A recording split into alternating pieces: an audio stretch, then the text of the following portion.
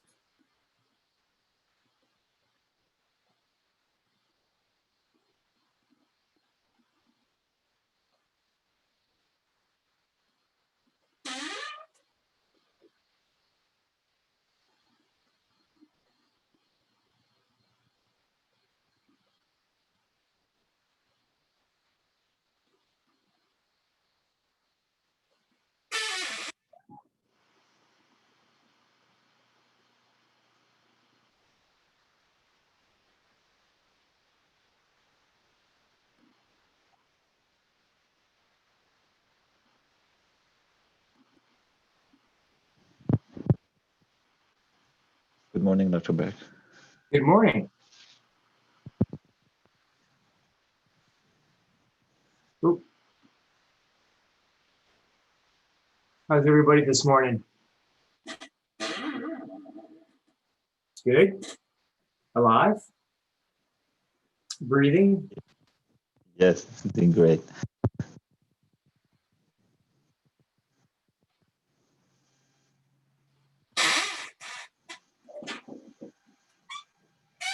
I gotta oil this chair.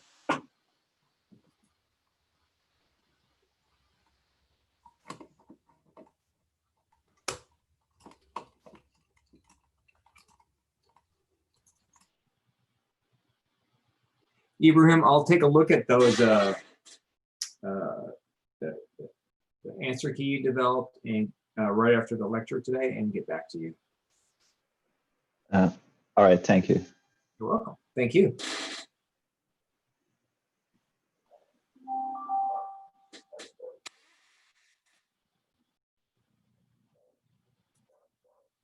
So are you all having a hard time just looking at the chat with the link popping up or finding the link for the Zoom call?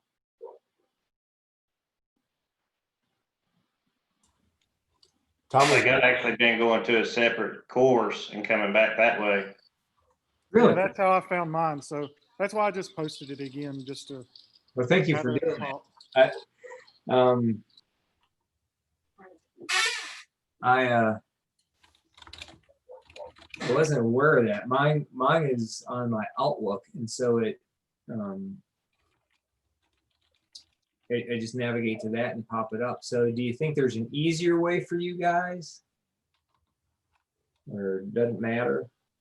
So I just put it in the discussion, which I think everybody can see. But a lot of times, like on our third class, Enrique's class, he's the one that actually has it under announcements, and that's where I found it. Okay. So should I do something different, or is it okay for you the way it works? I think now that it's in all three classes, I don't think anybody will have a struggle. Okay. All right. So how's everybody doing? Let's see, how many do we have? We don't quite have a quorum yet. I'm gonna wait a few more minutes. So I think most of you have gotten to the quiz, or many of you have gotten to the quiz. There was a challenge earlier on. Canvas will randomly flip the answers around, which is perfectly fine unless you have what I did, which is referring to like 1 and 2 is the correct answer, or 2 and 3 is the correct answer. So if those come up first, then it's problematic. So I went in and I switched that randomization off. And so Hello? Hello?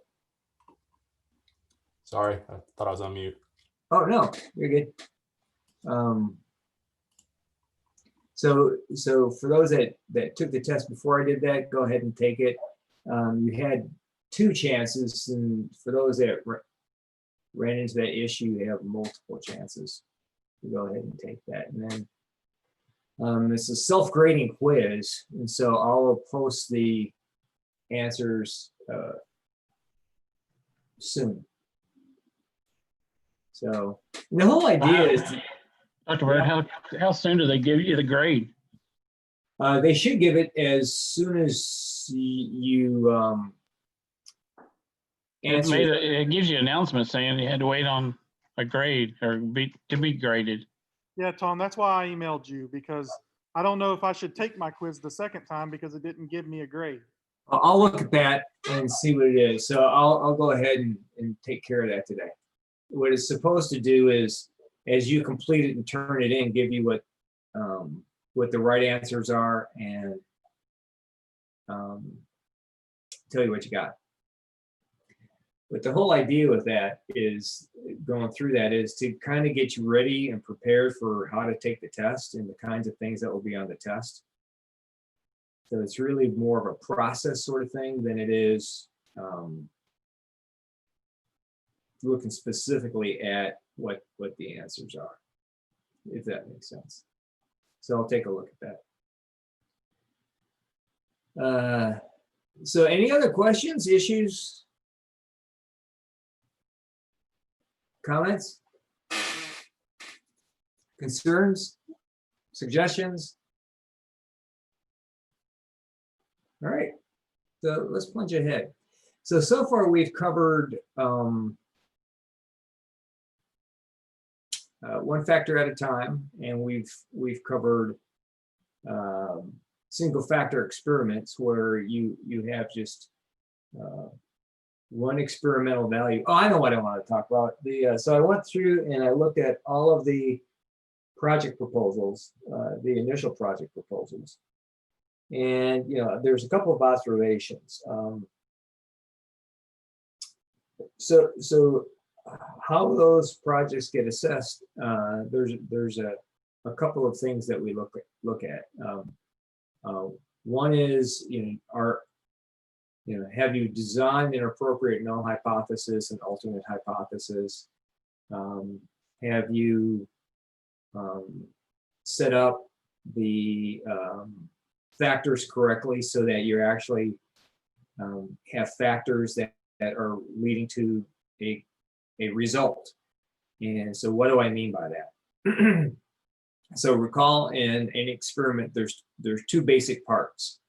There's what you're changing, so the knobs that you're dialing, right? And so if we're looking at making cookies, it's the temperature, maybe the amount of sugar, and maybe the amount of flour. And we set different levels on that, and they can either be continuous, where we put in a cup and an eighth and a cup and a tenth, or we say that it's a cup and they change, right? So it could be any value as a continuum.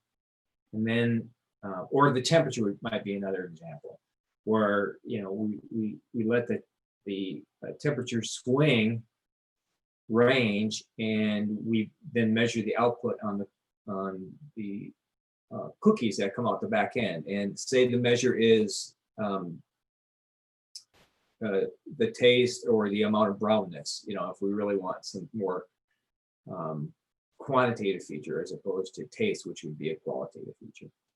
And then the other is the result, right? Which is just what I was talking about is so you're changing up these factors, the levels and the factors, and you're getting in the result.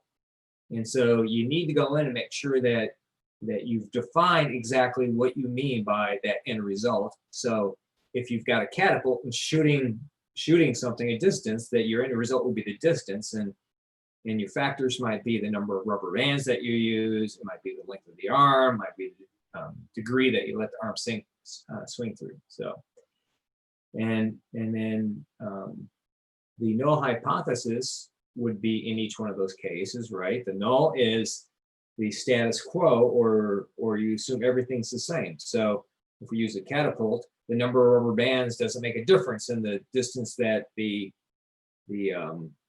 say you're shooting the marble travels.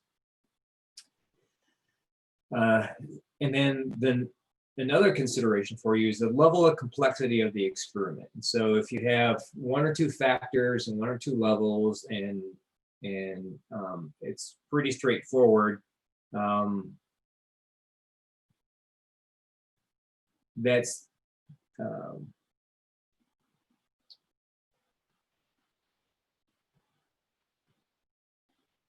okay, but not as good as if you used a multifactorial experiment that you did blocking in, because what it's looking for is demonstrating the knowledge that you've acquired throughout the course of the year, right?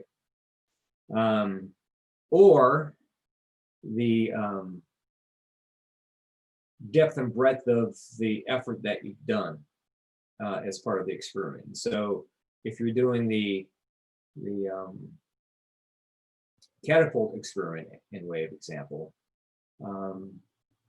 the level of intricacy that you've taken in understanding the experiment and how the factors affect each other. And the last consideration is, there needs to be, in every experiment, there needs to be background investigation that leads to an fundamental understanding of why you're doing what you're doing. And so if you're making cookies, in every case, I would expect a literature review. And so if you're making cookies and you're changing those factors, I would expect you to go into the literature and see what sorts of things have been evaluated that impact what how it affects the taste of cookies, for example. Or I use the example of fasting blood glucose, and some of the factors I looked at were stress and hydration, and I forget what the other things were. Stress, hydration, amount of calories consumed prior to going to bed.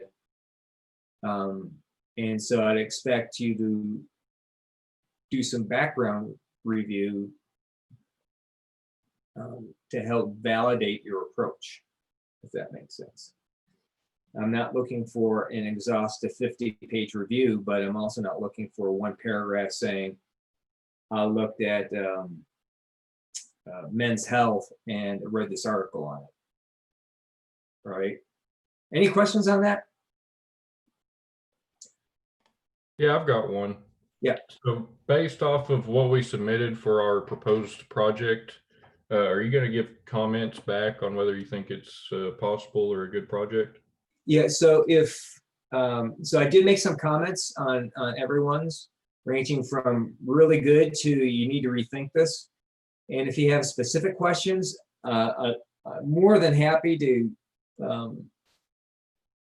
talk to you in detail about it. It might be better if we did it via call or a Zoom as opposed to just doing it via email. It makes it a little harder now since we're doing it. We don't have in-person class to actually sit down after class or during a break and talk about it. Or we can talk about it during a break if you don't mind. Where are those comments located? I'm sorry? Where are those comments located? So they should be, when you pull up your homework, there should be a comment section that you see. I'll be honest, I haven't got comments back on something I submitted, so I don't know exactly where they are, but they should be in Canvas. If you can't find them, let me know and I'll help you find them.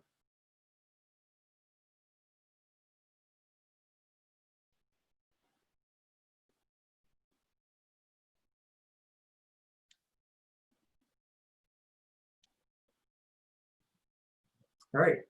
Yeah, I don't, you'll have to help me. I don't know where they are. I Okay. will. Yeah, Dr. Berg, when I go look at it, it gives you a message saying you may not see all your comments right now because assignment's currently being graded. Huh. Yeah, also, have you graded any of our assignments? Yeah, so the answer is yes. Ibrahim's working on the last several of them, and you should get them by the end of the weekend.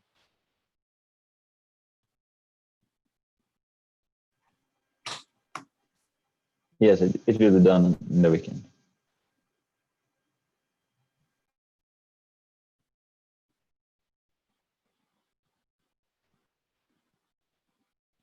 Yeah, so Tom, that might be the crazy thing in Canvas trick is when they post the grades, maybe the comments show up then.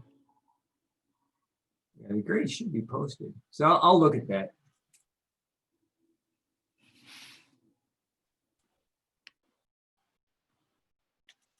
So I had them done, I think, Monday for that. So I'll go ahead and look at that. And I'll look at the quiz too and why that's not showing up the way it's supposed to. All right. So anything else? Okay. So now we're moving on. This is actually a topic that was one of my favorite in terms of design experiments, and it's randomization of blocking designs. And to me, it's relatively easy to apply, and it can make a significant difference in terms of increasing the fidelity and accuracy of the results. So, so this is the sort of things we'll be talking about. It's chapter 4 in your book, and it's typically referred to as randomized complete block design, or RCBD. And a lot of the analysis is the same. You use analysis of variance, which you're familiar with now, to go ahead and look at what effect the factors have on the outcomes. And we'll explore that as we get into it. There's a whole variety of different approaches depending on the number of factors that you're blocking against, and we'll talk about that some. So let's launch into it. So what you'll find when you're doing experiments is I mean, the world's not kind, right? And so there's any number of things that will affect the outcome of your experiment that you're really not interested in measuring. So for example, if you're doing the catapult experiment and the humidity changes, it could be that the humidity has effect on the rubber band strength, but you're not controlling for humidity and you're really not measuring it. But what you want to do is you want to take account of it and control for it. So that humidity is one example. And so the sorts of things that you can run into are like humidity, the environment. It could be something like knowledge of the participants that you have. It could be physical traits. So it could be height or weight, or it could be if you're dealing with machinery and you're looking at accuracy of machinery, it could be the thickness of the concrete floor. So maybe the concrete floor is thicker in one area where one machine is than the other. And if we're talking about biological sorts of things, it could be gender, genetics, could be race, could be breed, could be lots of different things. And those are the sorts of things that you want to be aware of as you're designing your experiment and getting ready to go ahead and execute the experiment. And those sorts of things are called nuisance factors. They can also be called confounding factors, nuisance factors. I think that's kind of an appropriate name. And those are the sorts of things like humidity or like the thickness of concrete that have an effect on a model, but you're really not interested in measuring them. You just know that they're different, can be different, and you want to say, well, I want to make sure that I account for that in my experiment to see what effect that might have on the outcome. And so another example is batches. And so you might get material for raw material in different batches, say different shipments. And so you get them on Monday, Wednesday, and Friday.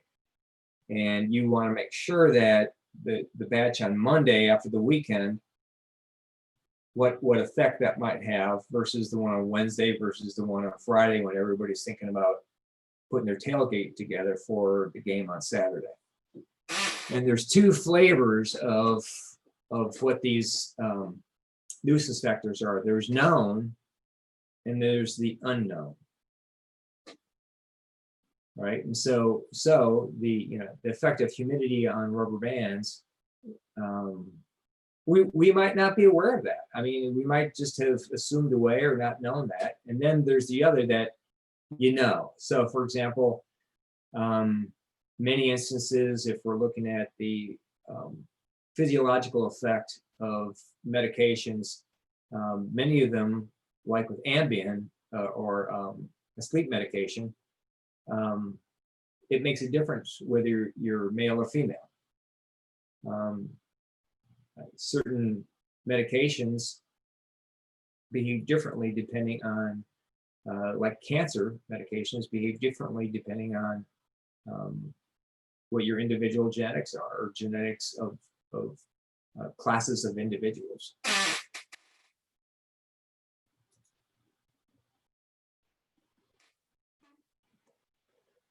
So here's some nuances in terms of definition. So if we're talking about weight loss, and we know that exercise influences weight loss, right? And say we're looking at changing calories and how that affects weight loss. If we're not controlling for the amount of exercise, then we won't get as clear of a reading. And then a confounding variable, and actually the two are used interchangeably, but a confounding variable is that kind of variable that affects not just what the one nuisance variable is, but also the weight loss. So we know that weight loss is influenced by age, but also the amount that you can exercise, or the exertion level is influenced by age. So those are the differences between those two. So what can we do about it? Well, in any design of experiments, there are three basic principles. There's replication, there's randomization, which is key to any statistical approach, and there's what we're talking about, blocking. And these three really interrelate.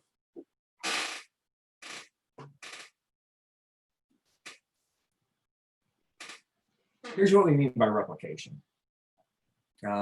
It's basically doing the experiment over again under the exact same conditions that you did it the first time. And what it does for you is, number one, it allows you to estimate the experimental error more precisely. And so if you remember those formulas that I put up that we just gloss over, where we have the end result, the y, and equals that mu plus some factor, say, tau or whatever it is, plus the epsilon, right? So if you go back to your regression, part of regression is always that error value. And that's kind of what we're looking at. We're trying to look at what that error is so we understand, what the variances are and how accurate our experiment is. And the second thing that it does is it helps us understand what exactly that factor is doing, what effect that factor or set of factors has on our end result. And so by replicating the experiment, that gives us more insight on what the outside influences, getting rid of those outside influences and understanding just what that effect of that factor might be. So if I were to summarize, replication is good. So there's often some confusion over replication or replicability. In our world, replication is, like I said, doing that experiment over again under the exact same conditions. Replicability is when somebody else will take your research design and see if they can do it in their lab or their facility. There's been a lot of debate in the literature over, particularly in studies that are biological. So it could be physiology or genetics or pharmacological. And they haven't been able to reproduce the results. They haven't been replicable. Something like, I think 60 or 80% of the studies, when done in somebody else's hands, can't be reproduced, which is a concern, right? And we're really concerned about replication. So at the bottom, and I didn't understand this until recently, that there's even an ASTM standard on replication and the definition of replication. So I'm not going to read that. You can read that yourself, but it's just taking that experiment under the same conditions, using the same factors, and doing it again, and taking those results and doing the analysis.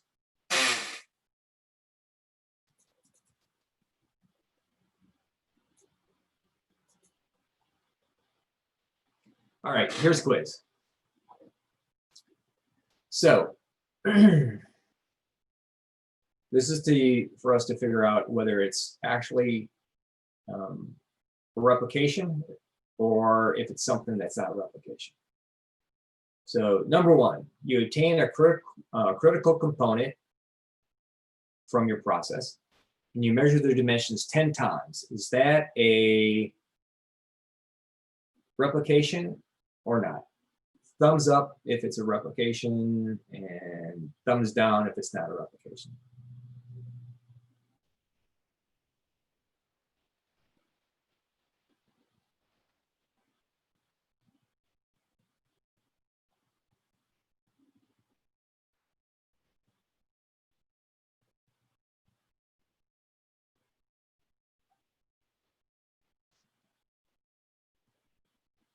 So I got 3 thumbs up. So there's no abstaining, right?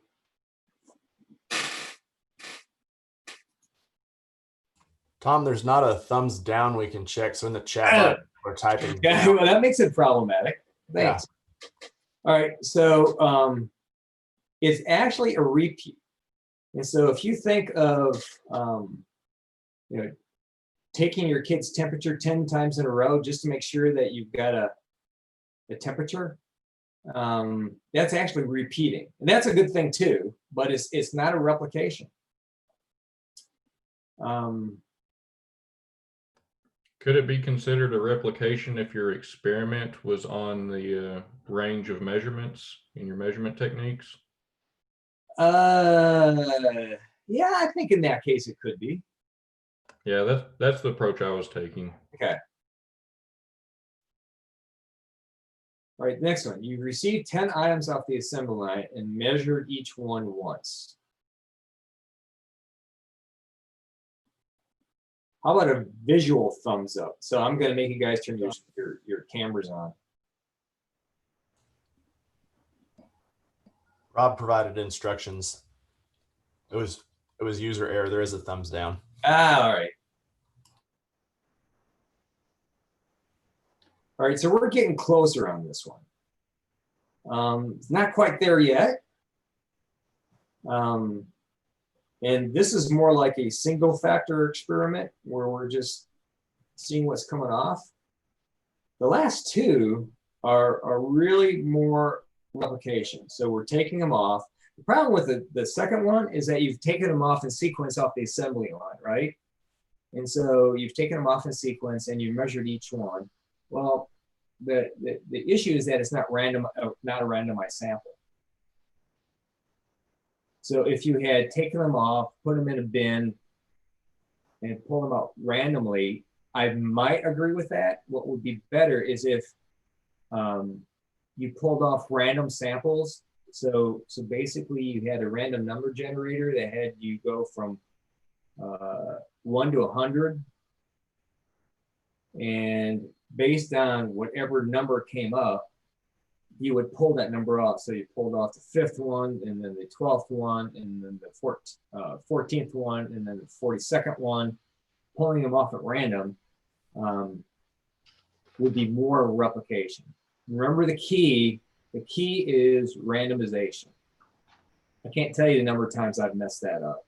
And if you ever publish and you're using statistical analysis is part of what your evaluation is. And one of the things that you have to validate is that you've used randomization in your sample design. And then the second and third one are really more examples of randomization. The last one is randomization with repeat. And so here we go. So first one, like I said, it's just repeated measures. The second one is really more like replication, but we're not random. And then the last two, I would define as replication, with the last one having repeat to validate the results of the various random batch approaches that you used.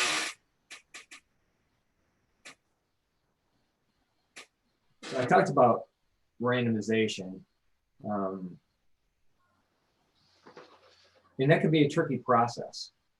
You have to be very well thought out in your approach. I mean, it could be as easy as drawing lots. So if you have a sample of individuals that you're going to group, and in your assignment, you could say it's 2 groups, you could have a flip a coin, right? Many times it's more complex than that.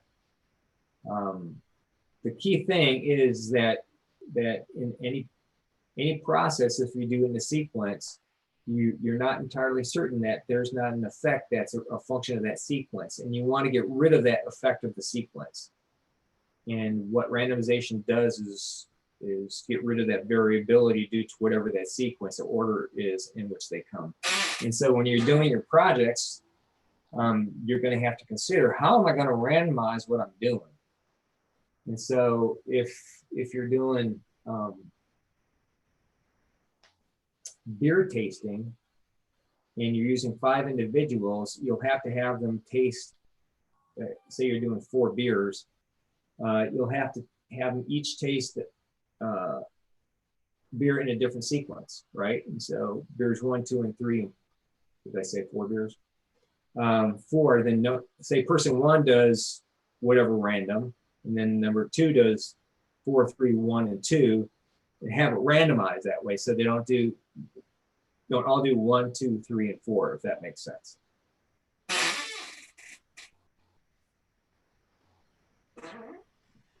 So we can deal with a lot of this by this process we call blocking. And like with many of the other statistical things we'll talk about in design of experiments, it goes back to the 40s and early 50s, primarily developed within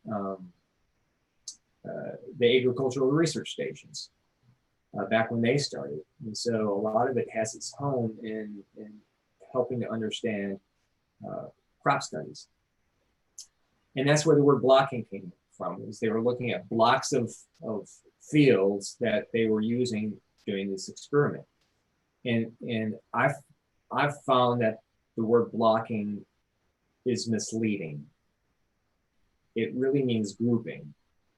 I, for the longest time, got confused with blocking was preventing something to happen. So you're preventing the effect of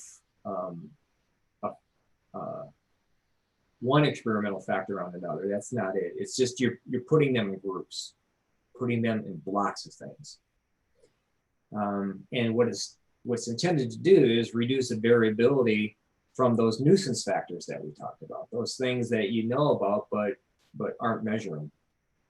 And we've talked about what those are. And like raw materials, operators, shifts,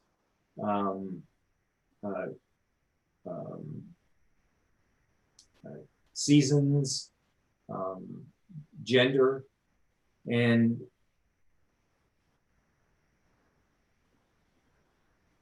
in your experiments, you need to look at them to see if it makes sense. It doesn't always make sense to do blocking. It might not play a role. The beauty of using statistical software is you can put it in there and see if it influences something or not. It's pretty easy to do. So you should always consider it as something that might play a role. And decide as you get on into the design of your experiments whether it makes sense or not.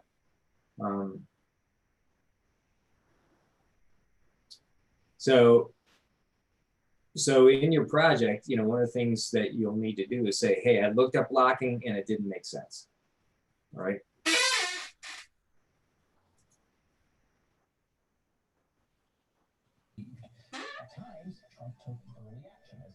So if you consider blocking and putting these things in groups, one way to conceptualize it is, say you have these 4 groups and you're running many experiments within each group, or you're running experiments and you're treating each individual group or block as a separate but related experiment.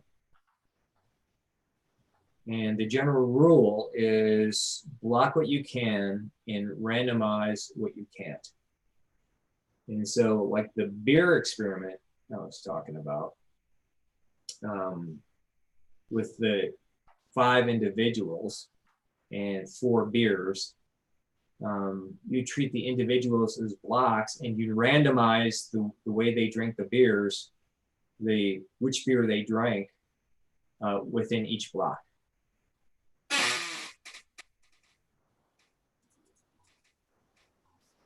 So here's one example. You've got a medication that you want to test, and you've got 1,000 people, and you've got equal groups of males and females. What do you do? Well, you know that males and females might react differently to medication. And so what you do is you set up your experiment in 2 blocks, males and females, and then you give them the medication, right? But then there's also this consideration is, how do you know that the medication is having an effect or not? And so you have a group that's a control group, which you give the placebo, or everybody knows what a placebo is, right? It's the something that a factor that you have that's doesn't have a known effect, right? And so it's the sugar pill. Or it could be looking, measuring a sample that you've not treated versus something that you've treated, for example. So you've given one group within these two blocks, or blocked experiments, male and female. You break that into the control group, and then the group that you're giving the medication to. And so now what you've done by doing that is you've ensured that you understand what effect, if any, gender might have on the response to the medication. And you've got that control which says, yep, the medication has an effect or not. Hey, Tom. Yeah.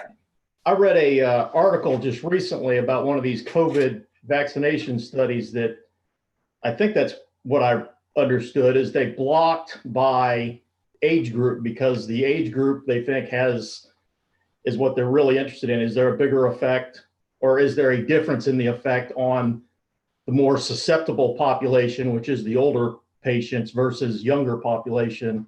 So it looked like the way they ran that study is those groups were blocked, and then they gave vaccinations to randomized the vaccinations to part of the group and placebos to the other part of that block group. Is that kind of the same? Yeah, that's a perfect example. Yeah, you can block on age. And one of the benefits is you control the variability, but you also get to measure the impact of in this case, does the vaccine have a different effect? So this gets back to like that Tukey's test, right? Does it have a different effect on any one of the given groups that you're blocking for?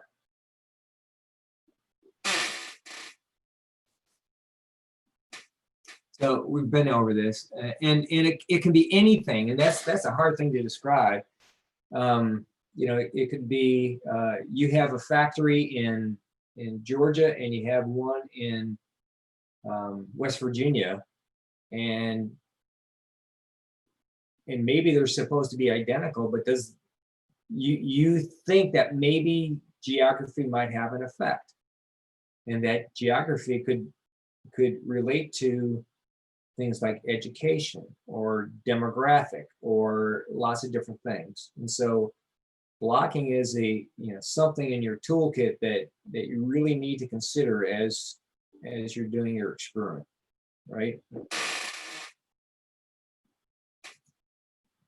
So let's take this one step further.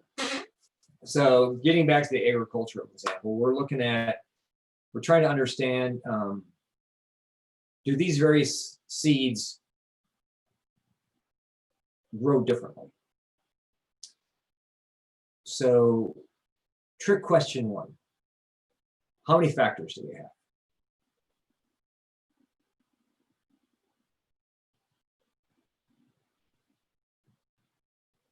Now at first blush, I'd say, well, let's see, we have seed A, B, C, and D, so we have 4 factors. And that's not right. Because really what we're looking at is seeds, right? So we have one factor, which is seed, with 4 different levels. We have seed A, B, C, and D. And so we're looking at one factor. Each color, each A, B, C, and D are different levels within that. And recall, levels is not an indication of degree, it's just something different. So we have 4 different seeds, but they're all seeds. And let's just say that they're corn seed. Now, if we're looking at corn and sorghum, then we'd have 2 factors, right? 2 significantly different kinds of seeds, and whatever we do. But in this particular case, we have one factor with 4 levels. And let's look at the field. So we look at that field, and we've got our drone up there, and we're looking at that field and say, those fields look different to me. So you've got areas in the back that look like they haven't been tilled in a while. You have these, which look like they've had some growth in them. They got stubble left. You've got something that looks like it's been plowed or tilled. You've got an area here that's greener, which could mean that it's gotten more water. You got something here that could have been either windbreak or maybe there's a creek bed there, right? So you've got different areas and you want to plant the seeds in all those areas because you need to make maximum use of that. And so what do, right? And so this is an example of how you apply blocking. And so we're going to try a layout here. And so we've picked 1, 2, 3, 4 different areas.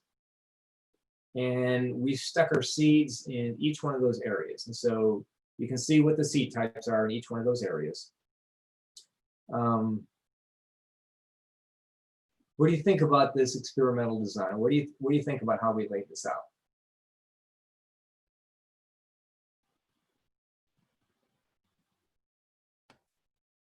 I think now there's additional factors because there's soil differences and water runoff differences. Yeah, you nailed it. Yep, exactly right. Well, while you could do something like this, what you don't know is exactly as Dylan was saying, what's the difference between, I'll call it plot, but unfortunately plot has a different definition in some of these applications, but for what we're using it for, different plots. So plot 1 might be different than plot 2 and have a different effect on seed growth, right?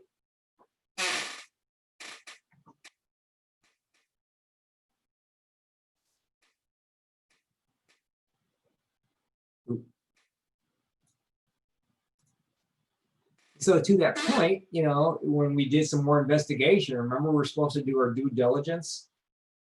And so we went back and explored with the Agricultural Research Station where this was done and looked at the history and looked at some of the literature and found that here's what happened with these particular areas.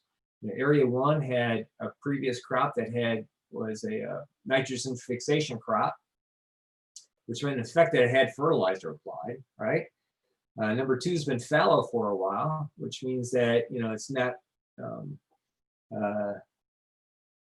nothing's been grown on it other than a cover crop, which means that it might have a different kind of response. Number 4's had pesticide applied. And number 3 is wetter because we're gonna say that where that tree line is, it was known that at least at one point there was a creek bed there, so there could be underwater or underground water there. So now what are we going to do? So what we can do is reconfigure what our design is and place the different levels, different seed types in different ways in the various plots. And so not only did we randomize the plots, but we randomized how we place the seeds within the seed types, levels of seeds within those plots. So in that situation, would you randomize how the tails are planted? Like you see your color boxes there for the different crops, right? Mhm. And they move them around. So is that part of making that random? Does that Yeah. make sense? Yes. Yep. And so what you're trying to do is, let's say, I don't know, so what you're trying to do is keep everything as much the same as you could. So you keep the same tractor, you keep the same field prep, you keep the same pieces of equipment that actually put the seed in place, right? So the same planter, same till, same depth, same everything. What you're trying to do is for those things that you can't control as much, which would be this case, you know, the precondition of each one of those plots, and then randomizes, because what you don't know is there effect in an area, or let's say you're as the amount of seed decreased in your seed box as you're going through planting it, does that have an effect, right? And so you randomize where you planted the seeds, the type of seeds along each one of the plots. And that's what I'm trying to show here. So you see here that green's first. We'll say that was randomly assigned. Here's red first, here yellow's first, and I have here green first. I don't know what I would, let's say well this way, heavy green first. So does that all make sense? So here's one of my favorite examples of application of blocking. And I don't know if I ever would have thought of this. And so this is a guy, Edward Box, who's a famous statistician, and they were looking at the rubber wear on tennis shoes. And so they got this group of boys, and they were like, well, how are we gonna make sure that, you know, we're considering all these various factors? Because, you know, not all kids behave the same, right? And plus, what if one kid's right foot dominant or left foot dominant, right? And so you have some kids that are outside all the time, and they're skateboarding and biking and playing baseball and doing all that sort of stuff. And then you have the other kids. I mean, it wasn't in this case because it was 78, but they're gamers and they spend most of their time inside. So what do? Well, you can see what they did is they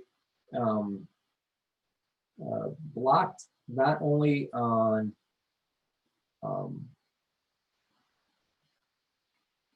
right or left, but what they do is assign different, they blocked according to right or left, right?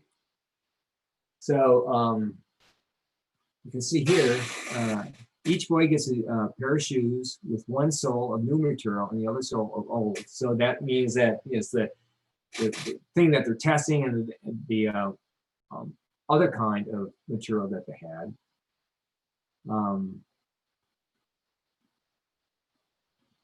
And so they blocked on footedness of the kids without being concerned about the kids themselves. And so that just gives you an idea of different approaches to blocking.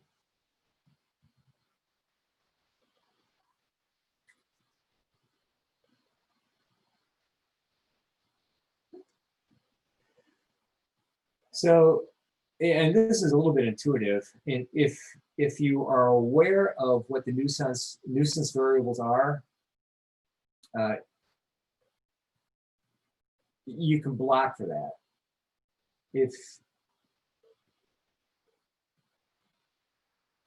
So in our fields, we can control which fields we plant in, right? So that's what we mean by controllable. If you know that there's a nuisance factor and you can't control for it, there's other techniques you can use. And we might get to it. It's called covariance. You're analyzing for covariance, which means that, you know, you're measuring the effect of one thing on another based on the statistical analysis. If one of the reasons that you use randomization are these unknown unknowns, and you can't control them, it's called a lurking variable. And so about the only thing you can do is randomization as a function to control for that lurking variable, right? And so if you randomize, you basically normalize it across all the samples that you have.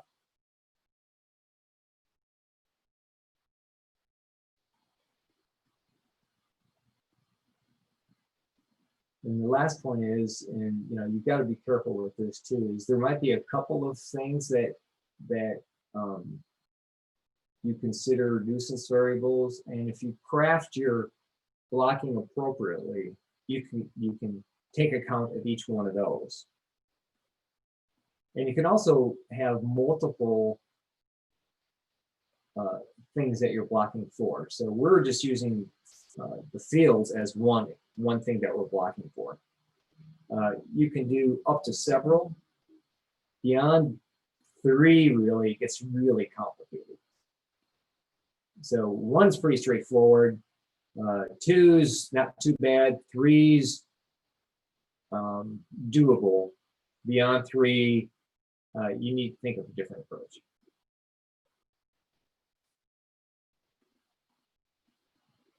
So we talked about this, I guess. I got ahead of myself. So, and we're not going to spend a lot of time on this. So this is back to, remember our, we were talking about our regression equation, where we have our result, we have our overall population mean, plus the effect that we're trying to measure, right? And so if we're looking at water on seed growth, this would be that. And then if we're looking at where we plant those seeds in the various different fields, that would be our block effect. And then we have our epsilon, which is a random effect. And so all we're doing is saying, what are the various things that will have an impact on our end result? So we have the overall population mean, and then we have whatever change is as a result of our treatment effect I. So if it's water, we just have 1, and then our block effect, right? Which is whatever block effect it is, which is in this case J, but with our agricultural experiment where we had 1. And this hopefully will give you kind of that visual representation of, if you were to put this in equation, this is what that equation would look like. And there's always this random thing that just stuff happens. And it could be that one area in the field is a little bit lower than someplace else. And so it holds water a little bit more. So that's what our epsilon is. Again, you can calculate this all by hand. Don't know why you do that.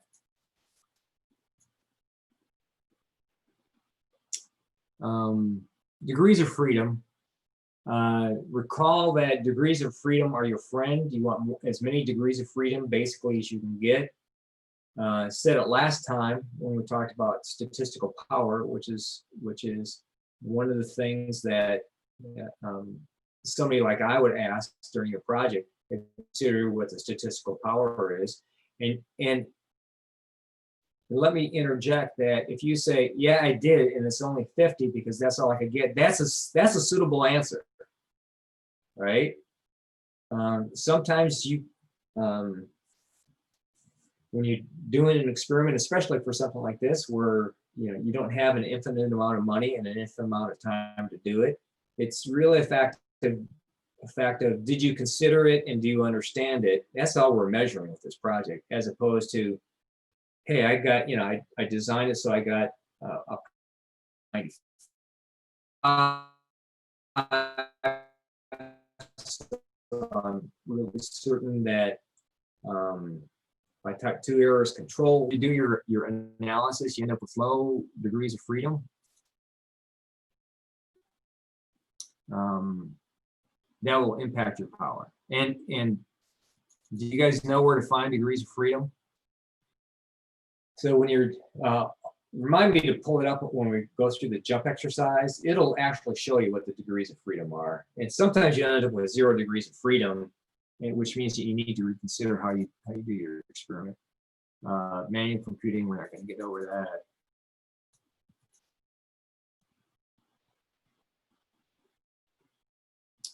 that. Degrees of freedom here. Notice that you start with a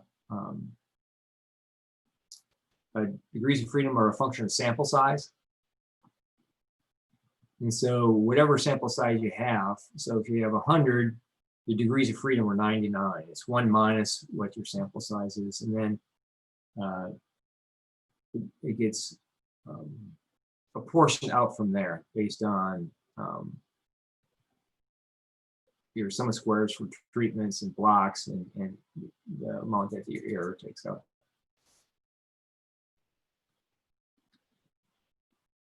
So in your book on page 116, I think, if I put in the right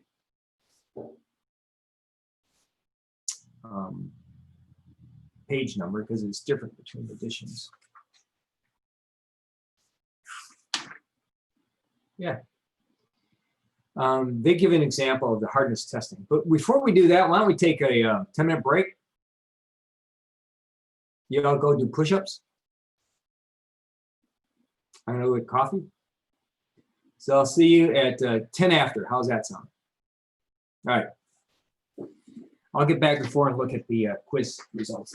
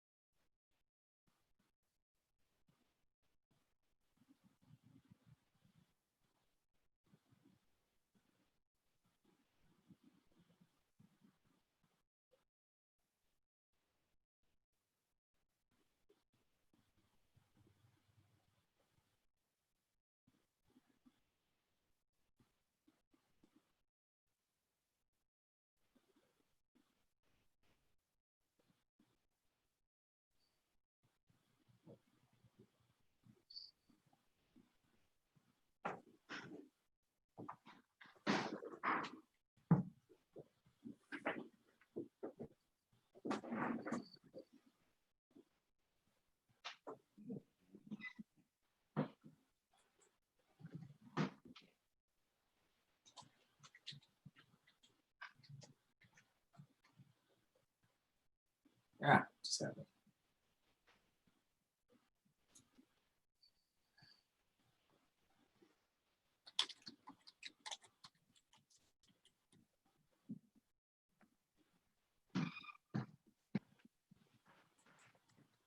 Dr. Burke, Yes.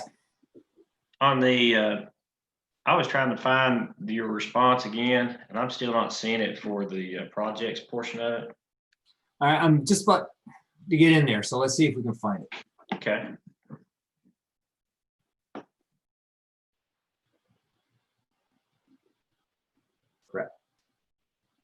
There we go.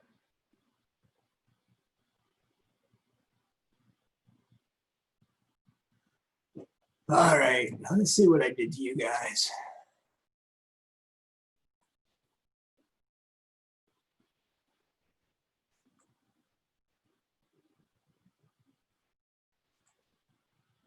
That's not right. That's not right.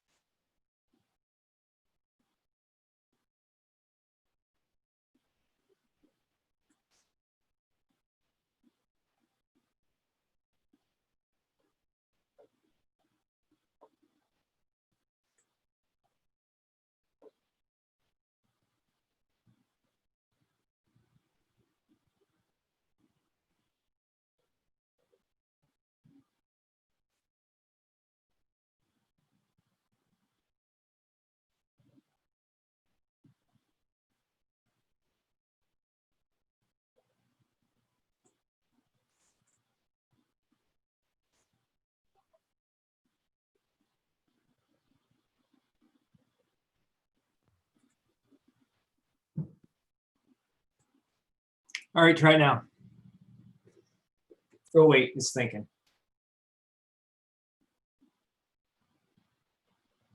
All right, try it now. How about under grades? Uh, yeah, try it under grades. Okay.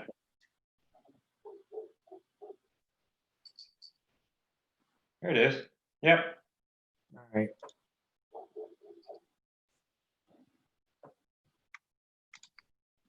Yeah, so this, I'll say this to everybody, not anytime. But I'd be happy to sit down and talk through any of the approaches on this.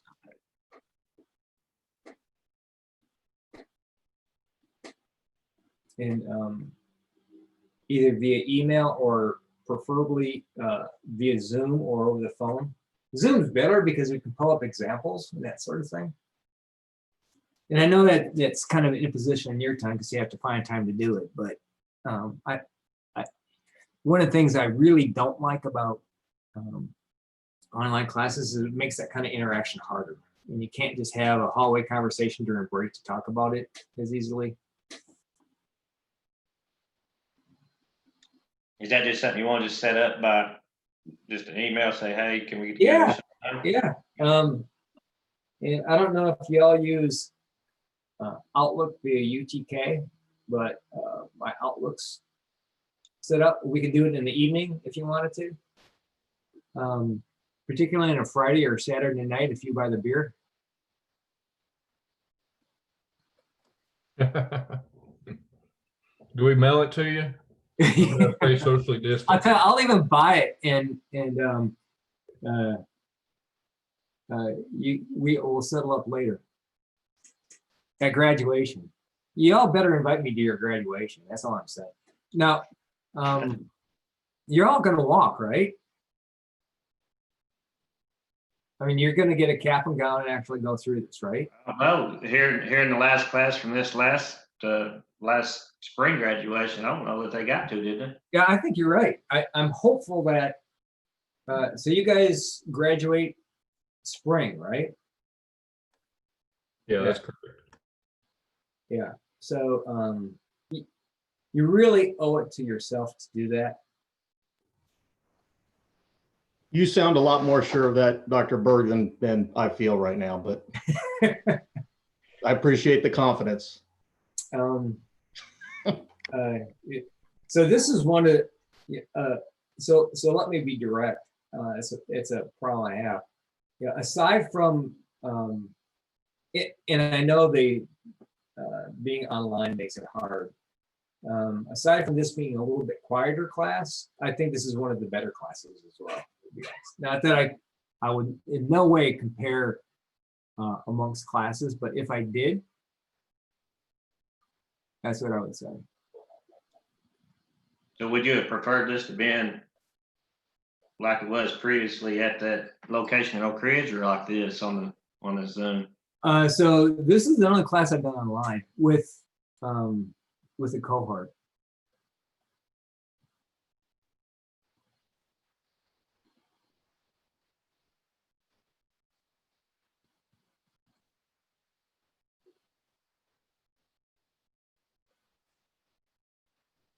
So you guys will get all kinds of,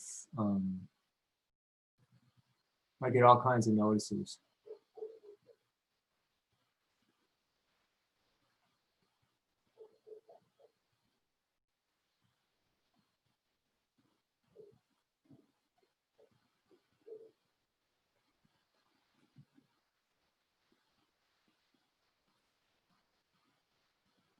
I tell you that Ibrahim, you got to watch out for him, man. He is an easy grader. I'm gonna have to talk. I'm just picking on him. He's doing a good job. Yeah, I just wanted to let you know I've got the comments on the project template assignment, so thank you for opening that. Yes.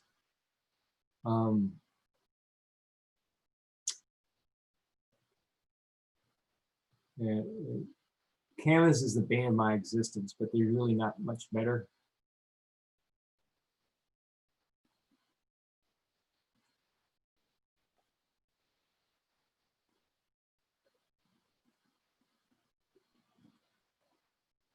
I'm just going to take a minute and post all these.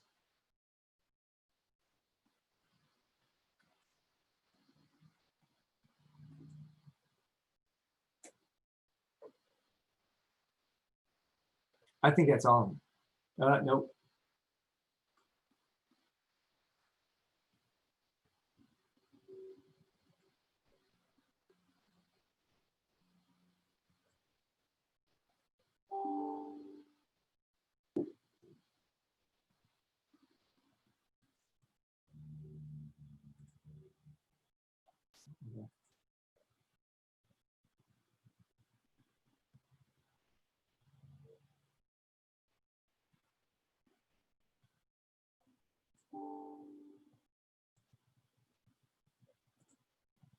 All right.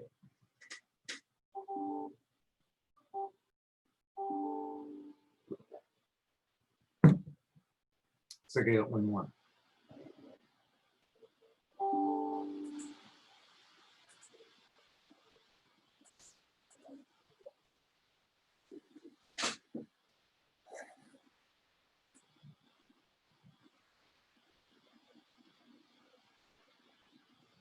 Okay. It looks like we have a chapter 2 assignment that we're working on grading and a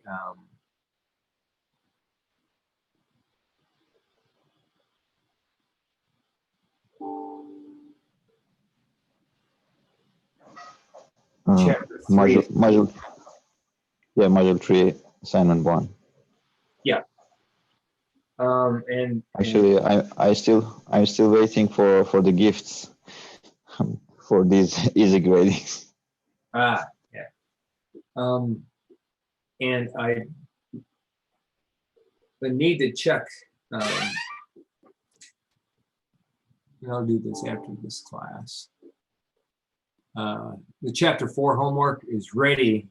I need to change the posting time. All right. So let's get going on this because I want to make sure we don't eat into the next class this time. So we were talking about random blocks, right? And so the book's got a pretty good example of random blocks. And what they're talking about is this hardness test where they have a set of coupons, test elements. So think of them as, almost like paint samples, right? So the little blocks of sample of whatever this material is. And they're going to do hardness testing on it. And they're using, and are you all familiar on how you do hardness tests? You're all, I think, some engineering or design background. So you got this coupon block of something, right? And you basically press down with a device that measures the resistance, and it's got a certain tip on the end of it. And so you're punching it down, and it's measuring how far it goes down, or the resistance based on the tip that you've got. And it's got four of these different tips on it. And you, being the design of experience experts, are said, well, how are you going to do this, right? How are you going to test this? And so you got 4 different tests, and I forget how many different coupons there are. You have 4 tips, and you have 4 blocks, 4 types of blocks, 4 types of blocks. So how do you set up the design of experiments?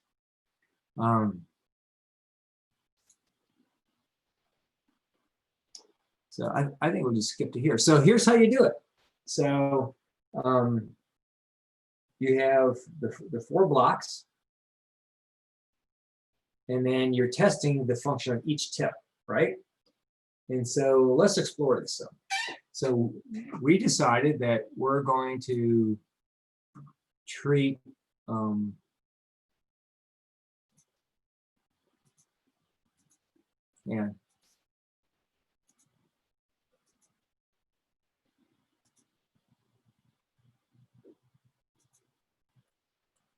each one of these is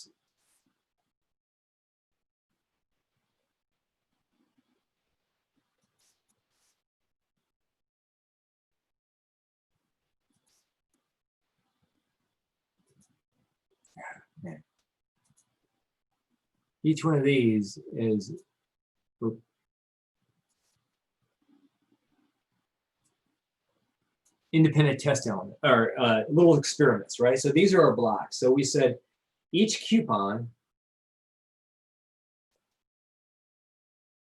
is a block, just like each field is a block. And then within that, we have how many factors?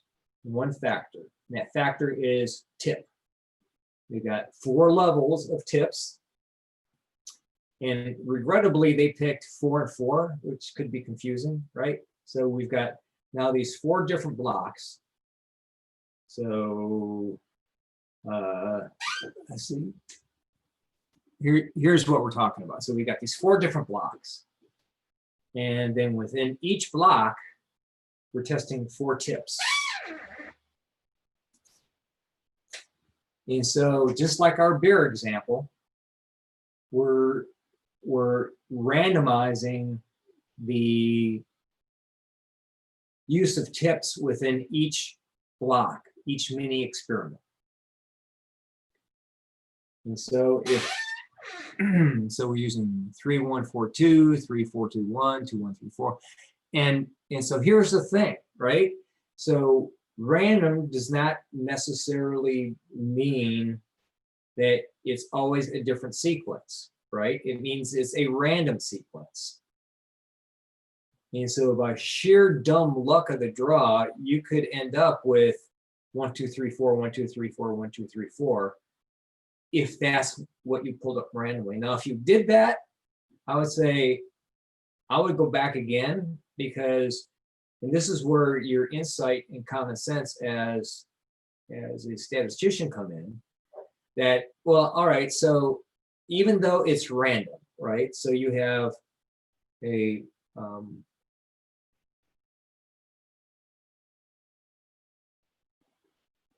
4 to the 4th power chance of that happening. It could still happen.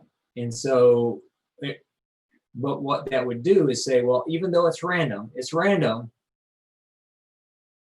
still in a sequence that if the order of those play a role, then I would be impacted by that. So you go back and say, and just as a matter of course, right? Just common sense, I got to change this up.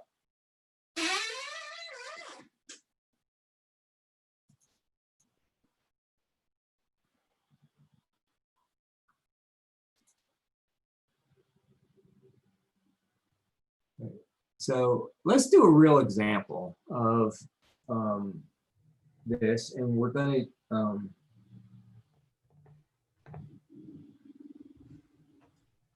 use the example of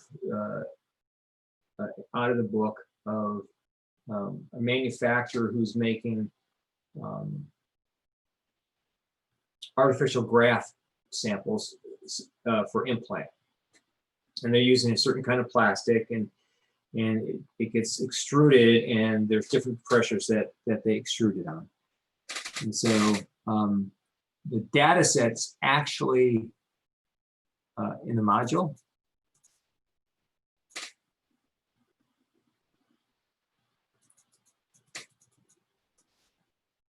And so if you go to your, assuming you want to follow along,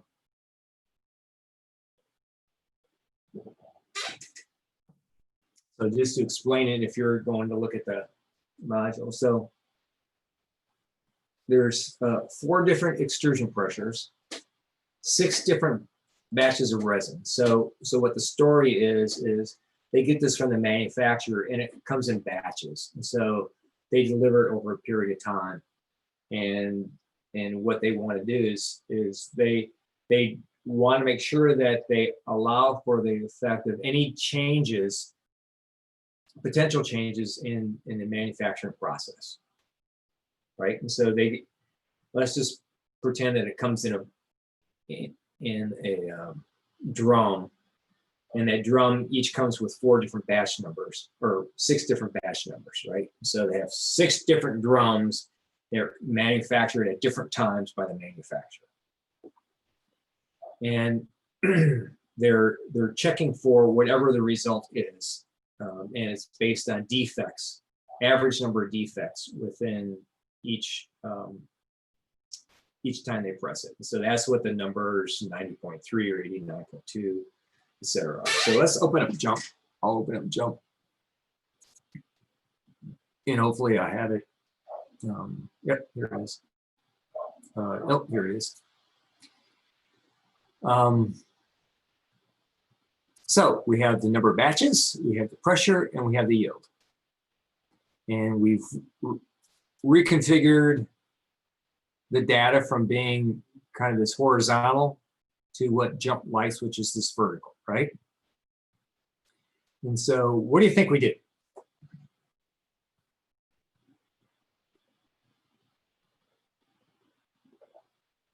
Well, let's explore it.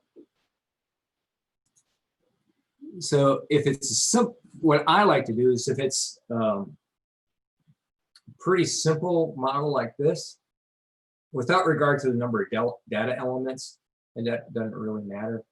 But if you've got one factor and blocking one thing, then it's easy to use fit y by x.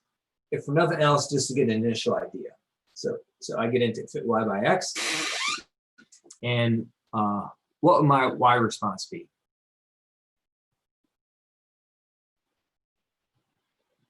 yield, right? It's kind of got to be, because remember, we're, as we said very early on, that we're going to do ANOVA as our means of analysis. And in order to do ANOVA, you need to have a continuous variable and a categorical variable. And I keep warning you because I like you guys. That'll mess you up. So we could change pressure to be, in fact, we'll do it here. We'll change pressure to be a continuous variable. And so you're doing this on a Saturday night, and you went to the football game earlier and you tailgated, and so you're not paying a lot of attention. And so you're going to say, well, I think pressure is the X factor, and you're going to do this, and your result's going to come up like this, and you're going to say, hey, that looks all right. And then you're going to go to do ANOVA, and you're going to say, hey, where's the ANOVA? And it's not there. And then depending on how you hydrated during and after the game, whether you did it with a fermented beverage or a non-fermented beverage, you might say, well, there's got to be something in here. And so I'll look at some of your statistics, and oh yeah, look at this, 0.02, it's low. Homework's done, right? But the problem is you didn't do the ANOVA.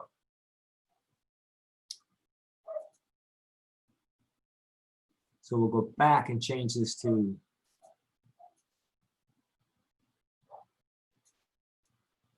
say a nominal variable. We'll put this back, yield back in the vertical axis, the Y response. Oops, pressure back here. Now remember, we're doing blocking, right? And we're going to block on batch. That's what we decided, is that this manufacturer is delivering us 6 different barrels, each made at a different time. And so we say, you guys being as smart as you are, said, there might be an impact from this.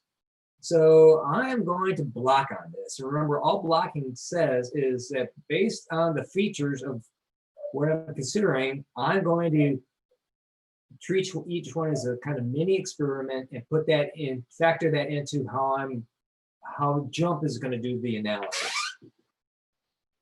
So we go over, highlight batch, and put it in block. I mean, how hard is that, right? So we defined our block, said it's here, highlighted it, or you can drag it over too, and then press go, and they're going to say, hey, Tom, that looked exactly the same as the other one. Yeah, you're right. It does look exactly the same. I will show one slight difference. This is block by batch, right? See that? Block by batch. So we know it blocked.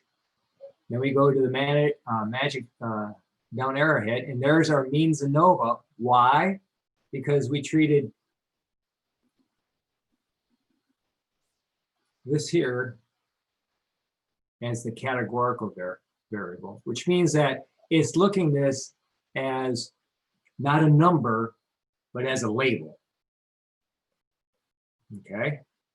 So we could have said pressure A, B, C, or D and gotten the same results. It's just because this is a number, this for doing ANOVA, this has to be some form of categorical variable. So we're going to do our ANOVA. So can we select that pressure, or is it automatically did that?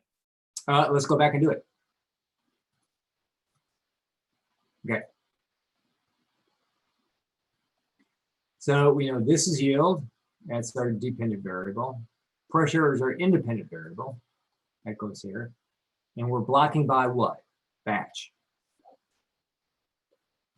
So let's do it.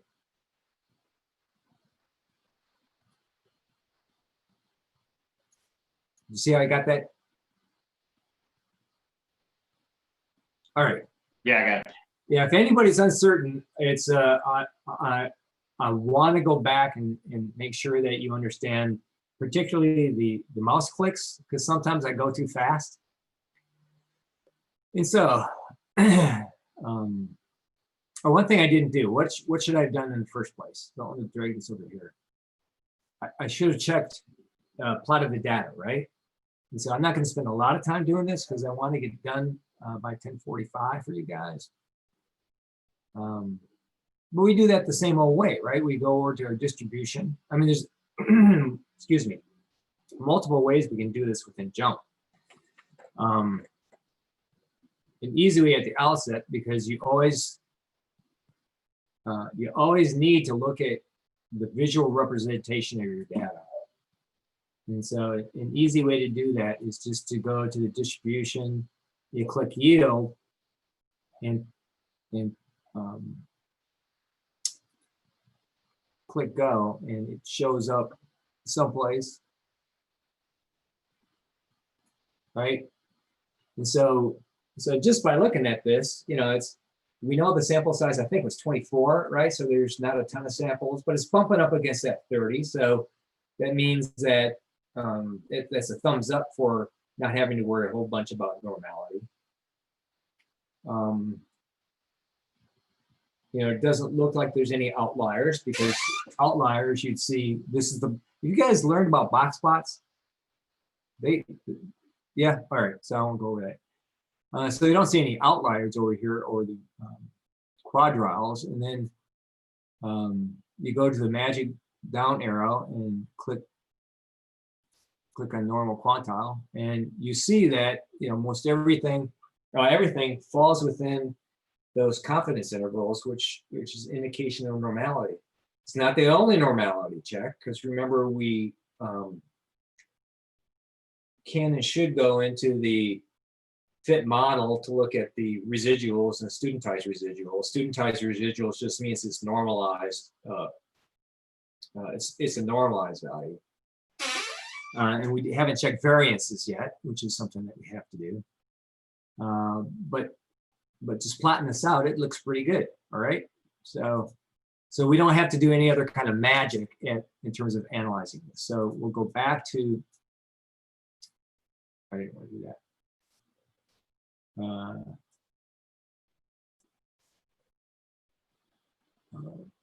Fit y by x, and we're going to do the ANOVA.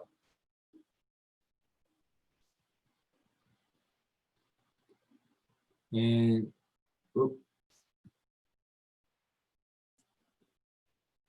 let's do this. I'm just going to make it bigger.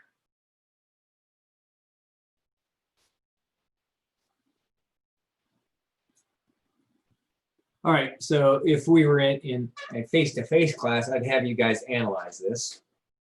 But for the sake of expediency, time, and convenience, we'll go ahead and I'll tell you what you would tell me.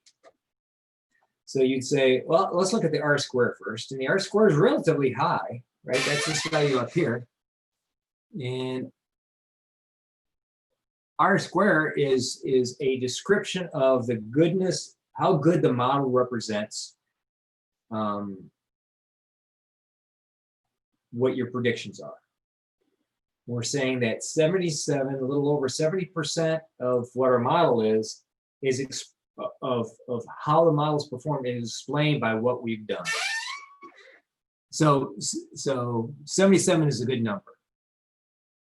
Honestly, if it gets much above 99, then it's like, I think I overfit the model, because it's saying it's really, really, really, really good. So unless it was basically a straight line to begin with, for example,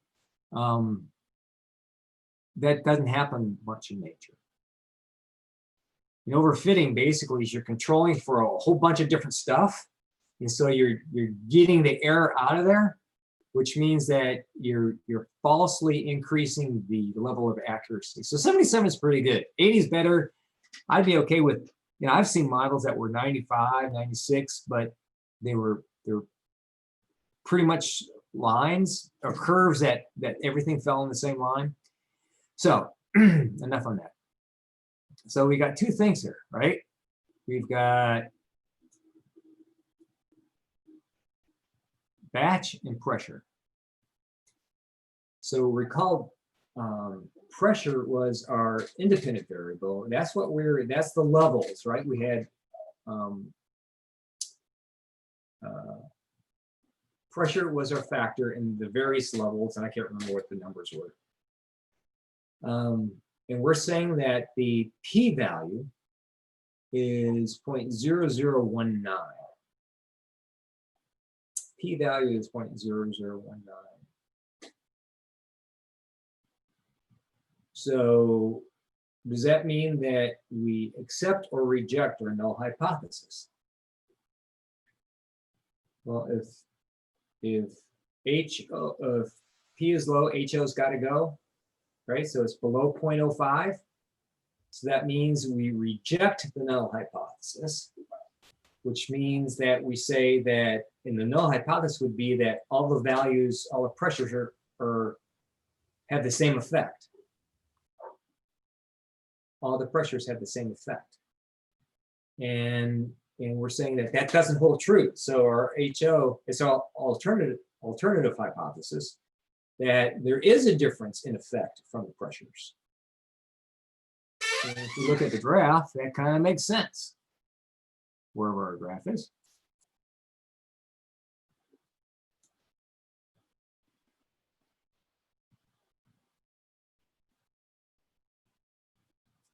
All right, so at the top. That kind of makes sense, right? So it looks different. And now it's saying that it's, yes, in fact, it's statistically different. So the number of defects, which is this, changes as a function of pressure, statistically. Now, they might say, well, it changes as a function of anyway, Bird. What are you talking about? Yeah, but I don't know that it's a statistically significant change, and this says it does. So what about this batch when this value here? What in the world does that mean? Well, what JUMP does is it basically goes in and calculates it with your batch in there, with your blocking variable in there, and without, and says, does batch or your blocking play a difference in the results? Yes. Yes, absolutely right. Because why? Well, the p-value, our alpha is 0.05, the p-value is way below that. So it's saying, hey, Junior, it looks like you did a good job on this blocking thing because there is a difference between these various samples that the manufacturer sent to you.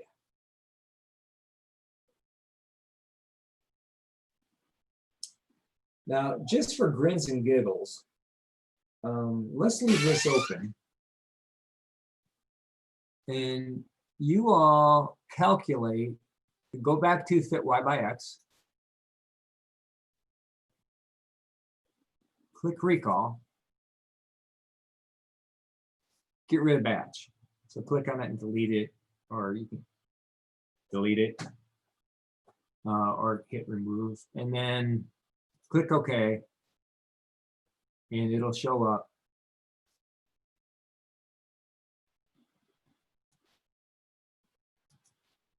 Do your ANOVA.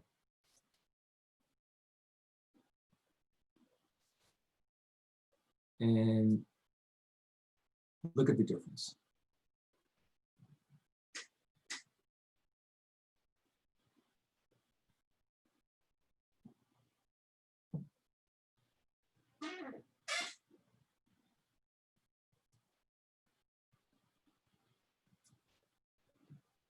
Let me know when you get there.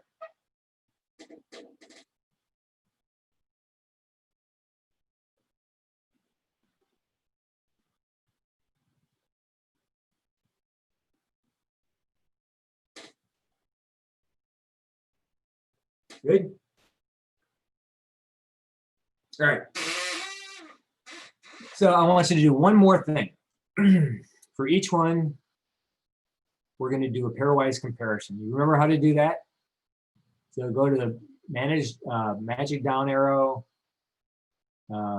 compare means, and I want you to do the Tukey test on each one.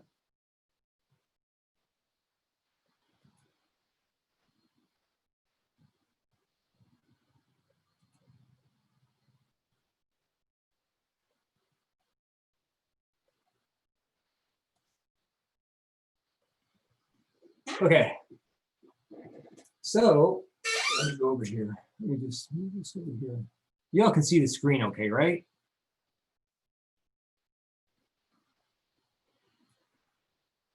So graphically, they both kind of look the same, right?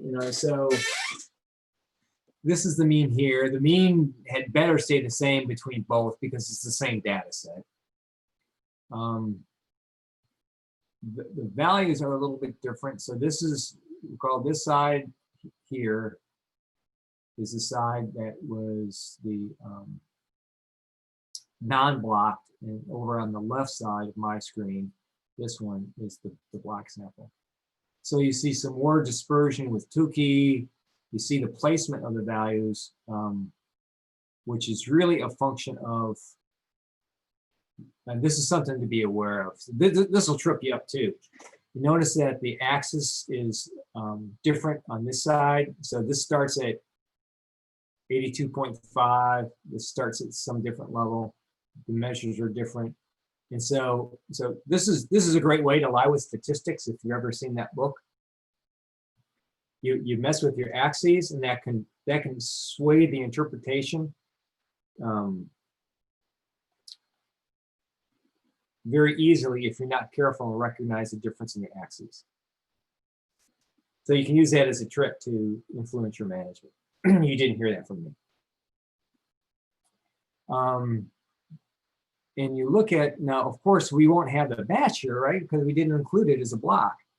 We'll see that the p-value is different over on the non-block side than the block side. It's still below 0.05. So what's the big deal? And remember, 0.05 is, in theory at least, should be used as an absolute threshold. If it's 0.049, what the real p-value advocates will tell you, it's still below your alpha. It's not a matter of degree, it's binary. It's not horseshoes, or it is horseshoes. Bad example.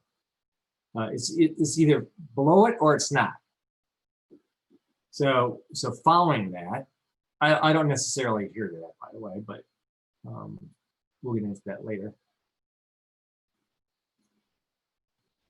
We see that it's still below 0.05. So what's the big deal? Well, let's go down a little bit further to the connecting letters report.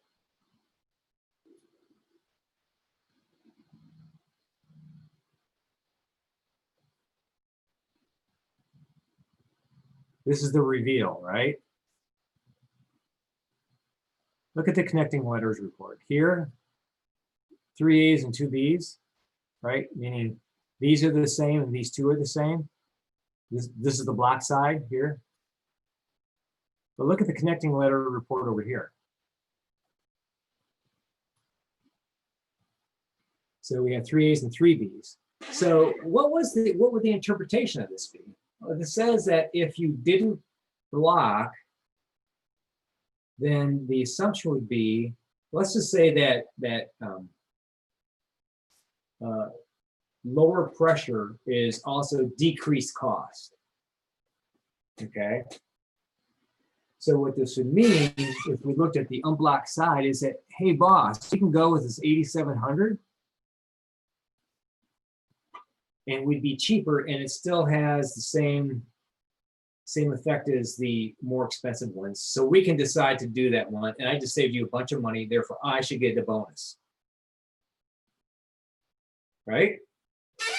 But by blocking, which is the more righter way to do this, there is no B there, right? And so what you told your boss was, although you got your bonus, it's going to be very short-lived because they're going to figure out you get more defects, say. And unless you can figure out who else to blame this on, you'll be free to look for gainful employment elsewhere because you misinterpreted the data because you didn't appropriately account for the differences among the various lots that they sent you. Which is why it's important to consider blocking, because it doesn't necessarily always, it can have a material effect on your results. Now, in these last couple minutes, I want to do one more thing. Let's get rid of that guy. Keep the original Fit Y by X open. I want you to go to Fit Model. And your Fit Model should look like this. It should already populate the variables for you. If not, make it look like this.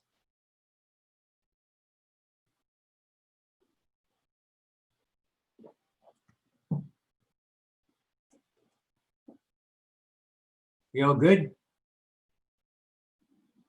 Got it? Okay. And then, so what happens in this, just since this data is directly out of the book, and you can do it too. You can get into the data source and pull this out. It's got scripts written over here. And so it knows when you open this up that since it's an example, it'll do it for you. It doesn't happen all the time, but just for examples in the book.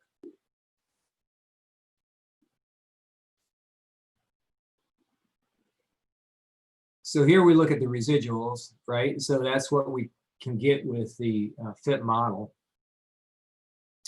Let's do this.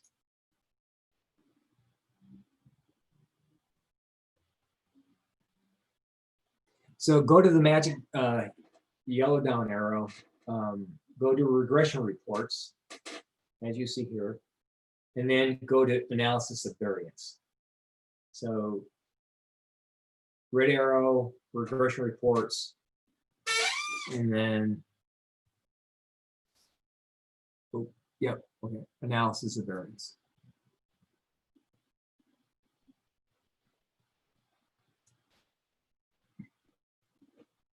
And I also want you to go down to here, where it says effect test, and click on the arrow.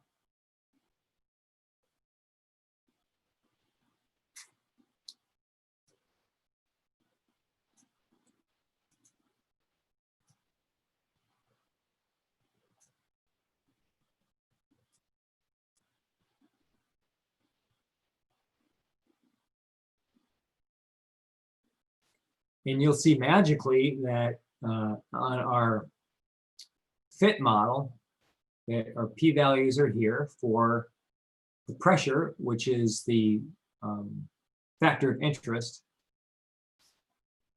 and our blocking variable, which is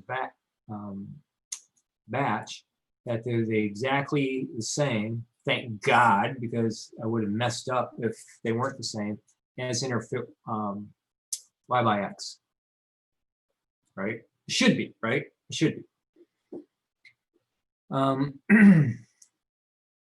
The other thing that we get here is what effect each one of the various batches of pressures have on the impact overall, right? So what our Tukey test told us, well, what our recall F test is that black box test. It just says something's different in here. So with pressure, it says pressure is having differing effect. I can't tell you which one of the pressures are different. All I can tell you that something's different within pressures. Then we do the Tukey test that says these are the ones that are different than the other ones.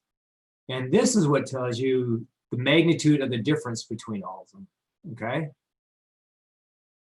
So this is saying batch 5 and 6 is really different than the other ones. And this is saying that this pressure is really different than these other ones by an order. It gives you that order of magnitude or degree or magnitude of difference. And that's it. So so you've got the grades. The grades are posted. Tom, Yeah. I've got a question. So if we scroll up, we did that analysis of variance. Yeah. And it's got that 0.0011. Does that not mean we have unequal variances and we can't do ANOVA? Well, let's look at that. Okay.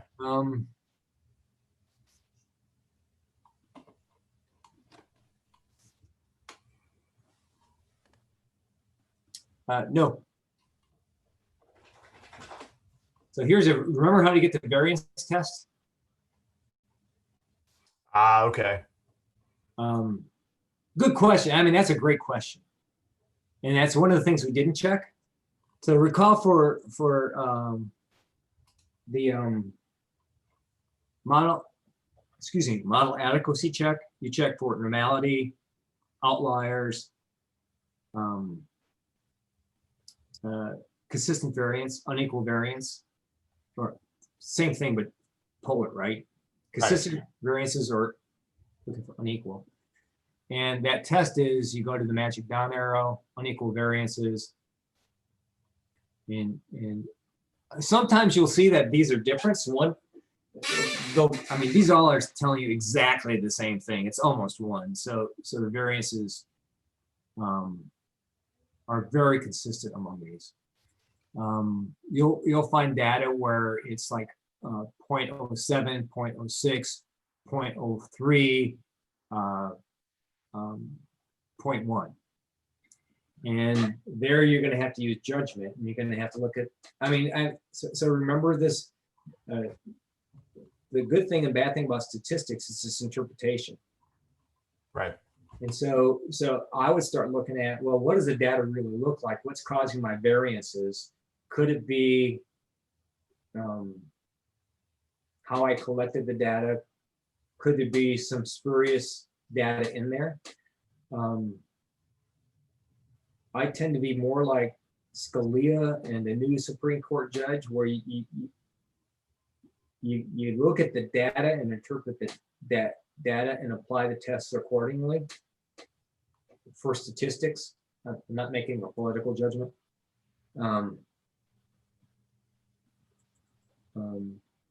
So hopefully we'll find a data set like where it shows that. So what this is, so I did not answer your question explicitly, I don't think. Well, that makes sense. But on the where we did the fit model and we click that analysis of variance, where it has the p-value with the model and the error. So yeah, right here. Yeah. So what is that 0.0011? What is that indicating? So that's really indicating something's different within that entire model. Okay. So within the entire model, it's below 0.05. So something's going on in the model, in the overall model. And that's the good thing and bad thing about the fit model, is that it is very, you get everything in this. I mean, and we'll get more into this. But as you open this up, you know, there's all kinds of different things you can do for assessing what's going on in the model. And then as you build the model also, we'll get into this because I want to let you guys go pretty soon. All right. Thank you. Yep. So keep thinking about your projects. Set up a time or email me if you have any questions. Got the homework listed if you have any. Ibrahim and I are working diligently on that. He's done a good job at grading them so far. Test coming up probably in a few weeks. Probably at the end of this section, we'll begin thinking about a test. I will guarantee it will be exactly the same as the problems that you've been working on. Anything else? All right. You'll have a great weekend. Anybody going to the game? No, I'm not. No desire to go to the Petri dish. So, all right. Yeah. When will you be posting the actual project? Is it coming up? I mean, just time frame kind of wise. Oh, yeah. I'm glad you brought that up. So here's a key question for you guys. I'll bring it up next week. So I have a strong preference, but you all have an option on. So it's the project I don't know if this answers your question, but the project is a written project, so multiple page description of what you did and the results and that sort of thing, and a short 5 to 7 minute presentation.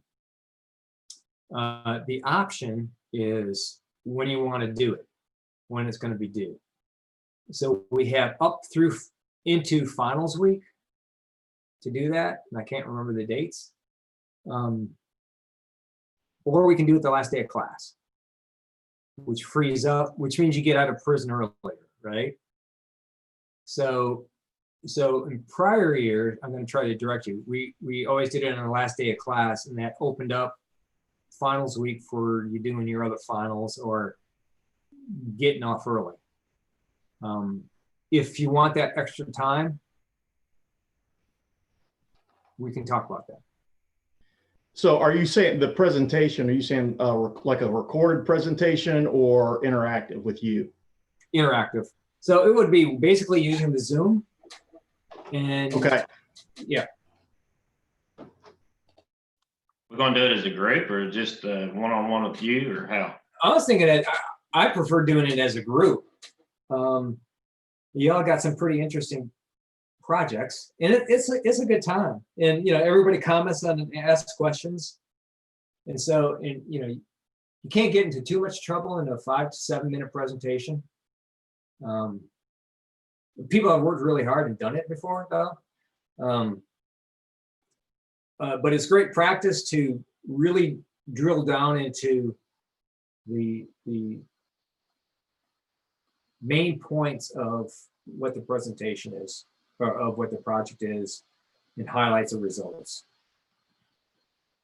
Yeah, so one thing I know for what I picked for my project takes time to actually get the results. Mhm. So that was kind of where I was leading at with my question, is I get, that it might be due at the end of the semester, but understanding the guidelines and things like that associated with it is going to be pretty imperative to making sure that I get done in time.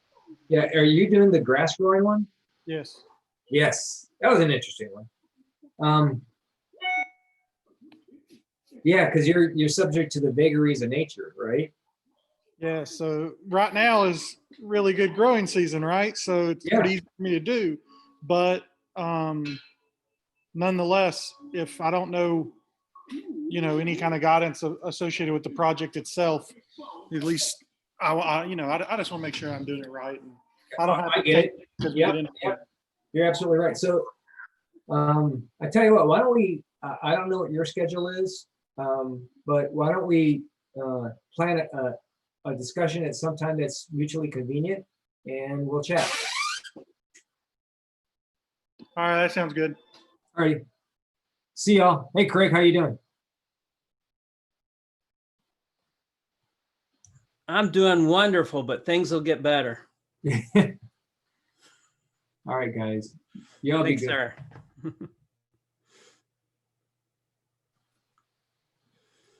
All right, looks like we got 3 minutes. You guys need a break? Need to take a restroom break or something? Yeah, that'd be awesome. All right, go ahead and do that and just come back as soon as you can. If you take 5 minutes, that won't hurt my feelings. Hey, Craig, I might Yes, call sir. you on a separate topic. I'm about ready to kind of do a review paper on the applications of project management to COVID. Cool. And there's a person at the College of Nursing that's kind of, well, she is an expert in nurse management and nursing science, and so it's from that perspective. So I want to chat with you about Sure. concepts for applying that. Yeah, that's the last and spent 15 years in healthcare, so I have some interest there too. Yeah, cool. All right. All right. Thanks. All right. Thank you, sir.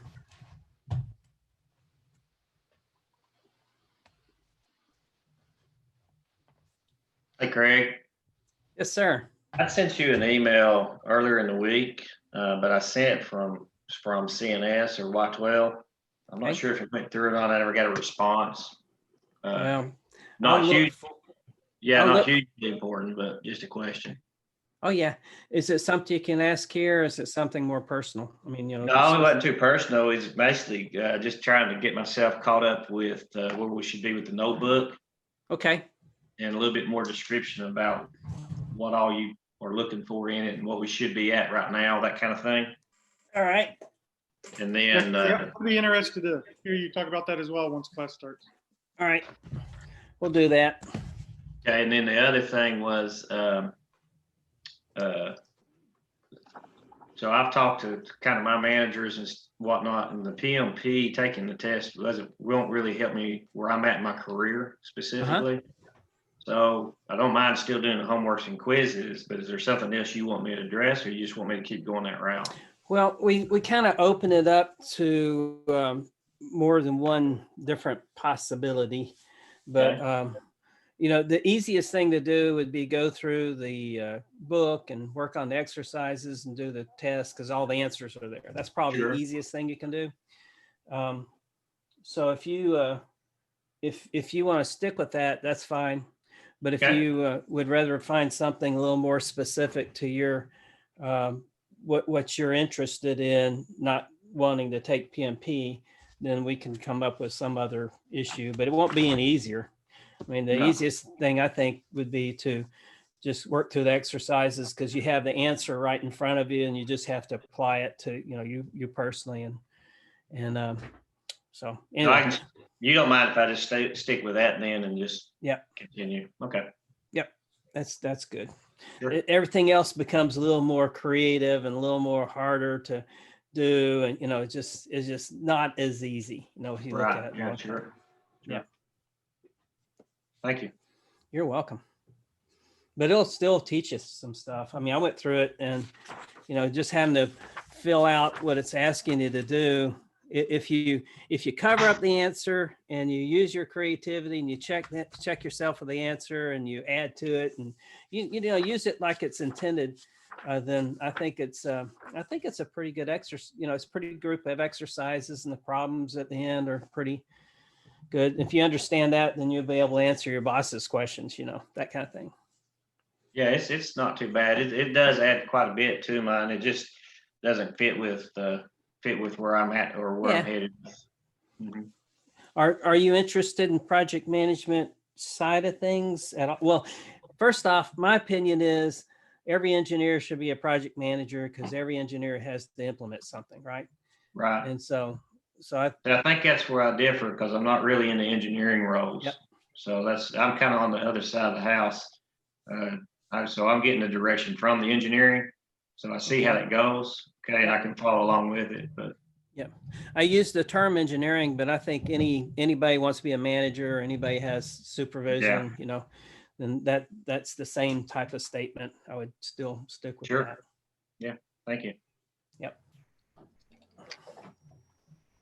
I have a lot of stuff to share with you guys today. See, Craig, and I think everybody should be an architect. What and kind follow of architect? architecture principles. What kind of architect? You mean like construction or like? No, like a business architect, starting with the Yeah. business models and the business Yeah. architecture and then getting into Yeah. the functional architecture and then Yeah. technical and implementation and Yeah. Yeah. The whole world is changing and everything's got IT in the middle of it somewhere. Even what we're doing right now, yeah, that's what we're one of the things I'm passionate about is how you take all those different, because they're really different perspectives and methods and models to get to delivering value to the customer.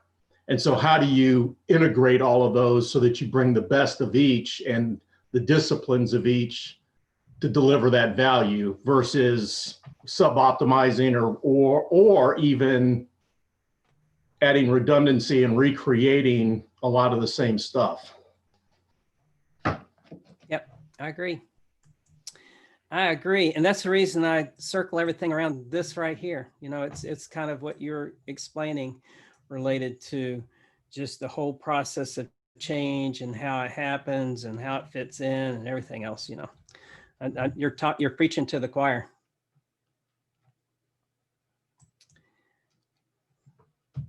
All right, looks like we're still waiting for a couple people to come back, and we'll wait until 5 after, and then we'll go forward. And there's always so much here that we can cover. Man, I got so many things for you guys today. I have examples, and I have a Microsoft project set up on the other computer so that we can go in and see it if we have time for it. So there's probably a lot more than we have time for. But let's get, let's see, Joseph's the one asked about notebook, right? So he's not back at his screen yet.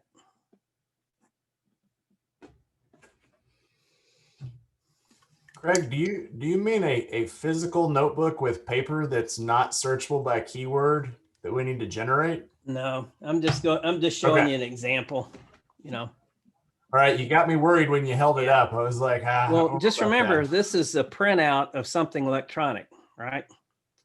So Right. It's not as easily searchable though. Yeah. That's what had me worried.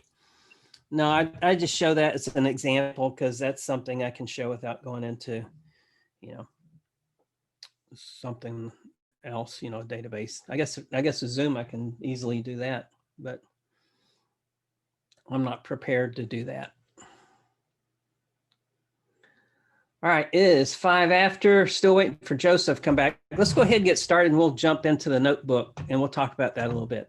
All right, so here's where we are. Some people still confused about chapter 6, week 7. So we're on week 7, but we're really talking, everything we talk about is related to chapter 6. So all your assignments, all your tests, you know, it's in the chapter and you just go through there and you look at the exercises. That's the assignment.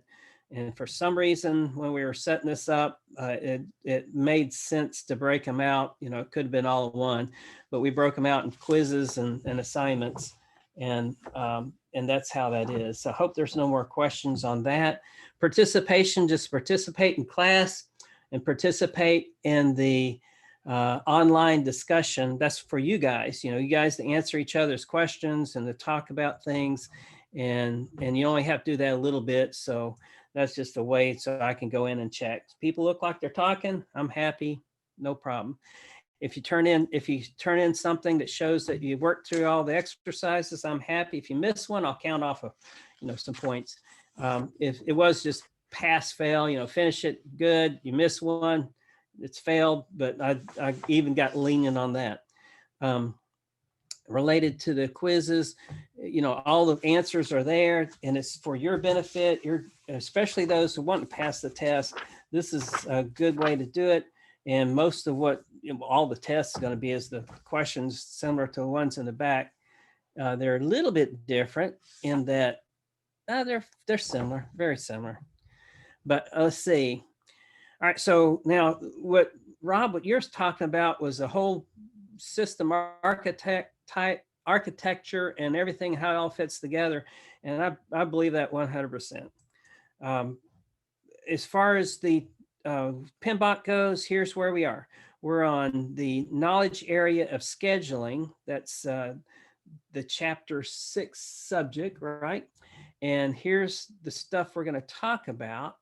Some of that is related to scope, you know, like the WBS, we'll review that a little bit, and control. So now we're going to look at the planning phase, which is the life cycle. It's not a process group. We're looking at life cycle planning phase and the life cycle implementation execution phase. That's life cycle. And the process groups planning just happens to have the same name, and monitoring controlling, which happens, in my mind, it happens mostly in this area, although there is overlap, and we talked about that a lot. Schedule management and concept phase. Well, we're not looking at that much, but when you look at the planning phase, a lot of what you do in the concept phase fits over in the planning phase. So if we were to review that, if we're thinking about projects, this is prepare the WBS. It's really the concept phase, but also we're going to use it now. And then flow charts and all the cost estimating, everything else that we're going to get to. But what we're doing now sets up the foundation of everything to come. When we look at planning, it's also when you're looking at tasks, it's understand steps, estimate the plan, the time it takes to do that. If we're doing problem solving, we're trying to identify, this is actually planning to do the problem solving, right? Identify risk and those kind of things. I always put this in because people, I think it's good to compare. Projects are more complicated, have more people involved, but it really goes along with your daily life. Let's see. All right, so now we're going to jump right into this part. And if we look at the iron triangle, I'm about to sneeze, guys. So we look at the iron triangle. This is the part of the iron triangle we're going to concentrate on. We talked about WBS last time when it came to scope. To a reminder, it's a hierarchical approach to just documenting everything. And really the WBS is supposed to outline the deliverables. And so that's a good thing to remember, the deliverables. And then it goes all the way down to the task list, which we'll talk about today. The work packages are connected to the actual task. And then we showed an example of, here's what a WBS number looks like, and here's how it lines up with those things. And I'm going to sneeze. I may have to put you guys on mute and turn off the picture so I'm not so funny when I sneeze. Anyway, schedule management. Now we're in this part. So we just flash through the concept phase, right? So before we get schedule management, I think everybody's back now. So let's talk about the notebooks. So one person asked, I think Blake, that might have been you. I don't know who it was, maybe Ray, but somebody said, does it have to be a physical notebook? And the answer is no. It'd be great to have it in some kind of database that you can search things for. I was just using this as a visual example of what that electronic thing might look like. So in this case, this person put together, all kinds of different tabs and just went along with those things that they thought were important. In here, they put in PowerPoint slides, and then they put in forms that their company might use, and they put in, more forms. It's filled with forms, basically, filled with forms and explanations on how to use it. And then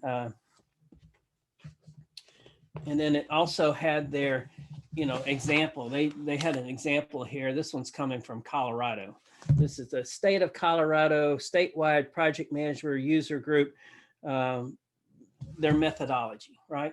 So you may have a methodology that fits closer to you than Colorado, but in this methodology, they had everything the state of Colorado wants, in their projects. You have orders, DOE orders, and Department of Defense orders, and things like that you might follow. But what you're doing is you're creating a cookbook for you to use in the future, so you don't have to think hard. So that's the whole purpose of this, for you to use it on your next project, so you don't have to really worry about designing that. Use this time to design that out. So Next Craig, week, yes, sir. Can we break that out to what's useful to us and then describe to you why we feel that we may be deleting some things you might have in there versus? Well, make sure it's generic enough. So Okay. what's useful for you, and you baseline today, your baseline, what you look like, where you work and everything else is going to change in 10 years. And so you want this to go into the future, covering everything you can think of. I mean, you can go in and change this over time and make it better, but right now you're just trying to get to the point where it not only covers where you are today, but it covers where you want to be 5 years from today. And so I would say that you should have a concept phase and everything required to do that. You should have a planning phase and everything required to do that. You should have an implementation phase and everything for that. And you should have a closure phase. And then you should probably have in it some change control, monitoring, controlling type stuff that fits into each of those phases. So I would say that if you go along this route and document it in this way, that you're going to be pretty much have a generic plan. But does that answer your question, Joseph? Yes. Right. Because I'm thinking that one day you're going to run into something that you don't even know about today. Right. And so we're just trying to create a great project management generic way. I'm expanding you guys' names and faces so I can see you. And that's really the goal. The goal is the tool you can use. Now you can customize that any way you want. Some things that I say you may not like. You may have a better idea. You may have better examples. You may have something that's totally different in your line of work and the area you want to be in. But think in terms of future. I got to do something generic enough that it fits everything I'm ever going to face. And then that means it evolves over time. Is that helpful? All right. Now, the bad news is you should be halfway through by next week. Now, when I say halfway, I'm thinking that you're going to have the outline together and the things we've gone over so far and everything else, so you're going to have, like, if it's electronic, you're going to have that set up and you're going to have, the parts that you're going to, you're just going to have the format set up and you're going to be up to as far as schedule. You may not be cost management. What's next? Next is cost. Next is the cost management. Yep. And so I want to make sure, because I started to say quality, but I know cost comes before quality. So you don't have to go that far, but all we really covered, the most important thing we covered so far is the scheduling stuff, right? That's what we're going to do today. And that's the biggest part. I mean, really. So you don't have to be finished with the scheduling part. You just have to kind of start putting it in and get a feel for how you're going to do it and those kind of things. I'm not, if you're 45% of the way or 60% of the way, I don't care. You're just you're 40% of the way there, or something. That's what I'm looking at. And I'm not going to look at percentages. I'm just going to say, yep, you done it. Nope, you didn't. And then that's it. If you haven't done it, I'll make some suggestions and you're late. That's it. But if you do, I think there was a question about can they have the assignment and assignment tab for a description? The assignment and the assignment tab. What does that mean? Tell me what that means. I'm not positive. I was trying to catch you up on part of the chat there. Oh, okay. We're not talking about the notebook, right? I'm sorry. Yeah, so I'm talking about the notebook. Can we just have an assignment, like the notebook assignment, and just have the description of exactly what we need to do, just so I can refer to it? I hear what you're saying, but just something I can refer to and read over if I'm second guessing myself. All right. Well, don't make it too complicated, but let's see. Let me see if it's in the syllabus. It should be in the syllabus, but if I don't have it in the syllabus, let's see. What does it say under week 8? If I don't have it under week 8 in the syllabus, then it's something wrong. It looks like something might be wrong. All right, I'll do that. We'll have I think we'll make sure there's an assignment where I can give you a score, and we'll put a little definition in there. What I will probably ask you to do is just show me an example. It doesn't have to be, you can do it by, you can send me a video, but I just need to see that you're making progress on it. And so I'll make sure we have something like that set up. And Craig, you've got access now to the UTK OneDrive. So if we send you a link to something that's on the UTK OneDrive, you can open it up and, okay. Yeah, and that might not work for everybody because you may have it in a database that it won't, it doesn't make sense to do that.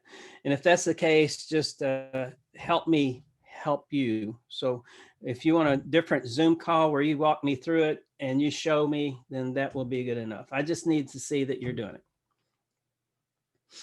at the end. And the reason I say that is because normally it would be something physical, you know, or some kind of set of documents that we can show in electronic form.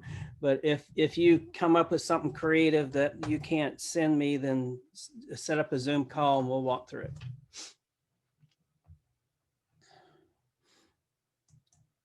Let's see. All right, so now we are in section 6.1 planning schedule management.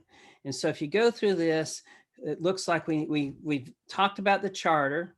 We talked about project management plan, really rough, high level project management plan is what you have this time.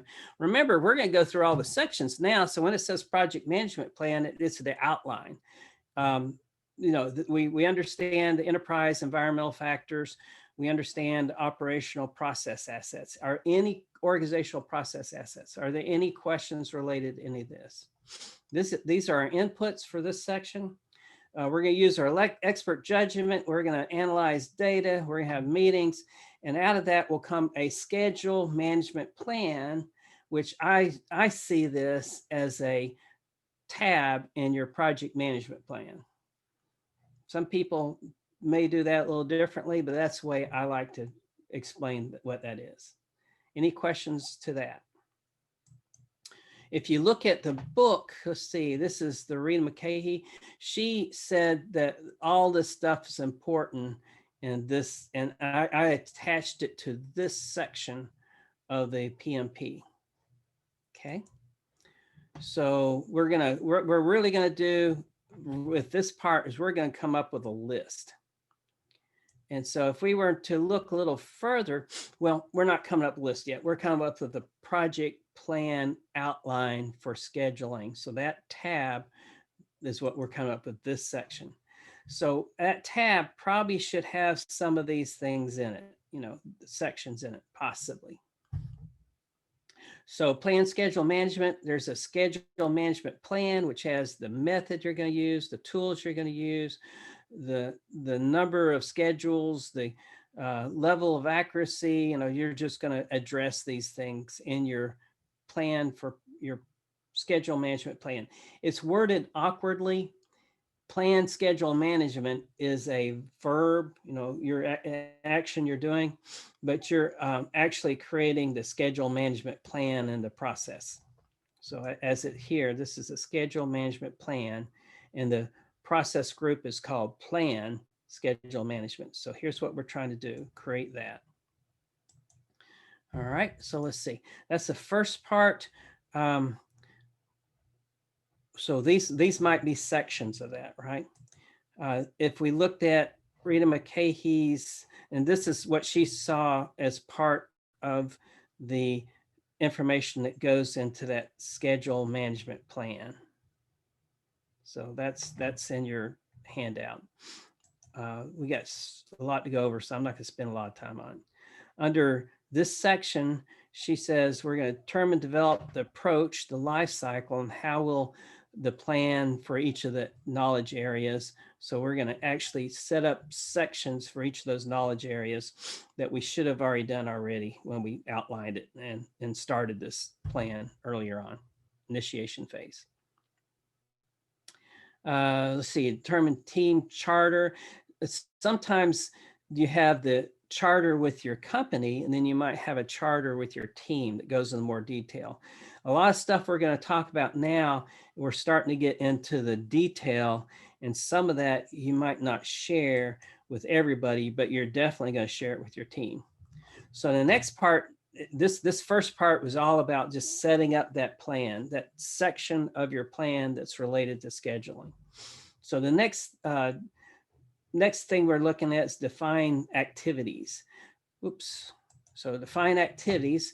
So here's the outputs. We're going to use the project management plan that we're outlining. It's very early stages of that. We still have inputs, environmental factors, and organizational process assets. And that's all, very general terms, means what your company wants you to do and the environment you're working in and who you're working with, right? And then we have the tools, which is expert judgment, and we're going to analyze data again in more meetings. That's kind of generic. The reason I go over this at this level is because these often show up on the test. So when they ask you what are tools and techniques for define activities, then these are the tools and techniques, right? And then outputs will be an activity list, activity attributes, milestone list, change request, which are, we're starting this process. In the planning phases, you don't have to, well, your change requests are more related to the concept and the vision that your customer has.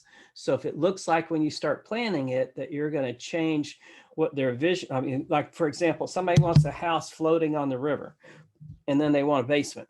You say, well, we looked at putting a basement floating on the river, but we're having a big problem with that, whatever it is. So this is where the change, that's the level of change request you're getting. You're trying to come up with, make sure that scope is exactly what you can do.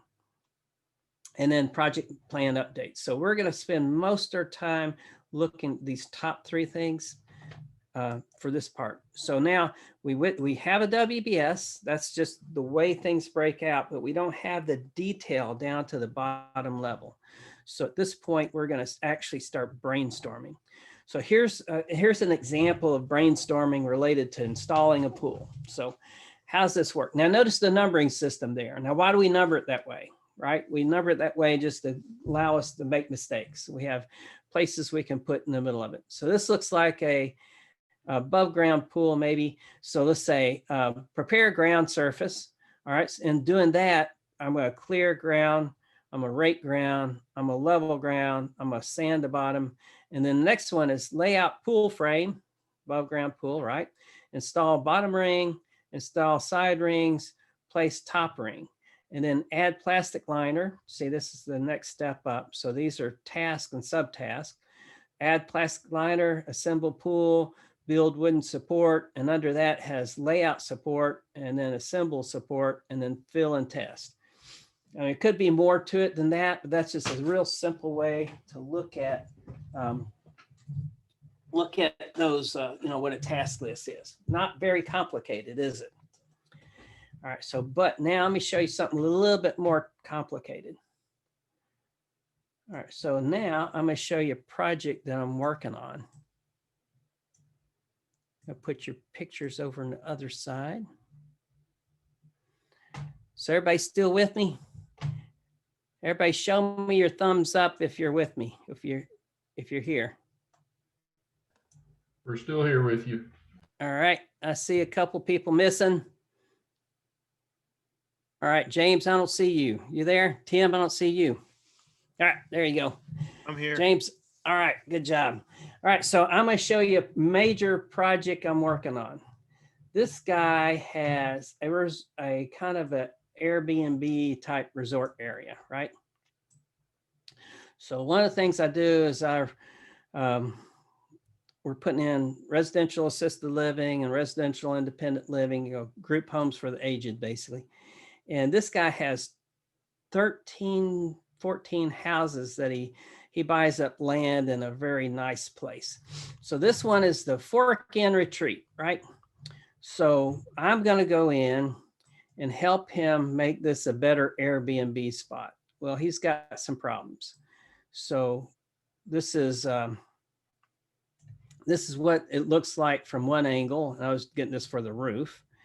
And then, that's one of his little storage areas. You can't have Airbnb with clutter, and you can't have Airbnb with, it's got to look really nice, right? Because he wants top dollar for this, and it's a beautiful area. It's got farmland, all kinds of stuff, working farm. There's some of the structure outside I'm going to have to fix, and there's some inside stuff. The siding needs to be, something needs to be done with that, make it prettier. That's the back side. There's the front side of it, and I'm just giving you an idea. All right, let's see, don't want to, okay. And there's the back side outside. Got to do some cleanup there. There's a window that needs to be replaced. There's some encroaching woods that need to be cut back, and something done with that. And from the outside, what I showed you looks pretty ugly, doesn't it? But the front side is beautiful. I mean, it has this great big porch overlooking mountains. It has some ugly stuff up here that needs to be done. So get an idea. I got to come up with a task list to do all these things, right? And so we're going to clean up that. I'm still showing you stuff, give you an idea. There's there's a little room that's to the side that has, if it's weather, it's got, these are the septic tanks. So it's got to have enough septic system to fill this. This is the ugly side of the house on the inside, and it's got bowing ceilings, moisture problems, and all that stuff, but it's big. And then this is one of the little storage rooms. I'm gonna take it out, make it into a bedroom. And then I gotta make all the bathrooms, update all the bathrooms. And I gotta do, there's another bathroom. This is still the ugly side of the house. It's got two sides. One side looks beautiful and the other side looks like, well, what were they thinking when they did this? So that's that side. And so this is just the proposal, right? And so we're going to start on this in January, just to give you an idea. So it's got this big room. It's a big place. It's got, big pretty windows on the inside. It's got a very professional kitchen, which I'm going to get to. And then it's got a window for the kitchen, but there's a lot of cleanup, a lot of updating needs to be done. A lot of pretty stuff needs to be put in there in place of some of the furniture he has. There's the kitchen. It's a professional kitchen, but it just needs to be cleaned up really good and painted. There's that window that was rotten, so you get an idea. I have to know what I'm doing first, right? So I have to have something. This is what we're going to make into a movie room, big walls and projection system and stuff like that. There's water damage on the floor, you get the idea, right? There's a lot of stuff. Now this is the pretty side. Pretty side is pretty. It has a lot of amenities, has a big sauna, has all kinds of stuff, nice rooms, even nice setup. These bathrooms are already done. So now when I go through that, I have to figure out what I'm going to do, right? And so, nice, this is the nice side.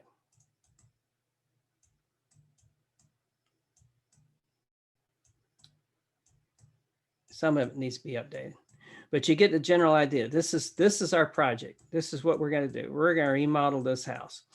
We're going to start it in January and the new year.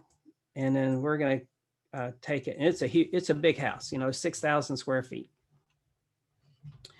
Let's see. So that's the general idea. Now, so we got to do something like this with all that stuff we're going to do. Does it look a little more complicated? I mean, this is very complicated, right? I mean, because they have septic systems, they have air conditionings, they have one side of the house that's getting too much moisture and looks like it belongs, in a whole different community. And the other side of the house looks like almost like it belongs in a, very upscale community. So we got to make the ugly side look like the new side. So that's what we would do. We would come together and we would brainstorm on that. I have templates for things like that, and I'll show you an example of a template. And maybe this is, as we get closer into it, you might say, well, Craig, I don't know where to start because that looks like there's so much to do there. But what I have is I have kind of a cheat sheet that I use, right? So this is a repair estimator. And in it, it has roof, gutters, finish, all this stuff. And I plug it in to this estimator and it comes up with a cost for me. Now, we're not talking about cost right now. We'll do that later. But this is where I might start. I might go down and look at, well, I'm going to make a generic checklist for my company. And in it, I'm always talk about roof, and it's either yes or no, right? So we're going to estimate how much roof needs to be done. I have a kind of a high level estimate of the cost, the materials. And then, you know, gutters, I'm gonna look at gutters, and I'm gonna look at finish, I'm gonna look at masonry and those kind of things. Now, this is my cheat sheet for brainstorming. Does that make sense so far? Thumbs up. All right, so you guys, the company you're at, if you do the same project over and over and over, this would probably be a good thing to have. If you're in the construction business, it'd be a good thing to have. If you're in another business, you might want to do something a little different, you know, put things that make sense to you.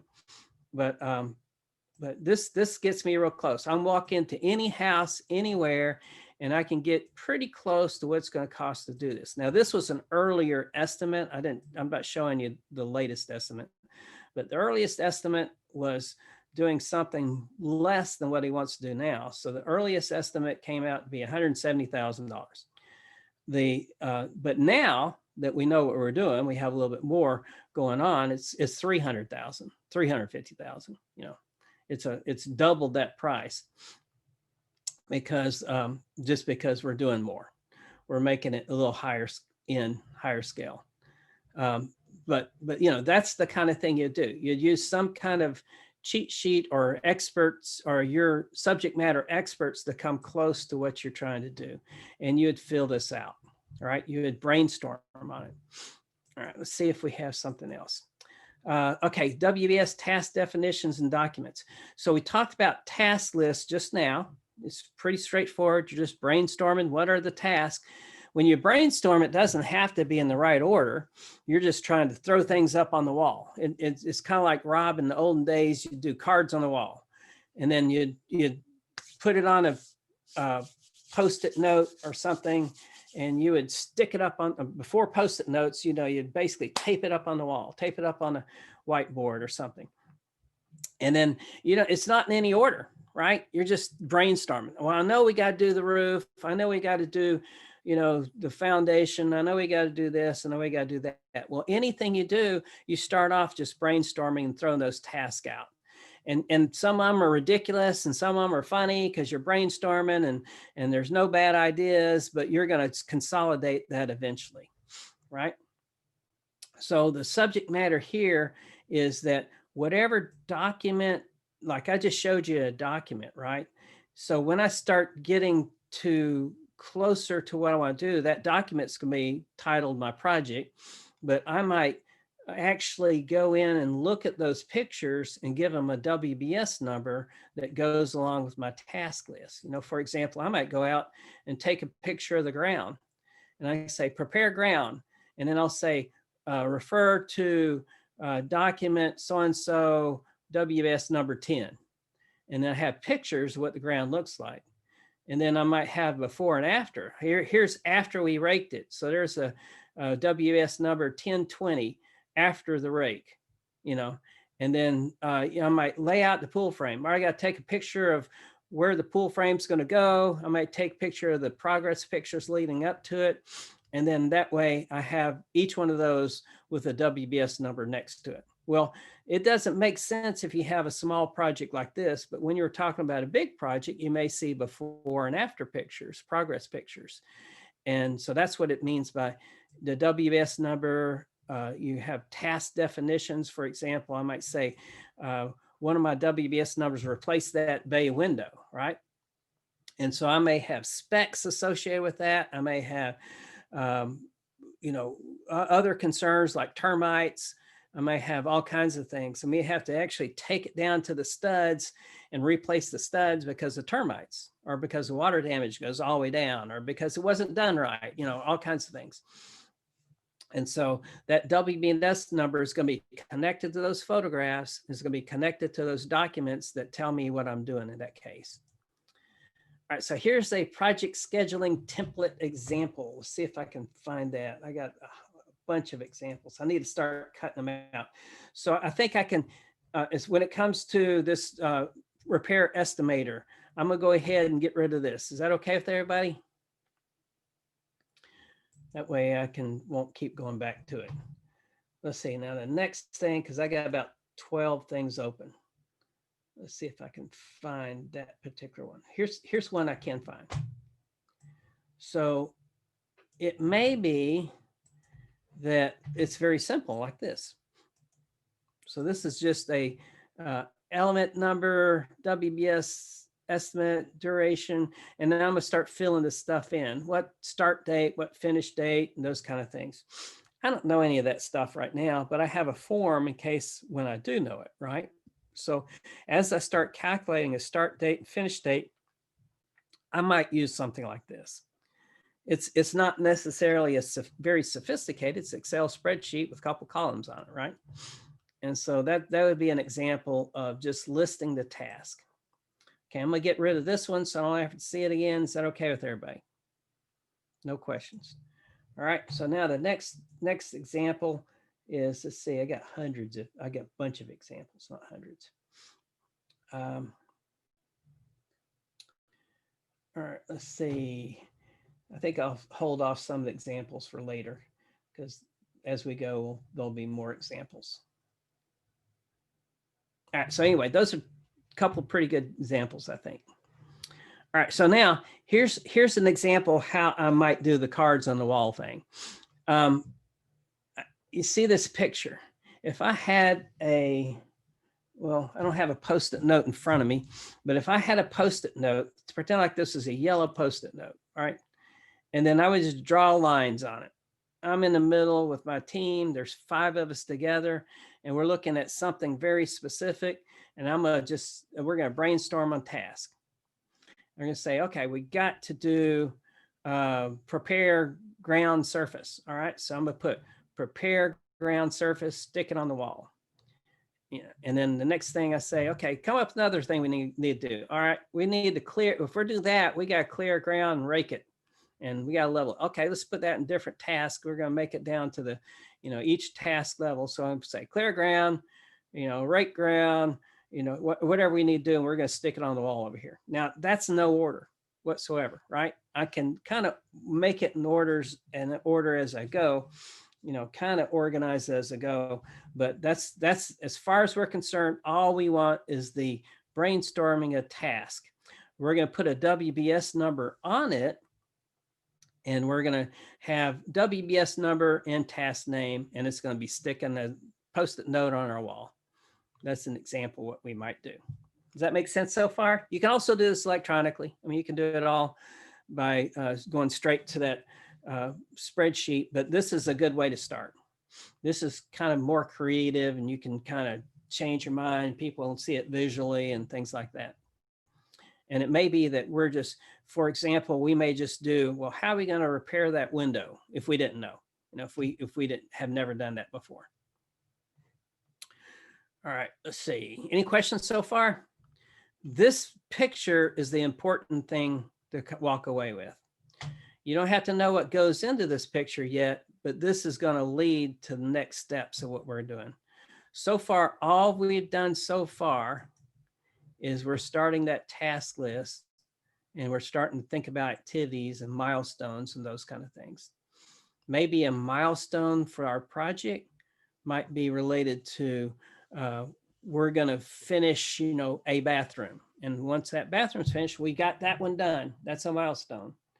Or we might do the whole exterior. That's a big milestone, right? It may have a bunch of milestones associated with it.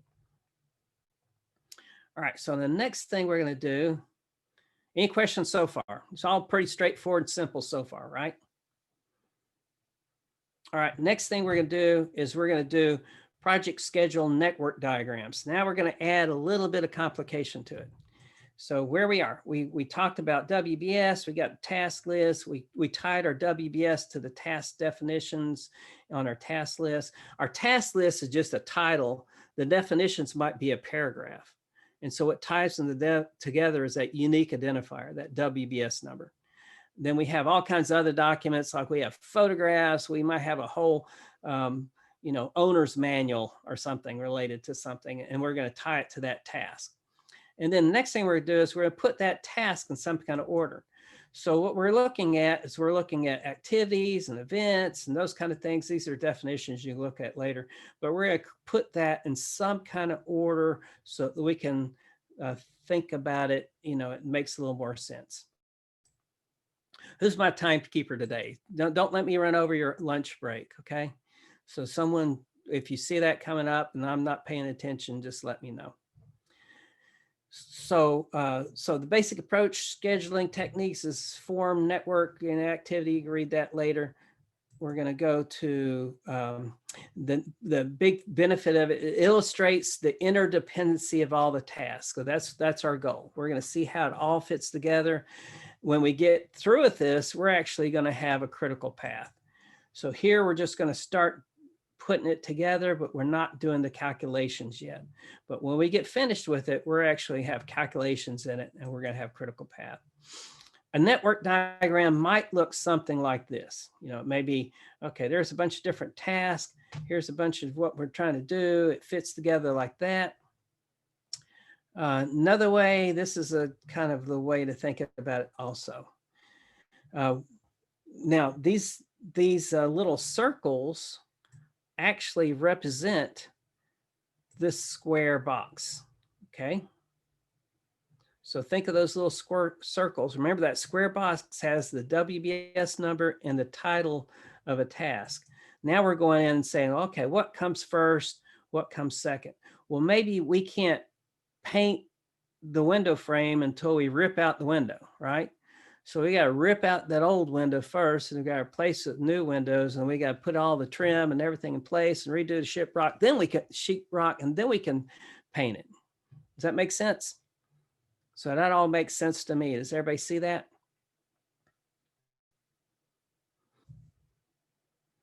Everybody still there?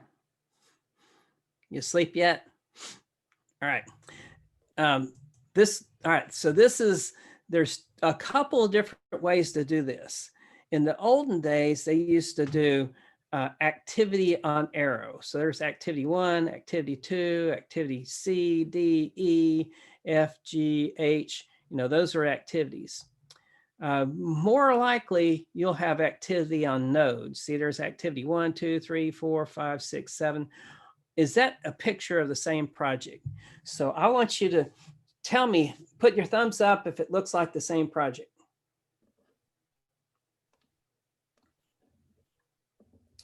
I don't see any thumbs up. I see one thumb up other than my two. Are these the same project? That's a trick question. No, they're not. They're not the same project. And the reason why, look, there's activity A, could be activity 1. There's a B, that could be activity 2. There's a C, where's that go? There's a 3. How's that compare with C, D, and F? Okay, well, so we're missing a 3. All right, C, D, and F could be 4, 5, and 6. It comes out into a F, G, and H. Well, there's a 7. You know, so you count 1, 2, 3, 4, 5, 6, 7. There's the same 1, 2, 3, 4, 5, 6, 7, 8. And there's 7 here. So, you know, just by counting them, they're not the same project. They look like the same project, but they're not the same project. For this to be the same project, we'd have to have a 3, 4, and 5 here. And then the 3 would lead into an F. And the 4 would lead into a G. And the 5 would lead into an H. So that would be 3, 4, and 5, 6, 7, and 8. Does that make sense? Now, does that make sense? Now, does this look like different projects? Okay, see thumbs up. How many people still think it's the same project? And this is a different project now, right? Thumbs up. Thumbs up. I saw Joseph put thumb down, but that means they're the same now. I mean, they're different now, right? Yep.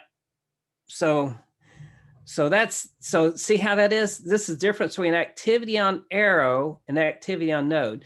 Today, we do activities on node more than activity on arrow. In the olden days, those activity on arrows gave us an idea how long that project's going to take, because we would assign numbers and the length of an arrow to that number. So we'd say this one takes 1 day, this one takes 5 days. This would be 5 times longer than that arrow.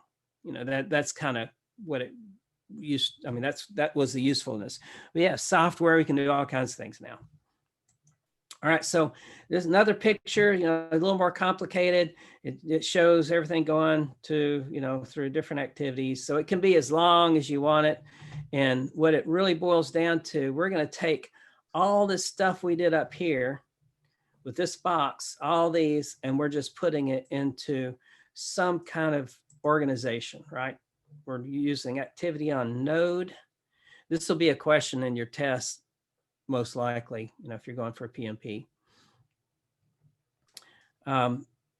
So that's how that works. Now, and sometimes there's milestones and things like that.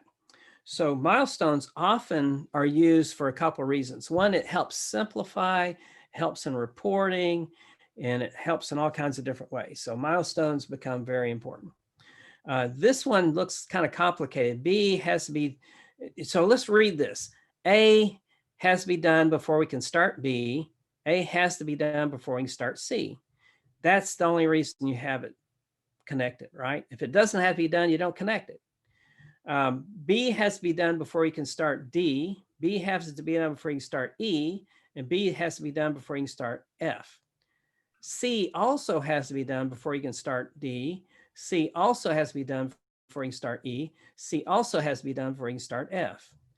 D has to be done before you can start G. E has to be done before you can start G. And F has to be done before you can start G. Now that's just the basic definition of that, right? So let's look at a milestone. A way to simplify this might be, well, we can't do any of these until these two are done. So let's just say our milestone is finish B and C. So now you just simplified the picture a little bit.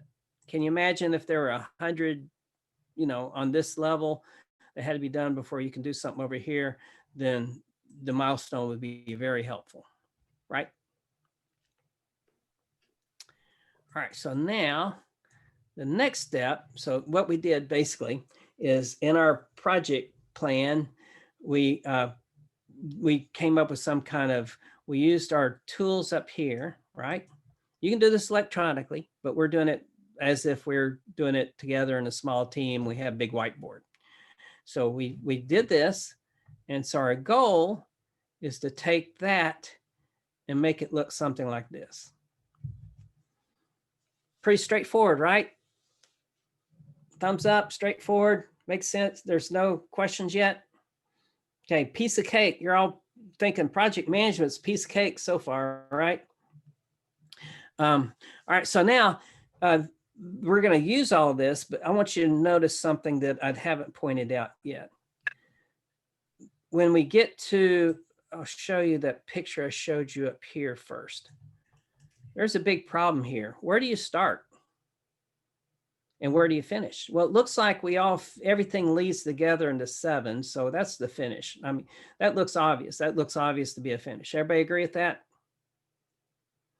But where do we start? This one, or this one? They all say 1. I see a hand. Is that a hand or you clap? I think that's clap. If you have a question, just break in and stop me. But they start at the same time.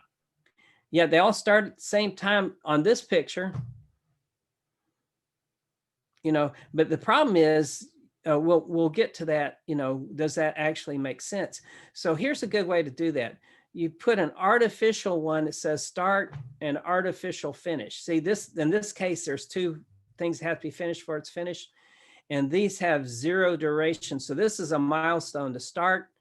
And here you have some freedom. You have some planning, project management decisions to make, right? If there's only one person that takes 100% that person to do each of these, you can't do them all at the same time. All right. If it takes 2 people and 100% of their time do any one of these, you can't start them all at the same time. So you may stretch out that time a little bit by how, and we'll get into that in a second. But what is really missing is an artificial start. Okay.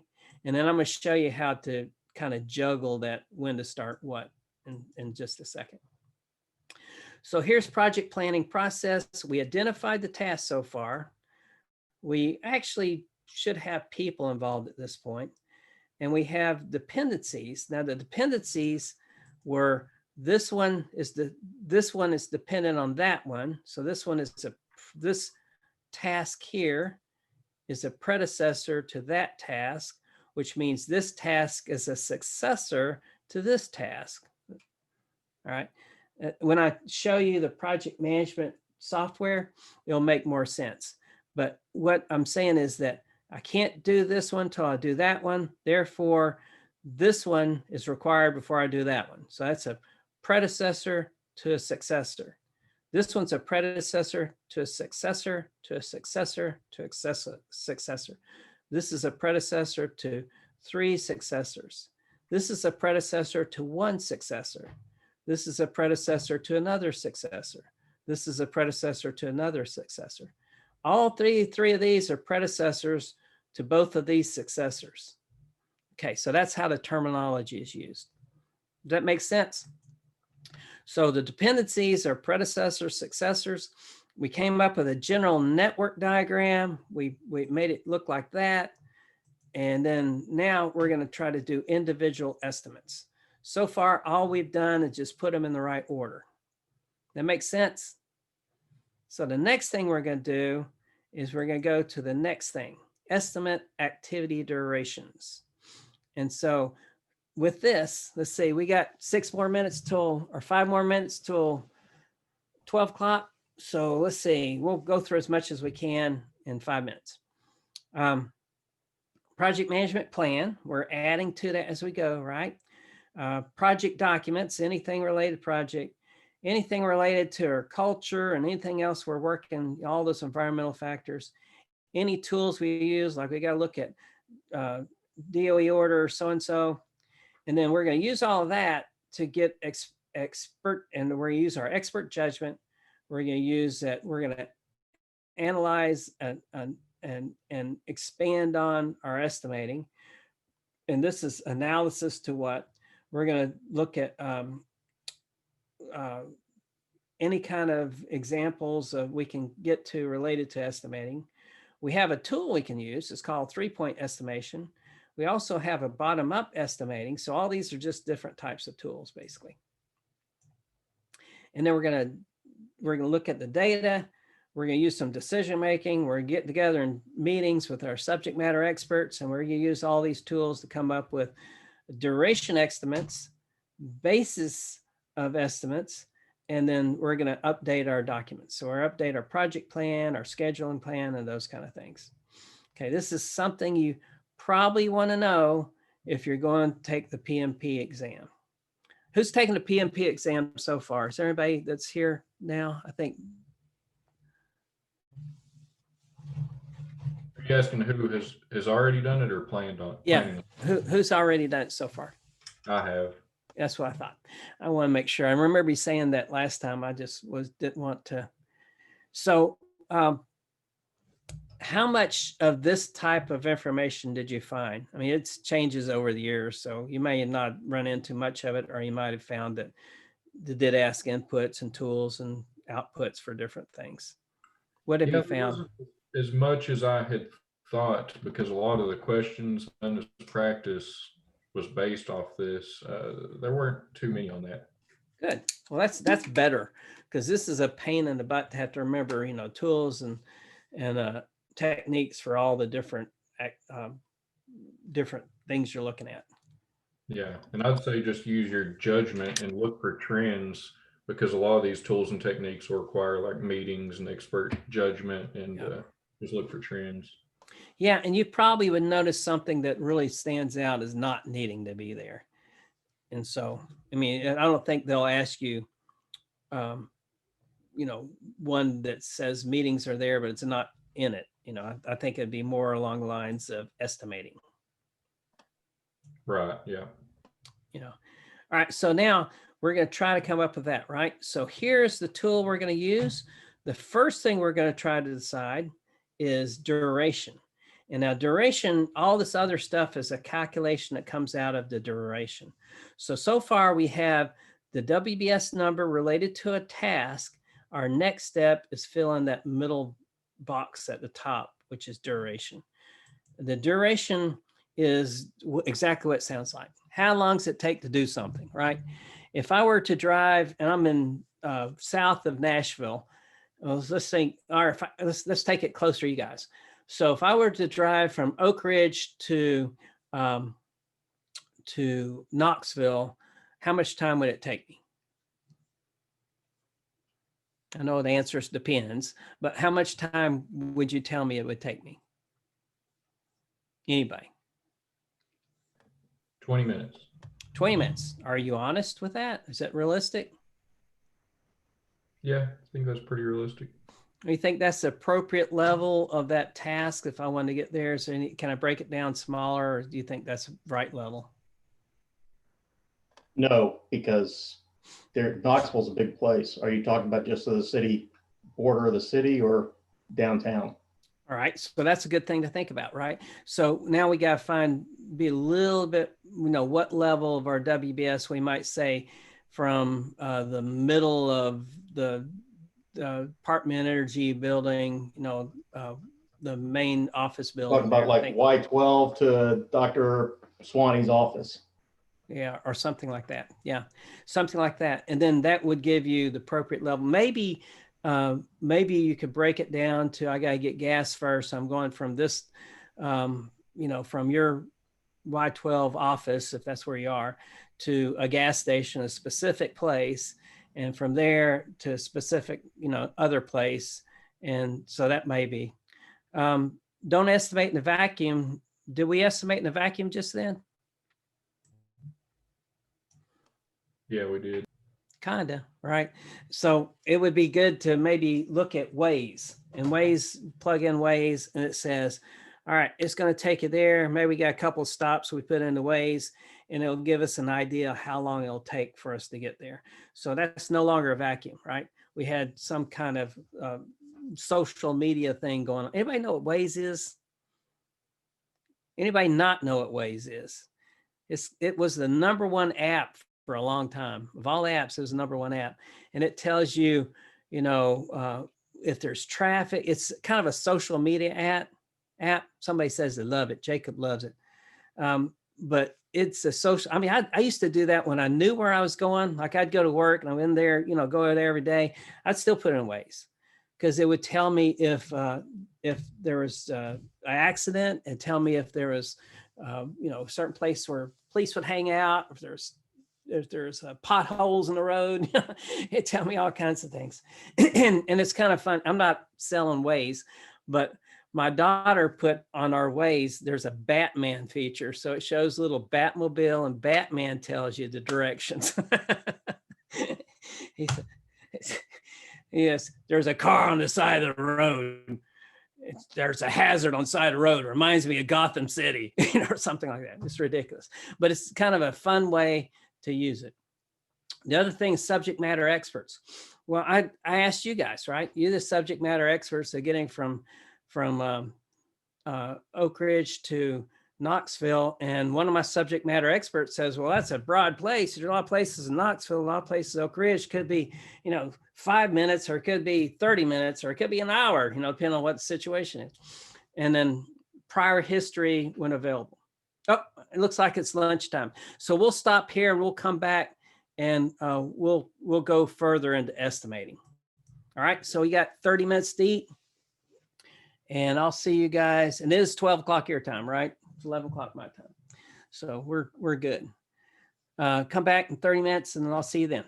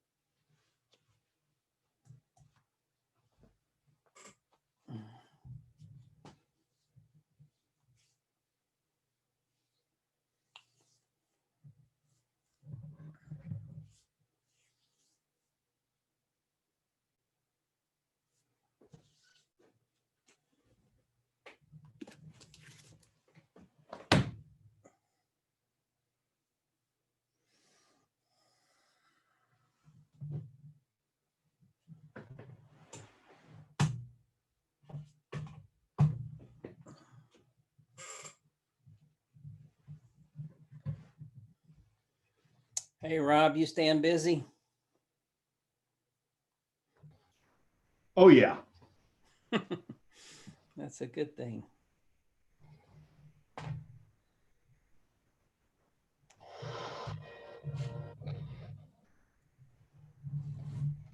But this whole teleworking thing, I'm getting a lot more done than I think I would if I were working in the office. Oh, yeah. Well, I don't have to run, you know, I spend a lot. I spend probably, I probably spend 2 hours a day just traveling between meetings in order to get from one building to the other or to get between conference rooms or whatever. So Yeah. just cutting that out saved me, give me an extra couple hours of productivity. Yeah. When I was working at Arden, I would have back-to-back calls and webinars are there's no way I could have done that physically. And plus they're all over the country. So it wasn't like I had an option. Yeah.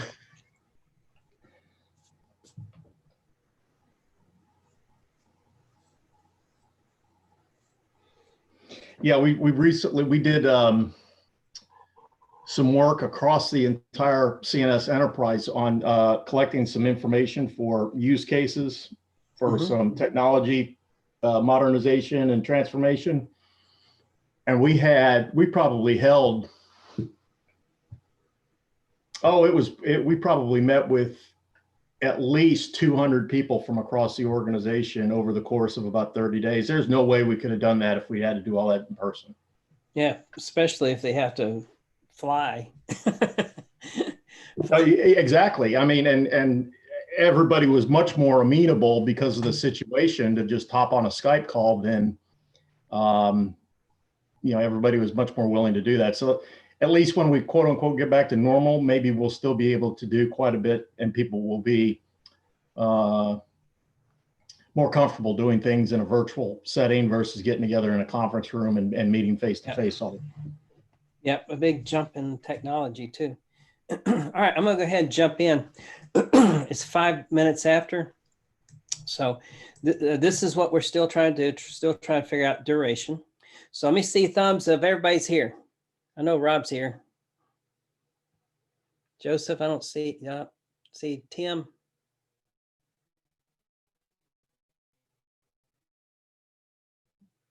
Blake, I'm looking for you.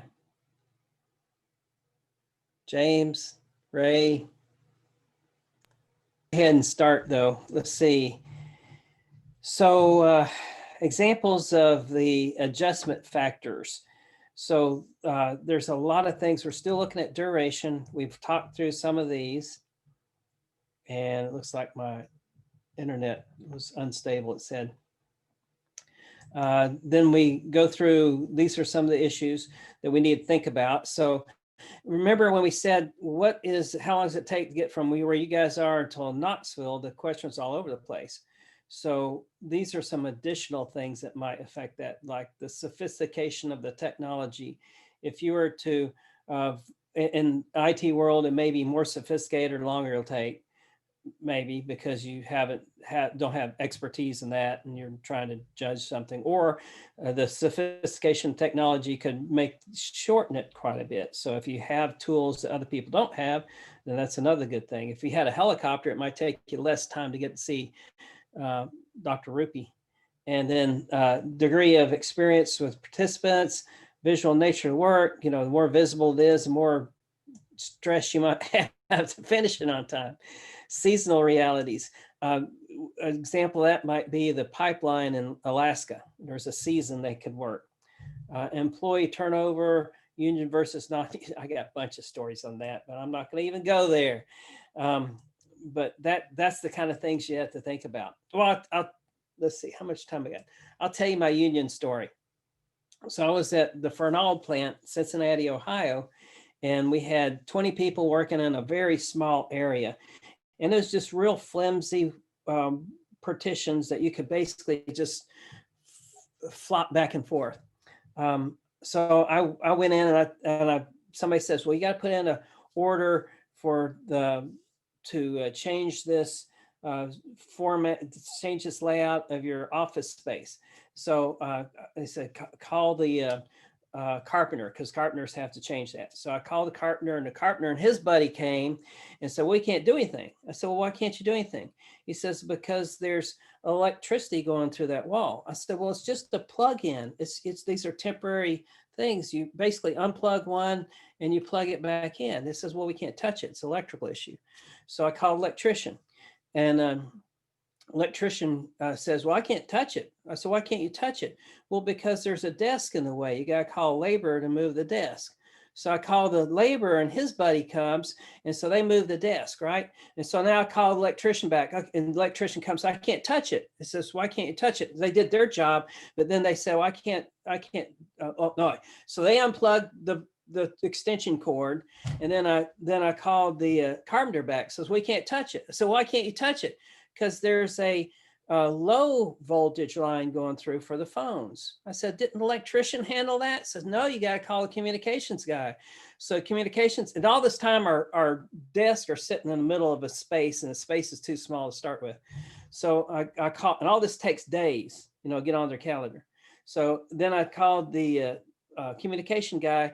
So they did their job. And then I was a little smarter. I called everybody in the right order. Carpenter had come and move everything, and I called electrician and the low voltage guy back, and then I called the laborer to move desks back and everything. Whole thing, I could have done it in a couple hours or less. Been a 30-minute job, I guess. And then it took us maybe 2 weeks to do it. So that kind of stuff you got to know. And part of it was my ignorance. It's the first time I ever dealt with something like that. And I was in my 20s. I was early 20s. So it's all kinds of craziness out there you got to take in consideration. Organizational structure, those kind of things. All right, so now also when you're looking at, there's the experience method, and that is if everybody over there has experience going to Rupi's office, then that's the right level of experience. I don't have to get any more. Then there's the standards method. If we took the bus and the bus had standards and the standards told us, how long it'd take to do that, then that's one thing. Functional point analysis, PERT method, we're going to talk about that. Monte Carlo method is more related to statistical, issues.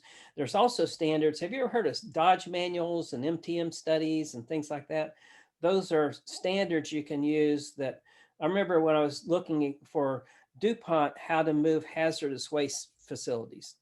And so I created a spreadsheet, in the 80s, I created a spreadsheet that was the size of the door that had the calculations how to move these 32 sites. But each one of those lines and each one of those things had spreadsheets that were long and all kinds of things. But where I got the information on how many people it would take to dig up a waste site was from the Dodge manuals. It said I needed this kind of equipment. It required this number of people to work. It takes this much time per yard of material moved, and you got to have a dump truck, you have this and all this other stuff. So Dodge manuals is how I came up with a lot of those calculations that I had no clue on. How long does it take to dig up a football field? How would I know? So functional point analysis, this is just there's some tools to it. And so all that to get to individual estimates. So let's see. I think, let's see right here. Yep, duration estimates. So now we need to go into a little bit more detail. So let's go into, we probably should have this in that same section. Let's see. So now we're going to look at we have network diagrams, so we know kind of how everything's laid out. Now we're going to use PERT and CPM to come up with the numbers. So this really should go below that section, I think. All right, so PERT and let's see, where are we? Right here. So how many people have heard of, let me see, thumbs up, heard of PERT before? Tim? Alex? I have not heard of PERT. All right. Have you heard of CPM, anybody? Heard of it. All right. So CPM and PERT are the exact same thing, except they're different. So it looks the same. CPM is more of a, if you're working in an industry that has standards and you can go with these standards and it makes sense, then that's more of a CPM. For example, we know how long it takes for concrete to dry, right? And we learned from our earlier video, the 2-hour home, they can improve that. They added some kind of chemical that made it dry, almost immediately. Well, PERT is more of a statistical method. The PERT system looks more like this. We're trying to calculate the mean of a bell-shaped curve, basically.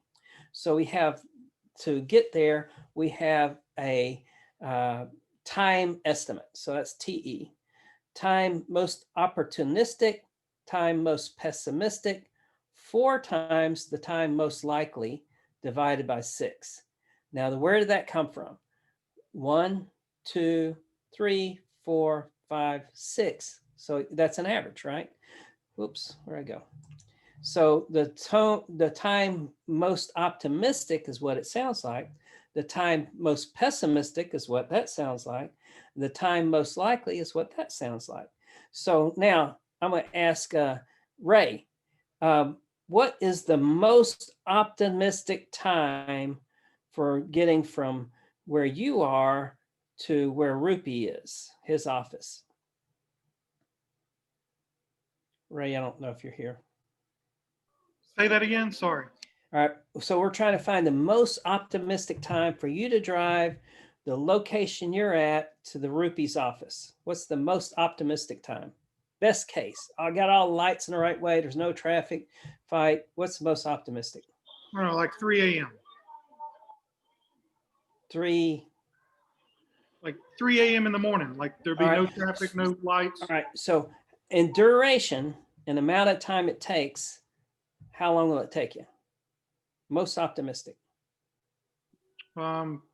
16 minutes. 16 minutes. All right. So I'm going to ask James. James, and I would normally ask Ray everything, but I don't want to pick on Ray. So Ray, most pessimistically, not the world ends, but let's pretend like you have traffic, you know, and you have lights and there's all kinds of problems. What's pessimistically, how much time will it take to get from where you are to Rupi's office? 45 minutes. All right. Let's pretend like you guys are all in the same spot. All right. Rob, I know you're ready for this. What's the most likely time it takes? Not most pessimistic. If you had your best guess and you were 20 minutes. 20 minutes. So we had like 16 minutes, 45 minutes, 20 minutes. That's how you do that, right? So you put and this works with everything. If you're trying to find an average quick and you don't know how long it takes, and the answer is it depends and all kinds of other things, then what you do is you take that depends out as much as you can. You say, okay, at 3 o'clock in the afternoon, we're going to drive here to there. What's the most optimistic? What's the most pessimistic? What's the most likely? And divide that by 6. And that gets you a pretty good average mean estimate of what it looks like, right? Now, these other things, if you wanted a range, you would go in and this is one deviation, one standard deviation. You'd take the most pessimistic minus the most optimistic divided by 6, and then you either add that or subtract that or add that. I should point the right arrows in the right place. So I take the mean, subtract this number and get this, take the mean, subtract that number and get this. So that would give me a range within one standard deviation. That makes sense? All right, so this is a good way to do estimates, and you can do cost estimates this way. You can do time estimates this way. You can estimate, you know, a whole bunch of things that are related. But in project management, we're estimating time and cost using this method often. All right. Let's see. I was going to ask another question. Let's see. All right. All right, so let's see. All right, so now if we were going to take that and we're going to look at this time, there's activity A, B, C, D, and J, you know. So optimistic's 10, most likely is 22, pessimistic's 22. Well, that's kind of odd, but you know, it looks like their pessimistic time and optimistic time here are the same. Well, okay. Then here it is optimistic and optimistic's the same and pessimistic's the same. So maybe that task is something that doesn't vary any. Maybe that's machine time of some kind. And then C would be 4, 10, and 16, 2, 14, and so we would say if we took that number and then our expected time, if these calculations are right, would be would be 20, 20, 10, 15, and on like that. Does that make sense? So I have a we got- question. yes, sir. If we felt like it was necessary, could we change the variation of the ratio? Could we change it from 4 to 2 maybe if we weren't as confident in 4? That's a good question. Let me tell you where it came from first, and then you can decide whether it makes sense. Answer your question is not on the test, okay? But if you were to come up with your own formula, then, you know, if it makes sense to do so, then I would say go for it. Where this PERT came from was during the Polaris missile program for the Navy. They had to have a quick and easy way to come up with estimates. And so this is the method they choose. So that's pretty complicated, right? I came up with a complicated way, and they're all estimates anyway, right? So the Polaris missile program, if I remember right, I've always said this, so I want to make sure I'm right. That's the nuclear missile program that was launched from submarines that carry the nuclear payload. First time they did that, they came up. That's how they invented that. It was, I mean, that's pretty sophisticated, right? So I would stick with this, especially on the test. But if you can make a good argument for that, then what you would do is if you change that to a 2, it'd be 1, 2, 3, 4. So you'd have to divide it by 4. But as far as everybody's concerned, this is the PERT method. And if you did something else, you'd have to call it the James method or something else, you know. Yep, got it. Thank you. Yep. But I've never been asked that question before. So that's a very good thing to think about. All right, let's see. And I've been asked a lot of questions before. That just wasn't one of them. Let's see if I can find the next one. Okay, so this is a tool. Let's see, I brought a couple of them over here. Yeah, this is a tool that I found related to the PERT method. And it's just basically a spreadsheet, right? So there's one on reliability, time cost. There's one on PERT cost. There's reliability, something else. But it basically, they're putting the numbers in, the most optimistic, most likely, most pessimistic. And they're coming up with the formulas, the means, and the standard deviation. All right. So that's pretty cool. I think I like that. Now the difference between, I'm gonna go ahead and close this one out. This is just show you an example of a tool. And so the difference between CPM and PERT is that if you have 1,000 tasks, you may come up with some that aren't as important to you. I mean, you may just know or estimate the number without going through the calculation, because the calculation coming up with each of those, instead of thinking most likely all the way down, you're thinking most optimistic, most likely, most pessimistic, and then you're putting that in, right, in the PERT. So the difference too, this is just a flat number based on your experiences, and this is a number based on that calculation. And so there's another one I have. This one is kind of using the same method related to, you see that they're going down a task list. Whoops. They're going down a task list, and they're calculating not only how much time it'll take, but they're also calculating how much money it will take using, their methods. All right, I'm gonna close this out because so that's a bar chart. There's the picture. We're going to get into this next week, but that's what a cost curve looks like. It cost us $10. Now we got to add, another $100 to that, and add another $200 to that, so it's a cumulative curve. We'll talk about that next week. All right, we get rid of that. Let's see. Here's another picture. This is a Causeway calculation from a engineering firm, civil engineering firm. And this is showing different projects they had and different amounts of time it took.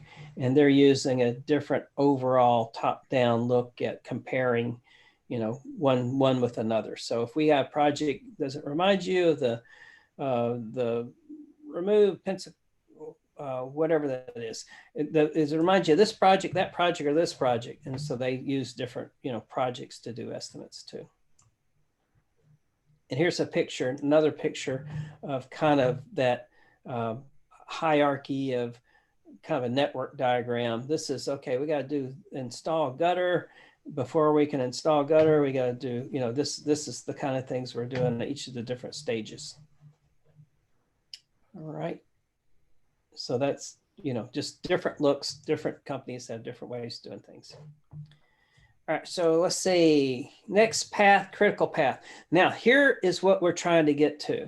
We're trying to get to understand the flow of the, let me make sure I get that in the right place. Where's the, I moved something and now I can't find it. Oh, there it is. I put it right where I was looking. So we've gone through this, and that's, we calculate some standard deviations and means on related to timing. So now the next step is develop the schedule.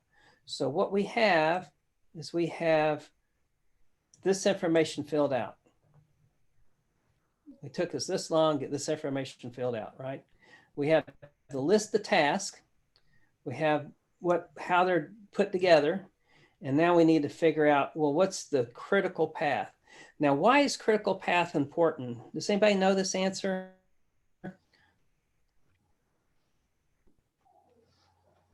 Because that's the bottleneck path.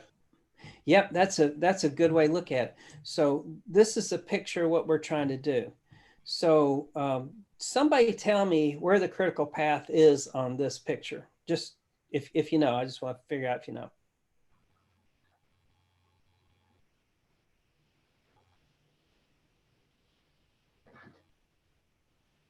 All right, I'm going to tell you then. So far, what we have is we know, we went and calculated, this is a calculate early start finish. Let's see. So this is how to change or remove a tire, right?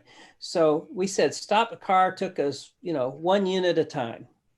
Open the trunk took us 2.5 units a time. Get the spare out took us 2 units a time. Get the screwdriver, notice this? Yeah, it gets this 1.5 units a time. Get the jack out 4 units a time. Then get the position this spare 1.5 units a time. Remove hubcap 1 unit at a time. Position jack 1 unit at a time. These could be minutes, you know. The jack under the car is 1.5 units a time. Loosen lug nuts is this many units at a time. Well, we didn't, you know, obviously all the tasks aren't here because we didn't jack up the car and all that kind of stuff. So I don't think we position it. Here it is, jack up car. So that's what I was looking for. But anyway, this is an example of how to remove a car. This is an example of how to do the critical path, right? So what would happen if I started at 0 and I took 1 unit at a time? How much time would that take me to get to the next step? I mean, well, let me try it again. Let me go back here.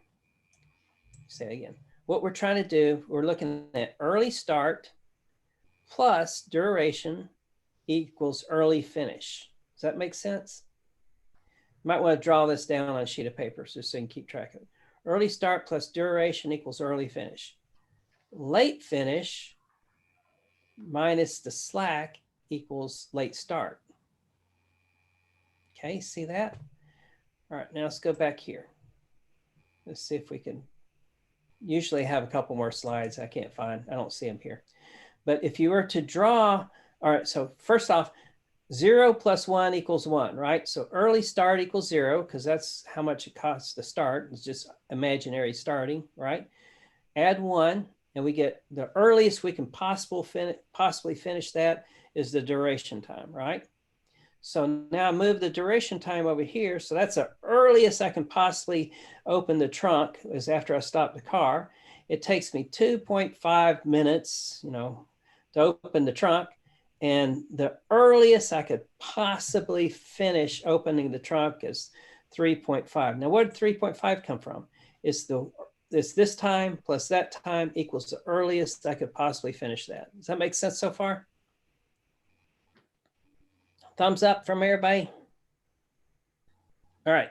So now if I take that earliest I could possibly finish, and all these are I can't start these until I finish this part, then that's the earliest I can start, get the spare. It's the earliest I can start, get the screwdriver or whatever we want to call that.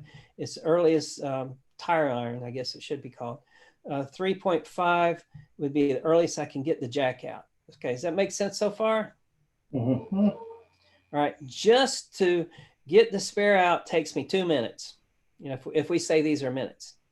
Now, if I add that earliest I can start plus the duration, this is the earliest I can finish that task. Okay. If this is the earliest I can start and this is the duration, that's the earliest I can finish this task. If this is the earliest I can start, get the jack out, and this is the duration, that's the earliest I can finish that task. Now this becomes a no-brainer. I take the earliest I can finish. Well, that's the earliest I can start, position the spare, right? Takes me 1.5 minutes to do that. And so I add that together, that equals 7.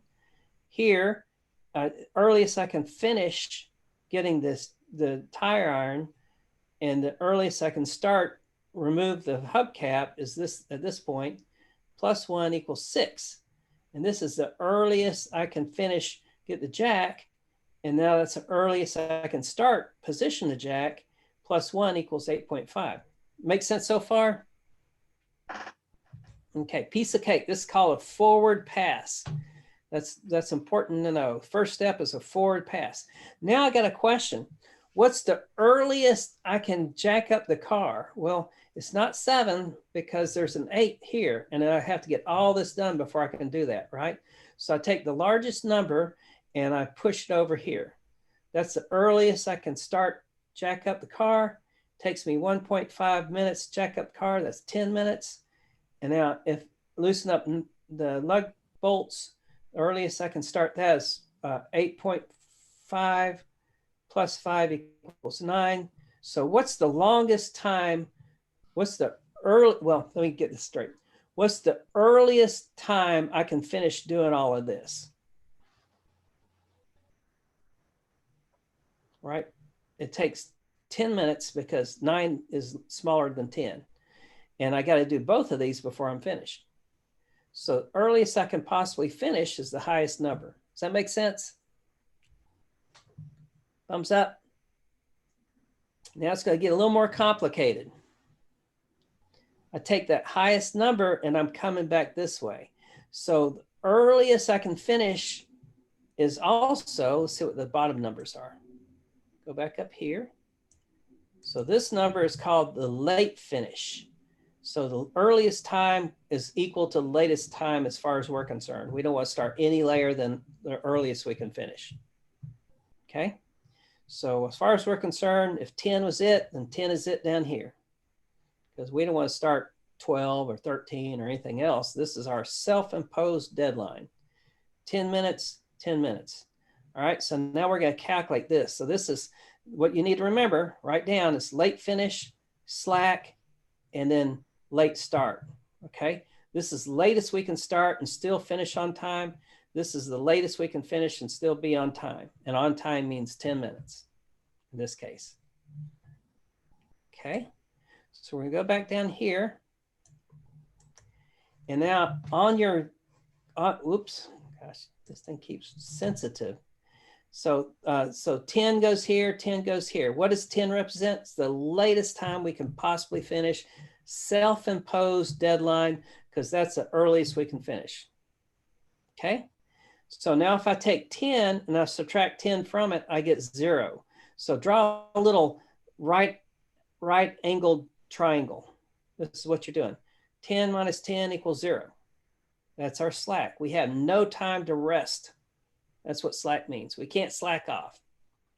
Here, 10 minus 9 equals 1. We have a whole minute. We can just relax. If two different people are doing this, one person could be relaxing for a minute while we're still jacking. Okay, so now if I take 10 minus this number, it equals 8.5, right? 10 minus that number. What's that number? That's duration. So the late finish minus the duration equals the latest I can start and still be done on time. Okay, see how that works? 10 minus 9 equals 1. 10 minus 5, or whatever the number is, 0.5 equals 9.5, right? So that's 10 minus 0.5 equals 9.5. So you see how that works? And now this is the latest I could possibly start and still finish on time. Okay, so now I'm going backwards. On going forwards, I have to take the largest number. Going backwards, I take the smallest number. You see that? Okay, so the latest I can possibly finish and still be on time for position spare is 8.5. Latest I can possibly finish and still be on time is 8.5 for remove hubcap. Latest I can possibly finish and still be on time is 8.5 for position jack. Why? Because that's the latest I can, that's the early start time for me to be on time, right? For the biggest task. All right, so now I go 8.5 minus 8.5 equals 0. 8.5 minus 1 equals 7.5.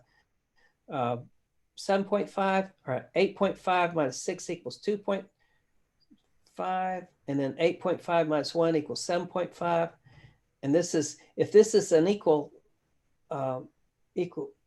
right, if this is a right triangle, this is an equilateral triangle. You know, this is more like a little pyramid. So 8.5 minus 1.5 equals 7. All right, so I keep going back, push this number over here because there's only one number to choose from. Push this number over here because there's only one number to choose from. Push this number over here because there's one number to choose from. Go through the calculation again.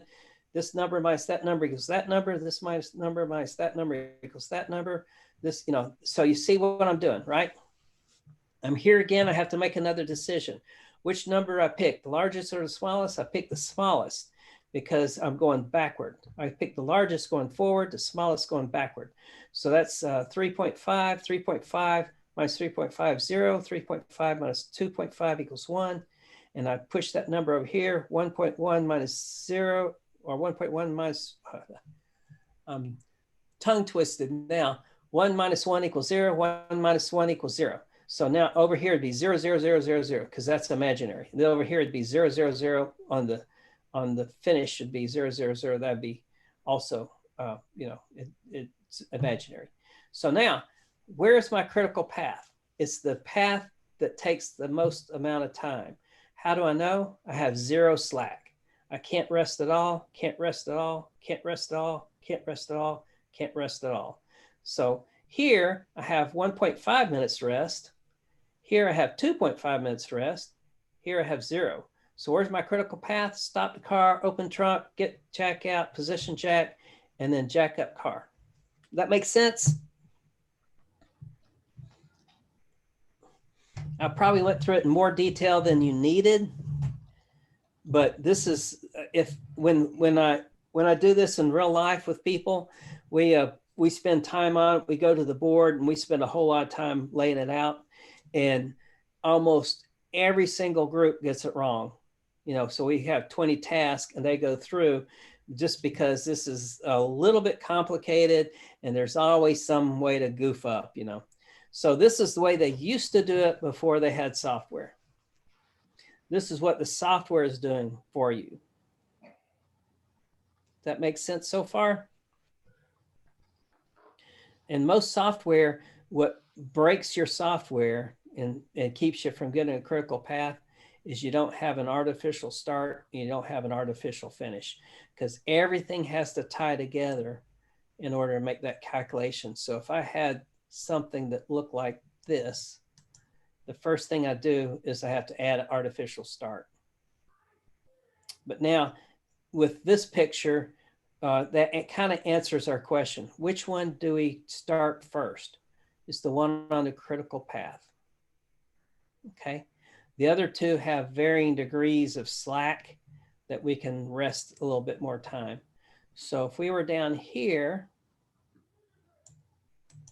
and we had a choice between these three tasks, which task would we do first, second, and third? Get Jack. Get Jack.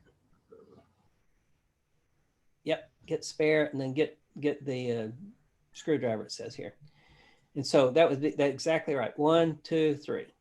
And then if, for example, we wanted to close in on this critical path, right? We want to say, well, 10 seconds is too much. We're in a, you know, we're going to an amateur racetrack and we have to do this a lot, and we're the crew chief, right? So what do we do? What do we focus on fixing first? Give me some ideas. Where we trim time? Do we trim time up here? I heard no stop in the background, which is the real answer.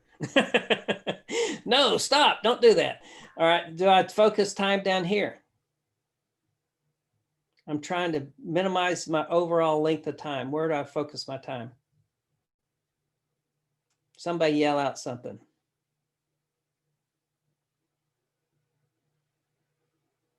There's a couple different answers to this. So give me one of them. You're the crew chief. You have to minimize the amount of time it takes for you to change the tire during a race. Where do you focus your time? Can I just get rid of removing the hubcap? Yeah, that'd be a big thing.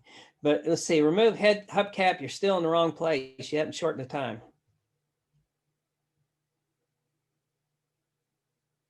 Do you want to shorten it at the beginning when it'll affect all the tasks? So stopping car and opening the trunk? That's an interesting concept.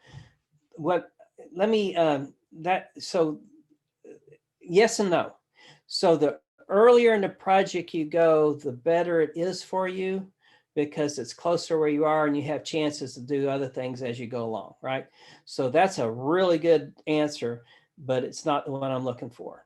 So earlier in, it's got to be on the critical path, right? Because anything else we do, it's not going to make an impact. So it's got to be on a critical path. And then what I would look for is something early on that has the most amount of units.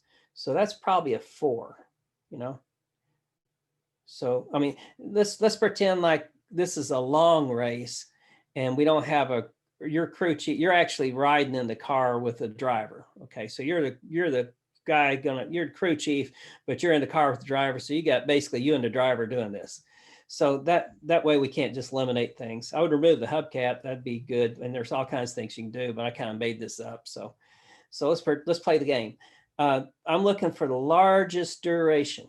Why am I looking for largest duration? If I minimize this by 10%, that's going to give me more than if I minimize this by 10%, right? So if I have 1,000 days and I take 10% off, I made a bigger impact than if I had 10 days and I took 10% off. So you're looking for the biggest bang for the buck, closest to the front of project you can get. Now, why this is so important? Because so many people screw up. So many people never calculate the critical path, and someone says, well, we got to cut days. They're over here somewhere. They're removing hubcaps and getting the spare and that kind of thing, when that has no impact whatsoever on how long it takes to do that project, right? And so that's, and IT is really bad about this, Rob, because IT will go through the whole project without ever calculating critical path, if they have a big project. And so you don't even know what question to ask, right? You don't know. Everybody's saying, well, we gotta make this shorter because it can't take 3 months. It's got to take 2 months, right? So what do we cut out? And so, everybody's bad at this, but I noticed that when I first went to HCA, I was advising the chief financial officer on his projects, and IT was really bad about this. They'd bring in projects, they were a year behind schedule, and they didn't have a clue on how to minimize that time, and so I had to go out and actually show them how to find a critical path, you know, and then we focus on the critical path. You want to see what this looks like in real life? Let's see if I can bring up another project. I'm going to stop sharing this and see if I can share my other screen. All right, I may have to come back here, but you're not going to see my picture. I'm going to be on a different computer.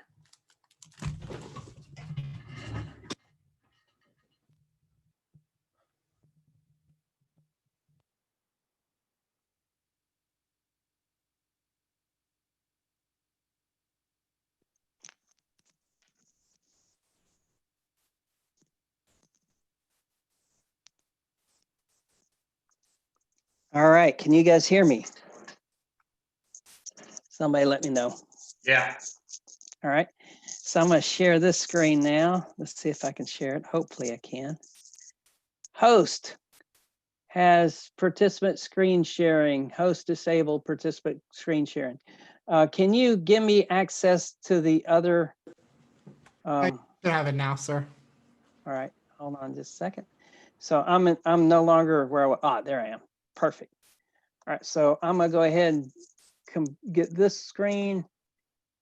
Whoops. Let me see. I got everybody's picture in my way.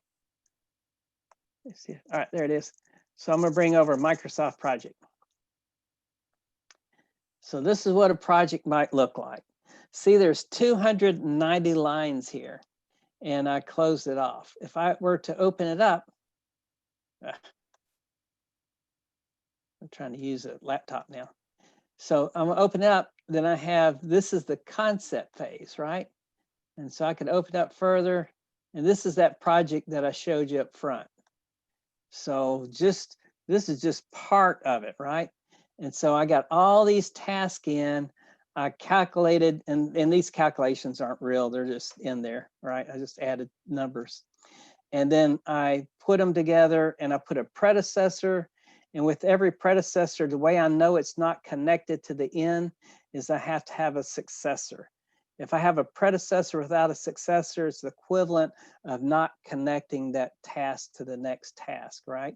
So this is a really big one. I'll show you how big it is. Let's see, I'll go. This is that that one I showed you up front with all the pictures. So let's just expand on it.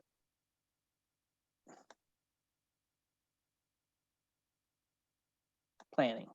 So remember we're talking about the construction project of the Airbnb.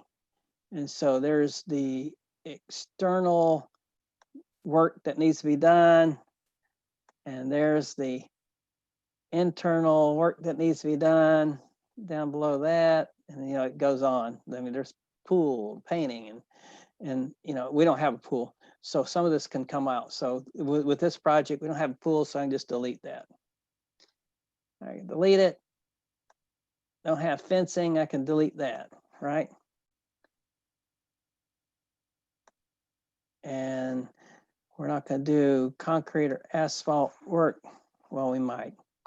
I'm not going to work on a garage, I can delete that. So my point is that if you're doing similar projects, you have a lot of these things in already.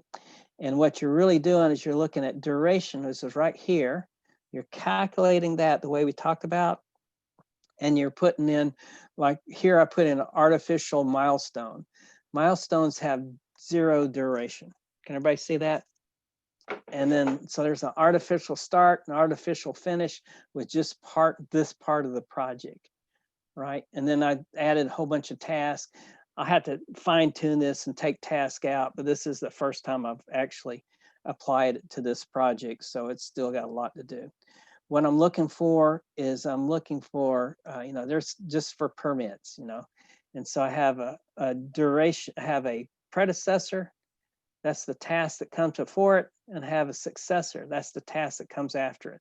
If I go out and I fill this whole thing out, it's going to give me a critical path. And the critical path will show up as a red lines in this type of project plan. But see, you fill in all your tasks, and you do this real time. This is the way you do it. Instead of doing cards on the wall, I do it on something like, this is Microsoft Project. It's not the best software in the world. It's not the worst software in the world, but it's a pretty good one. And it's a standard. And so I would take a standard software package to do that. Now, where I would calculate timing, and this is really good, especially for you guys that have big projects. If we haven't gotten to it yet, it's a 0% complete.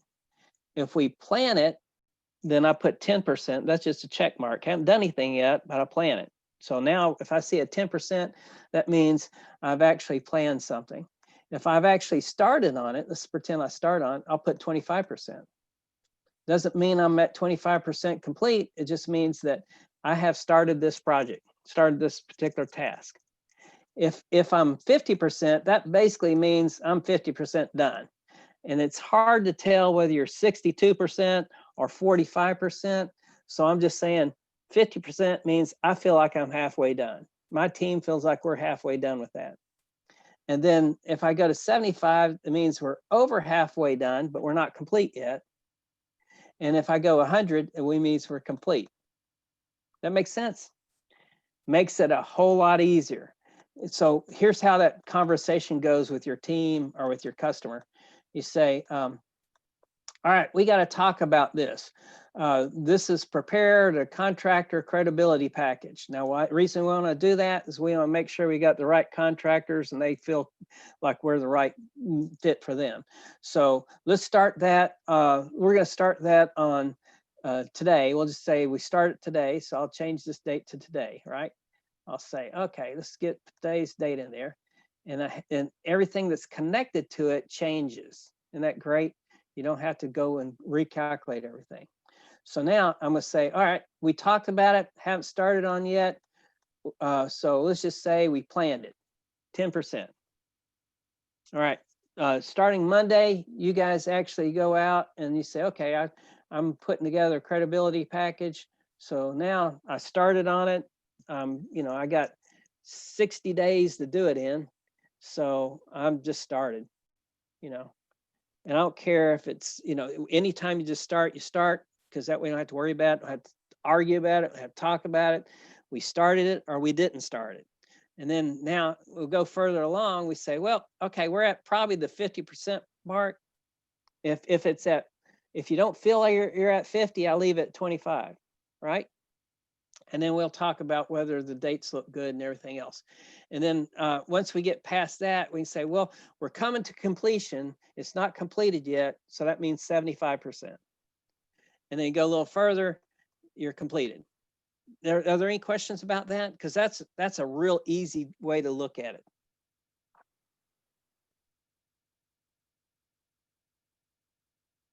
All right, I'm going to go back. I'm going to shut this screen off. I just wanted to show you what the project management tool looked like. I think I bought this for like $30.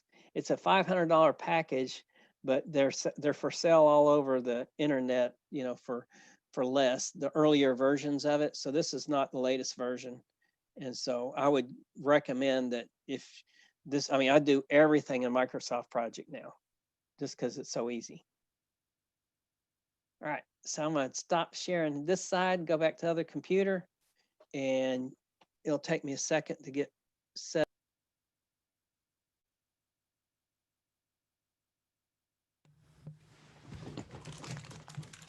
Okay, I'm back. Can you hear me now? Give me a thumbs up if you can hear me. All right, good.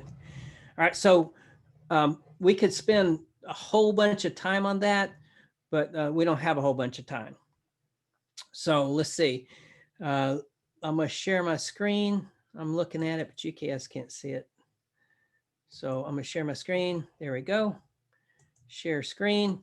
So now we come back here. Can you imagine that this picture is just representing that project plan we talked about, right?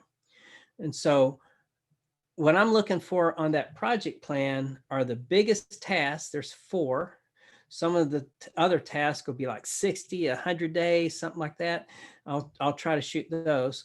I'm only interested in those things on the critical path because everything else I have slack. Somebody's laying down for a minute and a half here, right? And this person's working their tail off. You know, that's the way to look at it. Now, if I finish this and I make that a 2, what happens? It's no longer the critical path, because now the critical path will come up here. We'll go this way. You see, because that 2 is the same as this. Well, that will make it, you know, equal to that. But then the next task is 1.5 and this is 1. So this will no longer be my longest path. This will be my longest path. The good thing about the software is it will keep a running tab on it, you know, of what the critical path is. The bad thing about not knowing this is that you're still focused on this as a critical path when your critical path changed. That makes sense? So I took 2 minutes out, I took a minute and a half out of this time, because that minute and a half, you know, yeah, that's right. So it's less than 2 minutes out, right? Because there's a 1 there and a 1.5 there. So I took a minute and a half out of my time. And so 10 minus a minute and a half is now our new earliest finish. And that may not even be right, because let's see if that makes sense here. Yep, that would be it. So the times will change. Did that make sense? Everybody follow me? Did I lose anybody? So when we put all this into a spreadsheet, it makes a big difference, right? And so we got about 5 minutes left, am I right?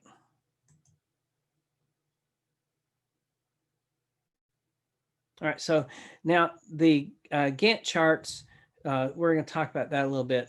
Scheduling, this is kind of what we would see on that project plan. If we filled out the task and had times and everything, then it would look something like that, you know. It'd show a Gantt chart. Let's see if I got anything else. So Gantt charts are important. Gantt charts are kind of high level. Here's another thing to think about. This is covered. So there's a picture of a Gantt chart. So this is a Microsoft project, what I showed you, and that's what it kind of shows. And usually the critical path is in the red. You see that? Okay. All right, so now there's different ways to look at things. Everything doesn't happen when you finish one, you start the next. This is good most of the time, and it's enough most of the time, but sometimes it's finish to finish. An example of that might be your, well, an easy example would be you're preparing a meal. You want all your dishes to come out at the same time. So you want the steamed broccoli to be finished when the steak is done. You want the steak to be finished when the potato's done. So it's finish to finish, right? And each one of the tasks can be finish to finish, or start to start, or finish to start, or start to finish, you know, things like that. So even within the project, but overall, this would be an example. A start to start would be ready, set, go, go. You know, that would be, we're all gonna hit this running and we're all starting the same time. A start to finish would be, we're gonna start, and then once we do that, then we can finish. A finish to start is once we get finished with something, we can start the next one. All right, let's see. This would be a finish to start. We're going to do task A, and then we're going to do task B. This would be a finish to finish. We're going to finish both these at the same time. Looks like we're starting at the same time too. And this is going to be a start to start, looks the same. But at this one, the A and B is on the back side, you know, back side of this. And this A and B is on the front side. All right, there's another way to look at it, same thing. There's also in your book, let's see if I can find that in the book. In the book on page 227, it talks about leads and lags. So it says, I'm gonna read it to you. Lead may be used to indicate that an activity can start before its predecessor activity is complete. An example of that would be web page design might be able to start 5 days before the database design is finished. Does that make sense? And then a lag is waiting time inserted between activities. So you can finish one, but you got to wait before you can start the next one, right? So that's a lag. And in that case, the example I gave was, well, the concrete's got to wait to dry. You know, it's finished, you poured it, but now you got to lag for 3 days before you can start framing, you know, something like that. All right. And then, so there's different ways to do that. The good news is that Microsoft Project is a fairly cheap package, and you can do all that in here. Let's see. So what we've done so far is we identified all the people, we got all this stuff done. We're going to schedule the task in the network. We've done that. And then and then another thing to think about. Here's another thing to think about. Okay, so we did a perfect job laying all this stuff out on paper. And now we got to go back in and we got to figure out whether we're doing it right or not. So here's what we laid out in paper, right? We said we're going to do task 1, then we're going to do task 2, 3, and we can do all these 3 at the same time. And then here we're going to be finished in the beginning of the 6th day, right? That's what that says. All right, so now we have to look at it. Well, this is we have 2 people work on this. Person 2, person 1, person 1, person 2, person 2, person 1, person 1. If this was 100% of their time, what mistake do you see we made? Can you see any mistakes?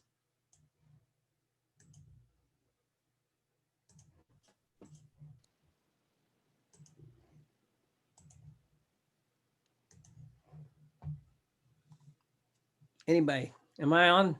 You guys all gonna sleep over there? What mistake did I just make from this chart? Before we lined it up perfectly, everything worked, all our numbers worked. We optimized it. We did everything we're supposed to do. Now we added people. What happened? We only got 2 people. We have to have 2 of this person in order to do this on week 4 or whatever that represents. So we only have 1 of them. So we can't do it that way, right? So now, instead of completing the beginning, you know, we're completing on week 5, we have to stretch it out because this person can only work 100% of their time, 1 at a time. You know, there's only 1 person, we split them up. So the person 2, person 1, person 1, person 2, person 2 again, we had to split that up. Person 1, person 1. So with our best planning, you know, everything without taking into consideration the resources, we have a problem. So this is kind of a way to look at it. Whoops, I think I'm over. It's 12:31. You guys got another class, right? All right. So we'll, I think the rest of it is good. We covered all the important stuff. The last point I'll make is you want to kind of level that out. So it may be that this doesn't work for you. So you have to kind of spread it out and make it work for you. And that's basically doing this. So that's it. I know you guys have other things you got to do, and I probably should have stopped a little earlier, but that's all I got. Call me if there's anything you're missing or anything I'm missing, call me and we'll talk about it. And that's the best way to reach me. All right. Thank you. See you guys next week.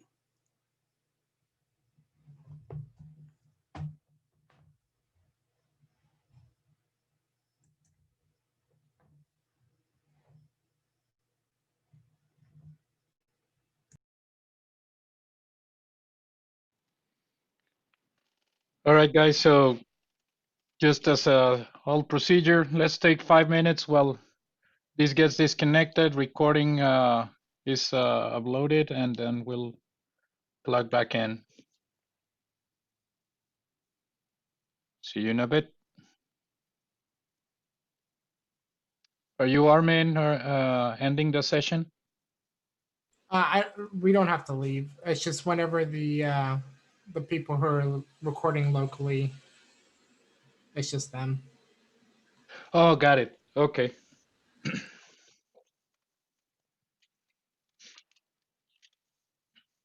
then we'll just give time anyways.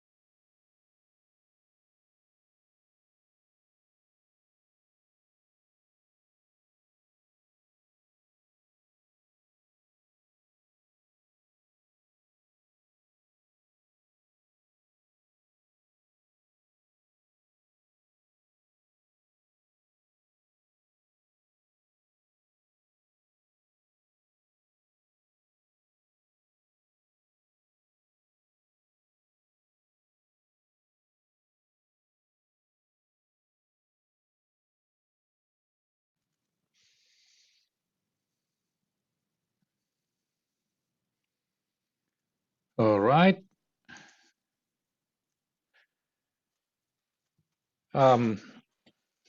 Everybody back here?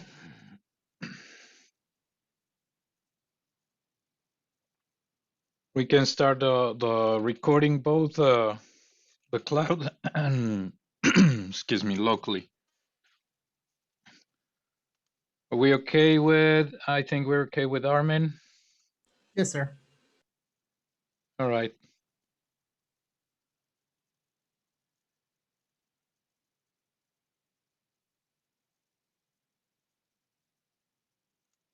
Okay, can you see my screen?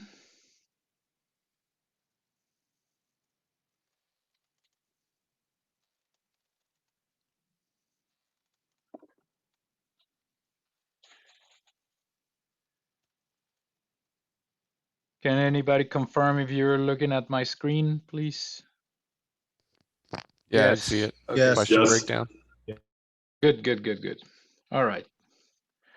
So here's what we're gonna do. We're gonna start very quickly with the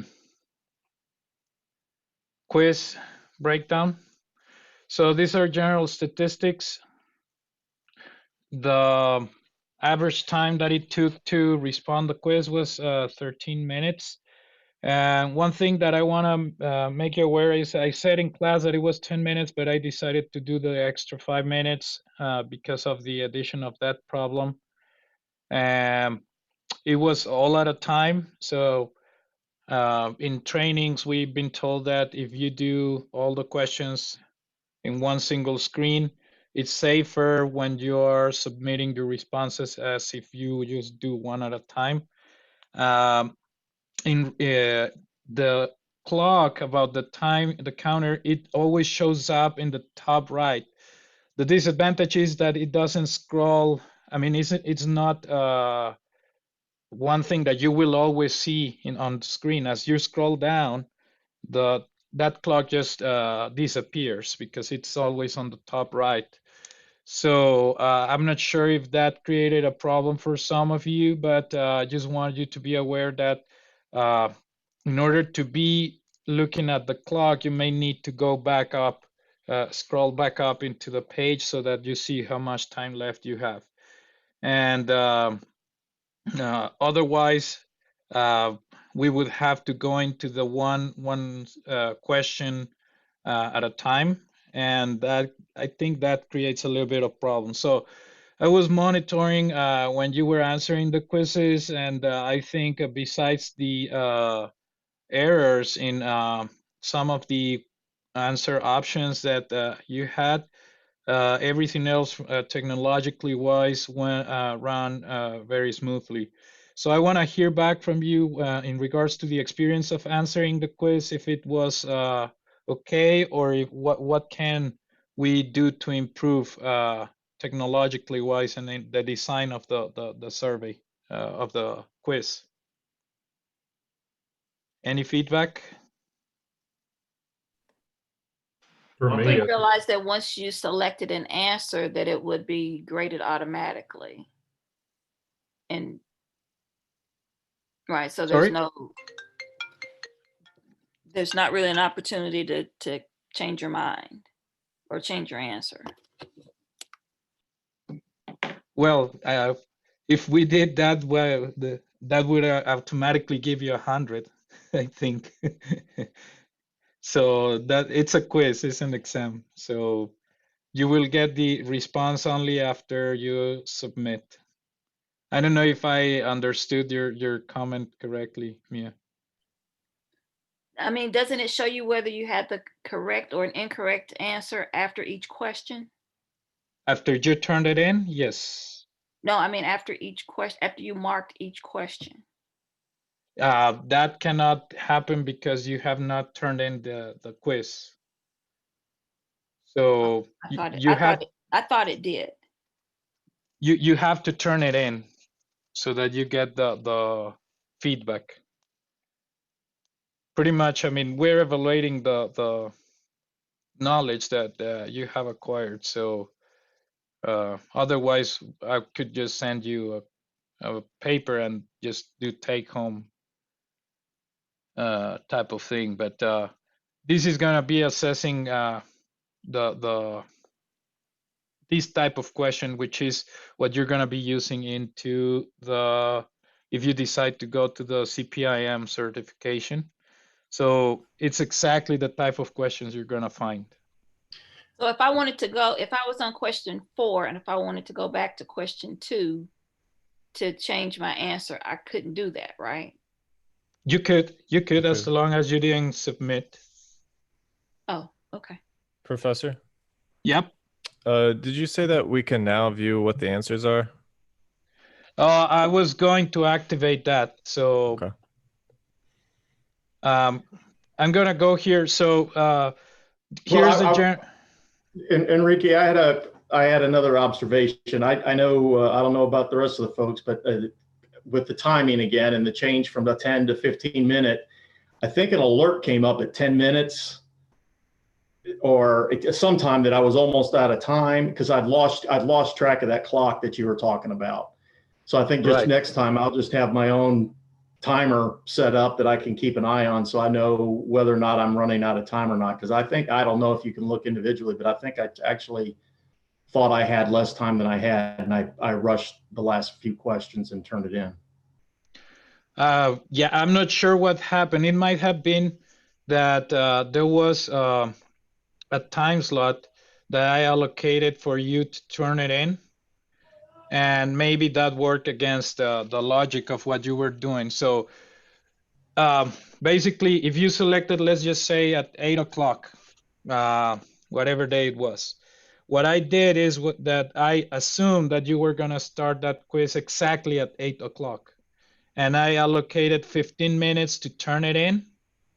And it was 15 minutes from the time you started. So if you started at 8:05, your test was supposed to be turned in at 8:15 anyways. But since you entered at 8:05, it's still running for the 15 minutes. It might have been that warning that at 8:15 you got like you have to turn in this quiz, but you had really until 8:20. So that gives me a clarification that I need to give the time span at least double to consider that you may be starting a few minutes late so it doesn't pop up. But thank you for clarification on that. I agree with Rob. Mine did the same, and I started on my scheduled time, and it progressed, and then it gave you a warning times as the countdown, and then right before the 10-minute mark, you get a 1-minute warning. So then you just hurry up and finish if you hadn't got it, and just go from there. So it did limit it to 10. I don't know how that gets arranged or doesn't. Here in the back end, it was allowing the 15 minutes anyways. So I'm not sure what happened on the front end. And one thing that could have been is that because of the different time slots, it was a customized time interval for each one of you that I had to set up into the system. And well, we'll discuss that in a little bit. But if the quiz technologically wise worked except for this timing thing, I have something in mind to approach that. But let me share the structure. I have a comment in the chat.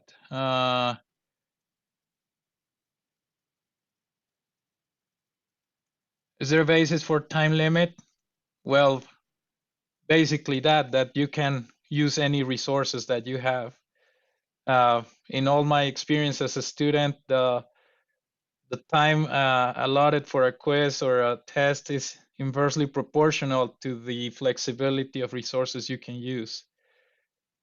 So the more flexible in what you can use to answer the quiz, the less time that you're gonna have. I hope that answers them. So it's just empirical, I would say.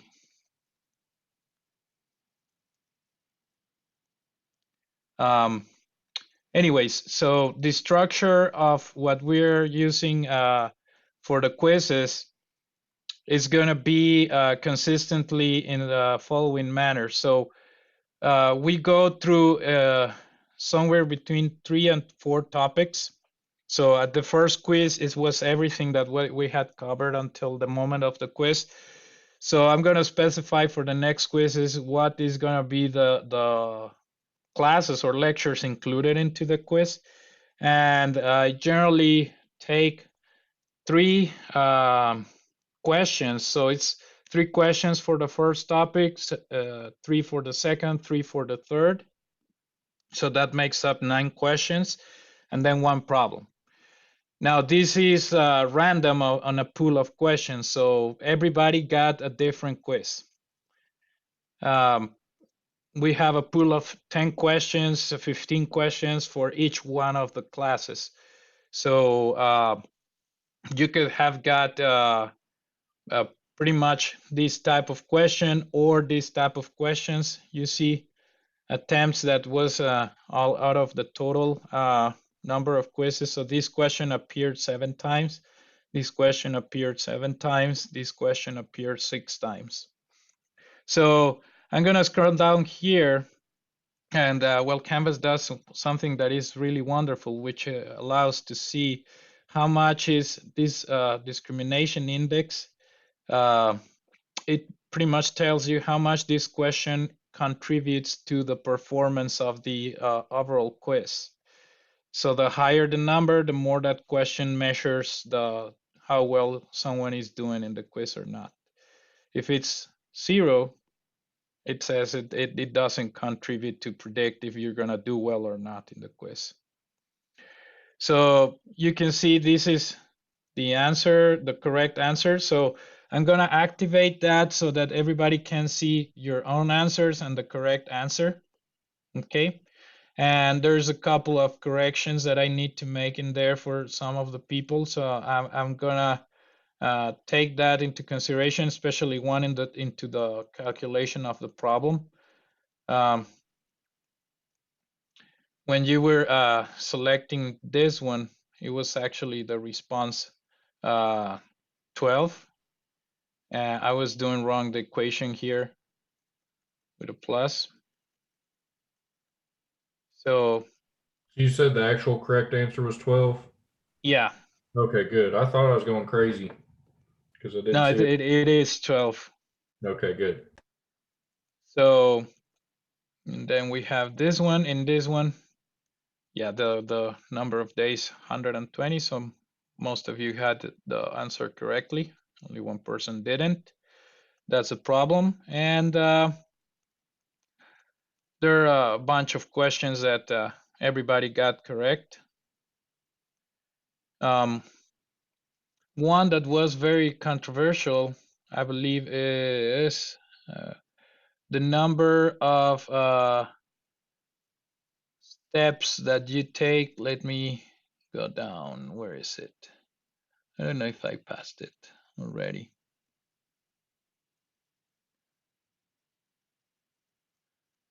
The number of steps in the CPFQ process. So several selected 5 and the correct answer was 9. And the other part was this question, I think it's the one that I need to review. Engineer to order the decoupling point. So I guess this was only for 2 people there. So that in general, I'm gonna activate this for you. Now I want to take some minutes to go through the problem, and I'm still in the middle of grading the part 1. But in general, I've seen that most of you did the right answer. Some cases I am not sure what the calculation is being performed, but basically, let me go back here.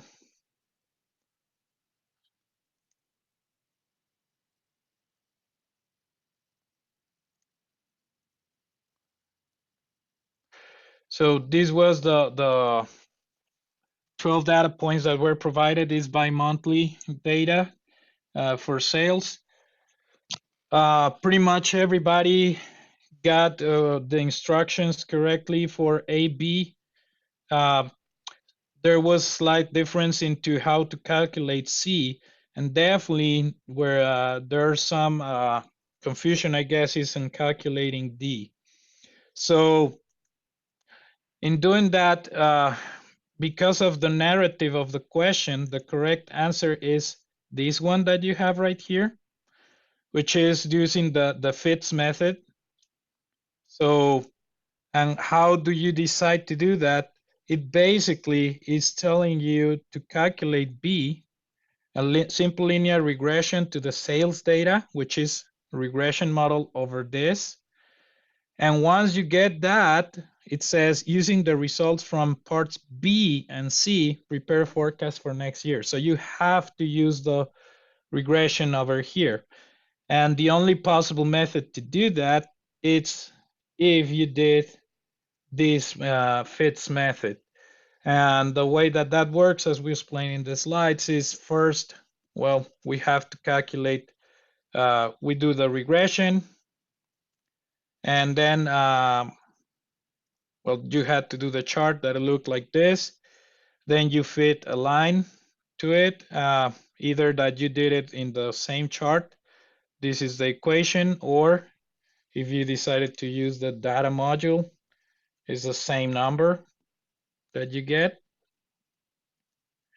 So basically with that, you use that parameter to calculate the trend here,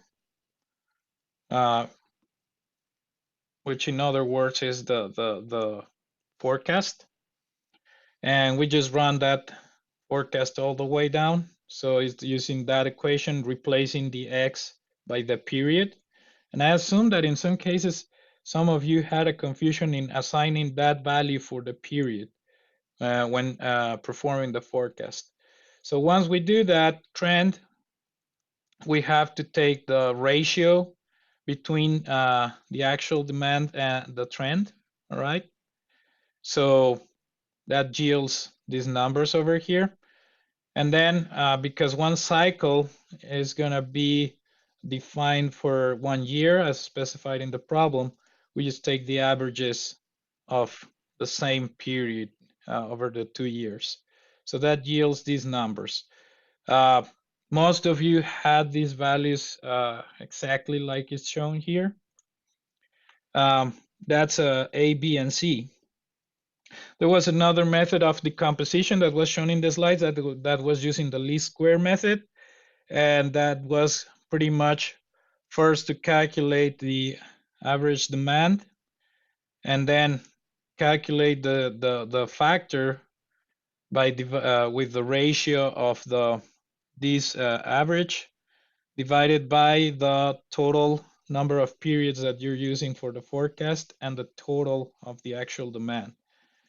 Once you got that, you got the seasonal factor that repeats itself for the next year and the next year. If you look at these values right here and these values right here, they're fairly close, although the method is different, so that's the small differences in the values. But you can see, for example, that you have the higher point into the period number 4. So that's what is shown here. So we can see that, and we can see that the indexes in both cases, the seasonal factors are fairly close to that. So whether you decided to do this method or this method, I just considered the answer correctly. But I paid attention into how you calculated it so that you created the forecast. So I'm going backwards. As I said, A and B, it's 25 percentage points for each one. So you pretty much, everybody had at least 50. Afterwards is where we are doing some penalization if this is not making sense into how you created the forecast. So for the fits method, basically all you got to do was to calculate with the trend. The trend, that's what it says in the description here, using the results from part B and C. So this is the result for part B, and this is the result for part C. Calculate the forecast. So we have to use the same equation that we had. So that's a 113 that we have right here. Sorry. 1.13 times X. So X is gonna be the forecasted period. So if we're going forward, we're gonna forecast starting period 13, right? So we have to assign that 13. And I think that's where some of you made a mistake. So we're forecasting period 13 and then plus the intercept, which is 122.03. That's what is shown here. And then once we get that, we just multiply the whole thing by the seasonal factor. So that's how we got these 121, 116, 166, 189, 132, and 110. All right. So this is the, I'm gonna say, the correct answer. All right. So for those of you who got these responses, that got automatically 100. Now, for those of you who use the other method and got these particular answers, which are again fairly close to each other, I already granted 100 as well, just using the least squared seasonality or the seasonal methods. So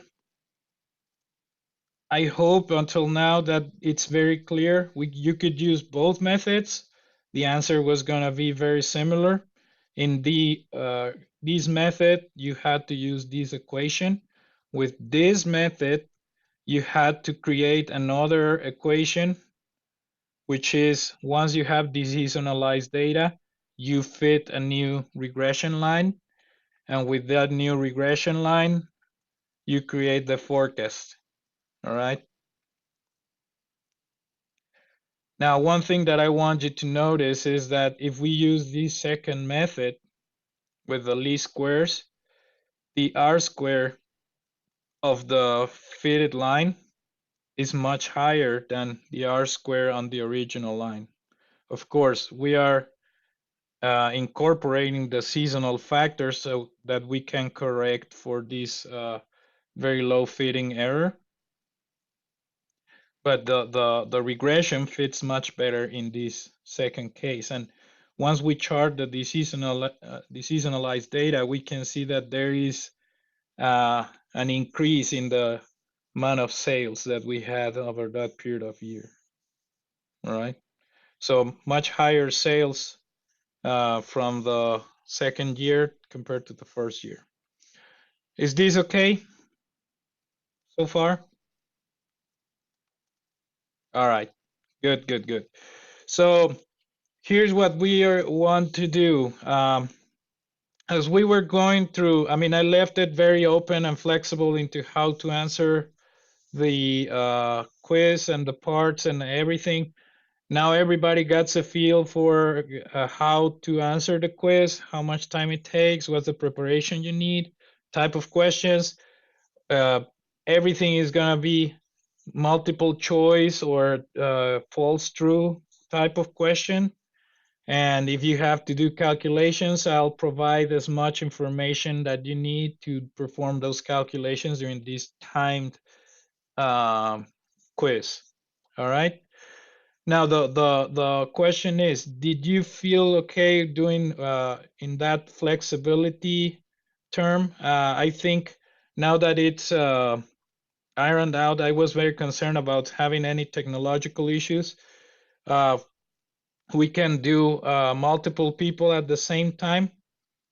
So I guess a preference I would have is that we do it for everybody that is attending class in person, well, in the video recording in real time, that we do it during the class time. And for those who are not in the class, that you let me know ahead of time that you're not attending and when do you prefer to do this quiz. And I'll try to do one or two more additional dates. All right. Does that, is it okay? Yeah, I think that's fine. Wouldn't it just be easier to have it open 1 or 2 evenings or something like that, though? I would prefer that. Yeah, I think I definitely prefer that. Sorry, could you explain a little bit more? Just have, say, you know, this quiz is open Tuesday through Wednesday or something like that. You know, give us time to jump on whenever we're available. You mean over a couple of days so that you have that time frame to answer? Yeah. All right. Let me just think about it, and I'll confirm with you in a message.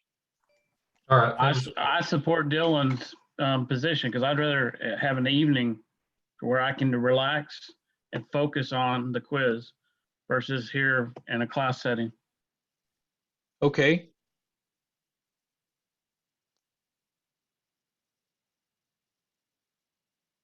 All right. So like for today, I see that we have only 13 people connected.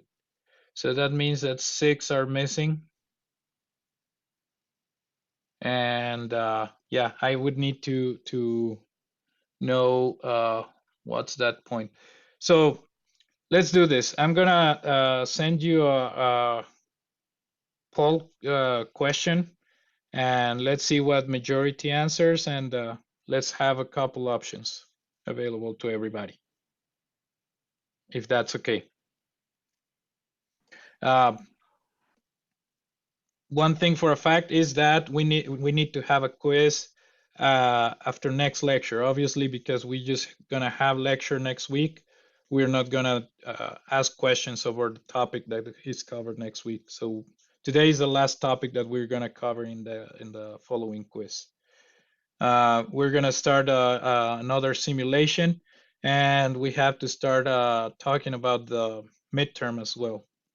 All right. So up until now, are we okay? Can we move into the topic? Yes, I'm good.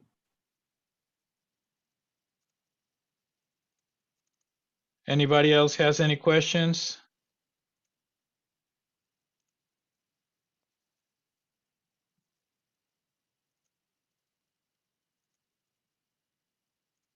All right. So today we're going to be talking about the master production scheduling. And these are probably, I guess, to some of you, very familiar concepts that you're going to be seeing. And it's a very simple topic because this is materializing everything that comes down from the topics that we have covered in the previous lectures. So this is pretty much the plan for production. So this is bringing down to specific numbers what is going to happen in production. All right. So we have been discussing about forecasts. We've been discussing about strategies for the operations plan. The master production schedule is the result of all of these prior work, and it's pretty much the solid number that is hardly to move. Okay, so the master production schedule, you can still have an overview or an overall picture of what needs to happen, but in the master production schedule, it has to have a breakdown from all the plans that were shared in aggregated mode into what's going to happen every single day. This can be measured anyway from number of shifts, number of days, number of weeks, number of months, and quarters. So you can have all the breakdown, and adjustments can be done with sufficient time in advance, but you need to consider that the master production schedule is the one that is going to work around all the other things that were supposed to happen in parallel. Now, reality is very far from theory, but any modification to the master production schedule could involve any affection to delivery service levels and the pretty much levels of inventory that you have or back orders. Trying to cope, and here is where things go always wrong.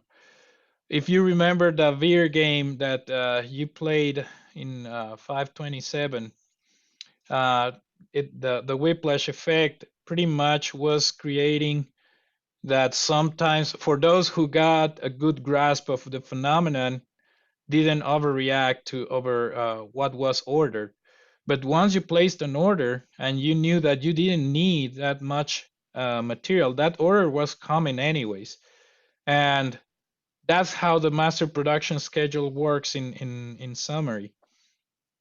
Once something's set into this plan,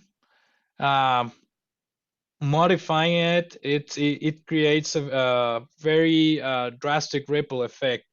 And it depends on how much the variation goes around. So the master production schedule is the one that is going to determine what's capacity that you have and what are the resources you're going to require. Now, the next topic that we're going to cover is the material requirements planning. So the master production schedule triggers what are the materials that you're going to need. And there's a point of connection there with the bill of materials that we're going to cover at the end. So this is how you look at what's going to happen in the shop floor. And it is a good measure of calculating the inventory levels that you're going to have over a specific period of time. So, Enrique, yes. I apologize to interrupt, but are these PowerPoint slides where I can get my hands on it to help me to be able to follow and make notes and be Yes, better? they're published in modules. I didn't see. I went on there again, and I don't see it on the module after AOP unless it's somewhere else. Hold on. Oh.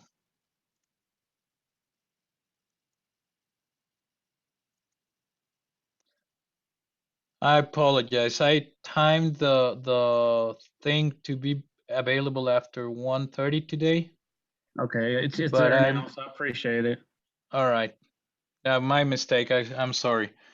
I might have selected unconsciously a different date. But you can see it now, right? Yes, I can. Thank you. Good. All right. So basically, with the master production schedule, this is the I'm gonna say the core or the nucleus of the front end in the entire MPC system, because everything that we have understood before comes down into the master production schedule, and this one is the one that triggers all the elements that are gonna feed the material planning, the MRP.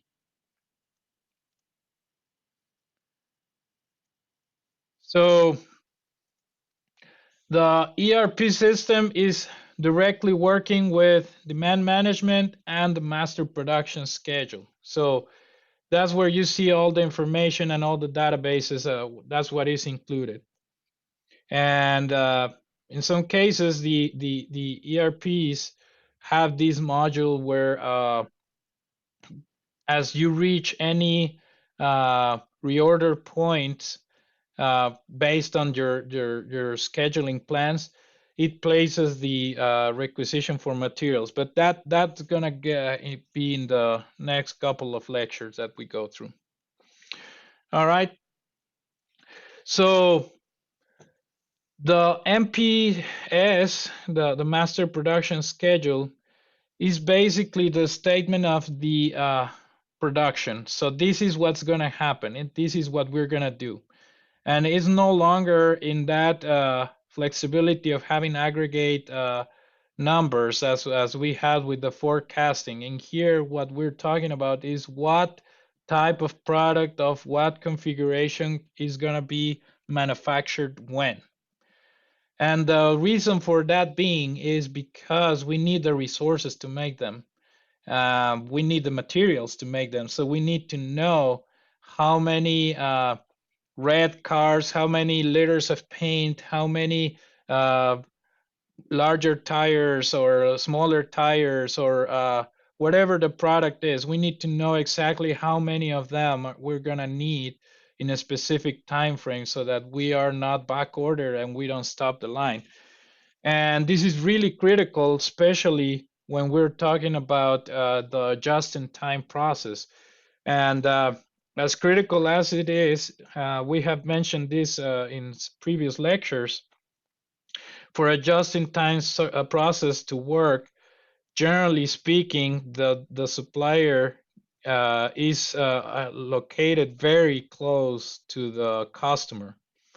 And companies such as, I don't know, Nissan, Toyota, whatnot, the consideration that is around the just-in-time system to work is that any fluctuations that happen with the master production schedule can be absorbed by the supplier more than the customer, or in this case, the assemblers. But there is a consensus about how these variations can be absorbed and who's going to absorb this impact. And it's usually a contractual item that if there is a very drastic change, sometimes the assembler takes responsibility for it. But if it is a minimal change, it's usually on the supplier's end.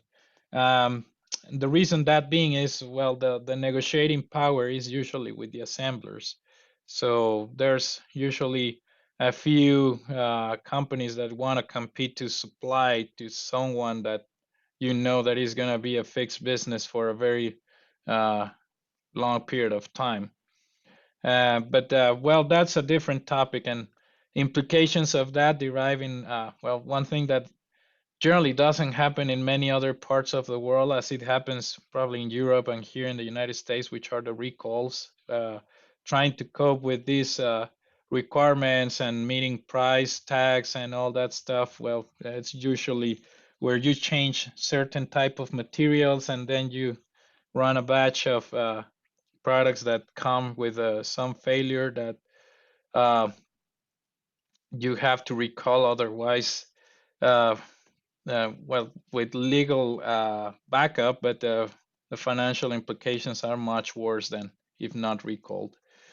But basically, the MPS is the one that is going to tell you how much or how many products you're going to have available when. All right.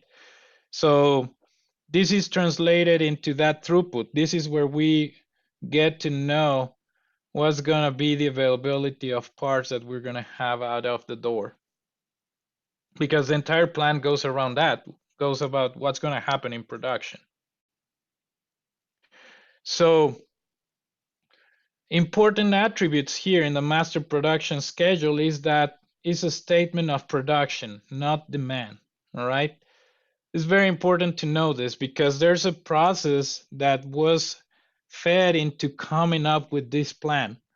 And once it is decided, the master production schedule reflects what you're going to make. All right. But some cases, changes in demand happen. It's very hard to adjust to these changes in demand immediately. There's this buffer always that occurs, and it was a case of that project that I have shared with you that we did with Denso. This is in a much smaller scale, but one thing that we're trying to do is the decision to stop when a disruption happens. according to master production schedule, you should produce based on that plan. One of the points that we're trying to make is that as soon as you know that there is a failure, you should stop depending on what's going to be the resumption or the recovery time. Because in some cases, especially in this production line, every time you stop, there's a set of activities or setups that you need to do in order to come back up.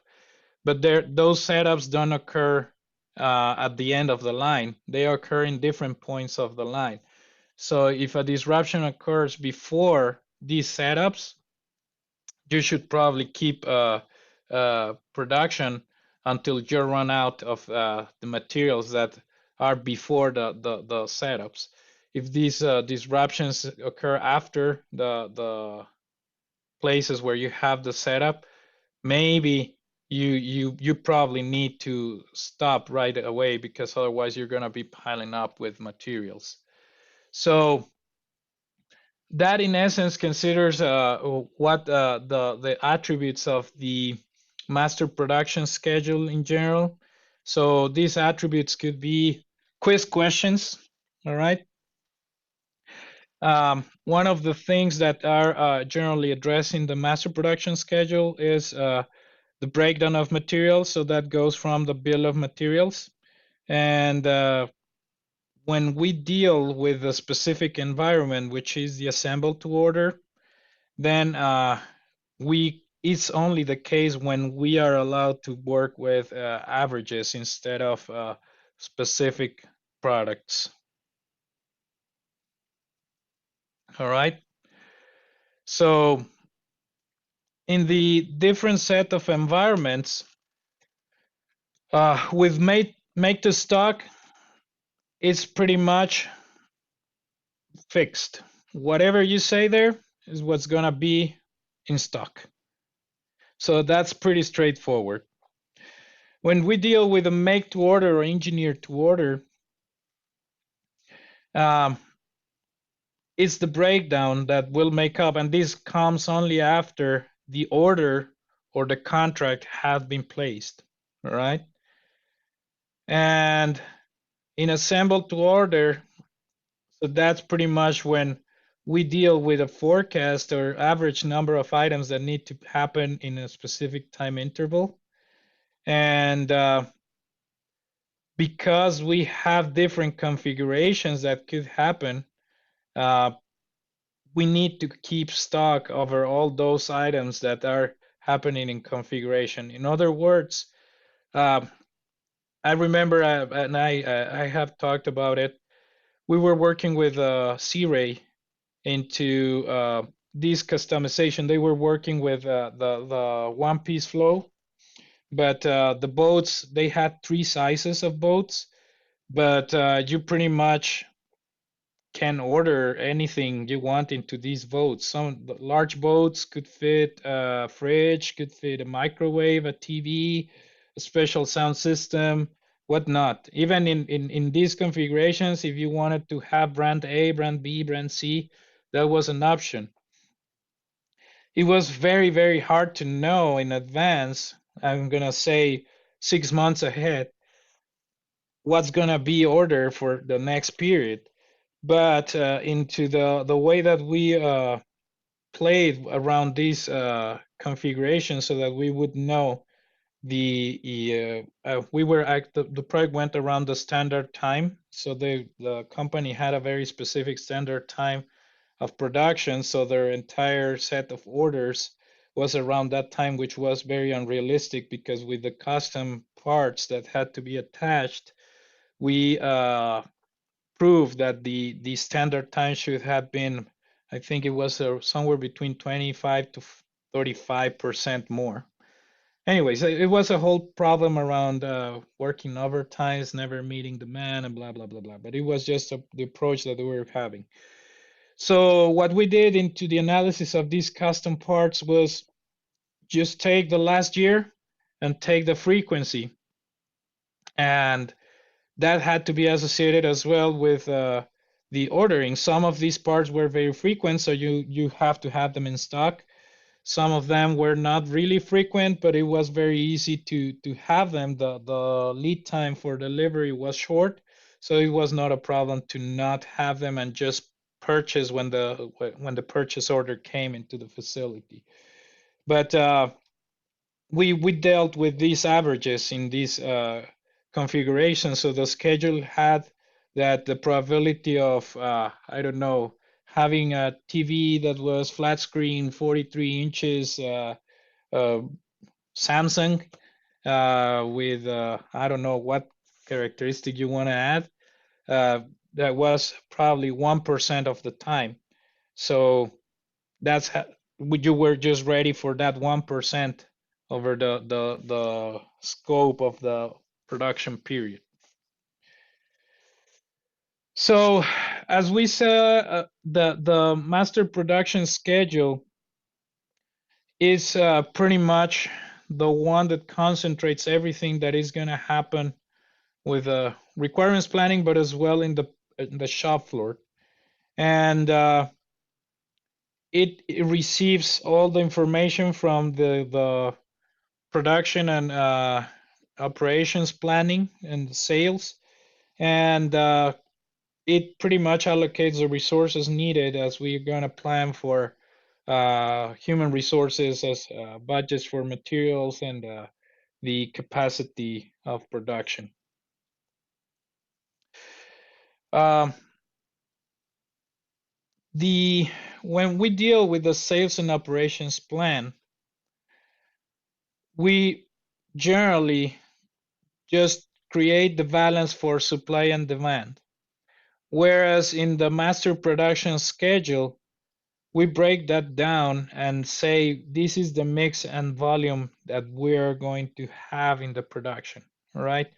So the master production schedule is no longer trying, and this is one of the big controversies in any lean training that we take or that you share with people that has experience in practice. They say that the biggest enemy of lean is the ERP system for this reason.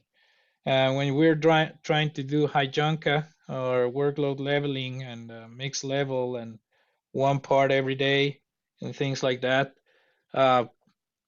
it's very, very hard to change it from the master production schedule. So I guess the planning of this production schedule has to include that conception that you need to prepare to do everything that you can within a very short period of time so that you don't do big runs that accumulate inventories. And that's pretty much into the concept. So we're going to jump into the process and techniques. Let's take 5-minute break and we'll continue.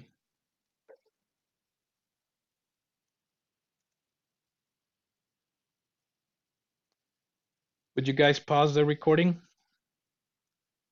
Please. Yeah, done. Thank you.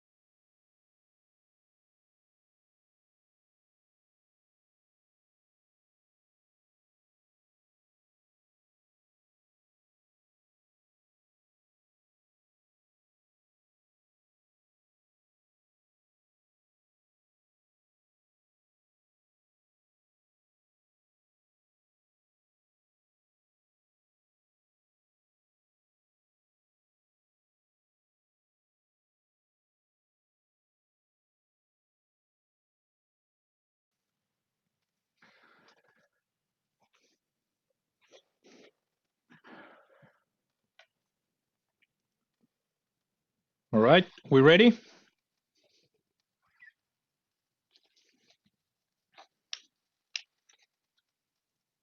All right. Did you both guys resume recording? Yes, I did. Thank you. All right, so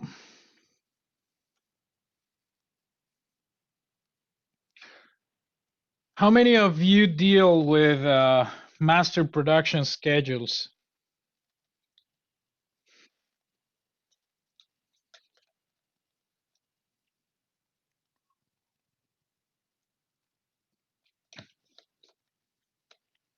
Whether you work in the planning or that you receive some of the information for your activities. How many of you work with master production schedules?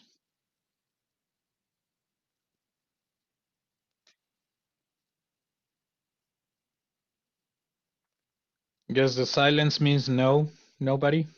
I try to send a reaction. I do. All right. Please tell me what is the most common problem that you find when working with the master production schedule? Ours gets changed often from what it is starting out as. How often? Almost daily sometimes, if not every other day at best. Is this an adjustment based on the overall demand, or is this an adjustment according to the conditions present for the day? Usually for conditions present for the day, so a lot of times it becomes an equipment issue. So it's a change in availability of equipment on the floor that will change them from one to another. The other will be our supply, so where it comes from, the prep that comes to us will be a delay. Sometimes it comes in large batches, and sometimes it'll come in ones and twos. We've tried to schedule it where it'll come at a set amount in a set time frame, but it's like it never gets met, so messes it up. Got it, got it. But what you're talking about is that these adjustments are made in order to comply with a specific desired throughput at the end of a week or at the end of a month, right? Well, it'll go from an annual down to quarterly down to monthly down to weekly. So I mean, it'll feed, and we try to adjust to that. Got it, got it. Now, from those changes that you have in adjustment, what would you say is the biggest or the most difficult thing to adjust to? I mean, what is the thing that creates the greatest impact into making the change? From a people, machine, information, and materials, or what's the driver? For us, it'd probably be materials. Most of the machines I can duplicate, and then the people, I can pick any number of folks that would interchange on a given day. As far as paperwork, it has to meet the same specs regardless. So it really comes down to the material, feed material that we're coming in, and then where it gets to go from there. Got it. I think I have mentioned to you this paper that one of the PhD students that already graduated published, but it was pretty much dealing with that, with how to level and reduce variation in the material flow for one very specific line. So I guess I can share that at the end of the lecture, because that, well, the topic of just in time, it goes along what we have covered already, but it would become very relevant to understand and see this paper. I don't know if I shared this resource with you guys before. Probably not. So I'll share this later with you today itself, if possible. But thank you for sharing. All right.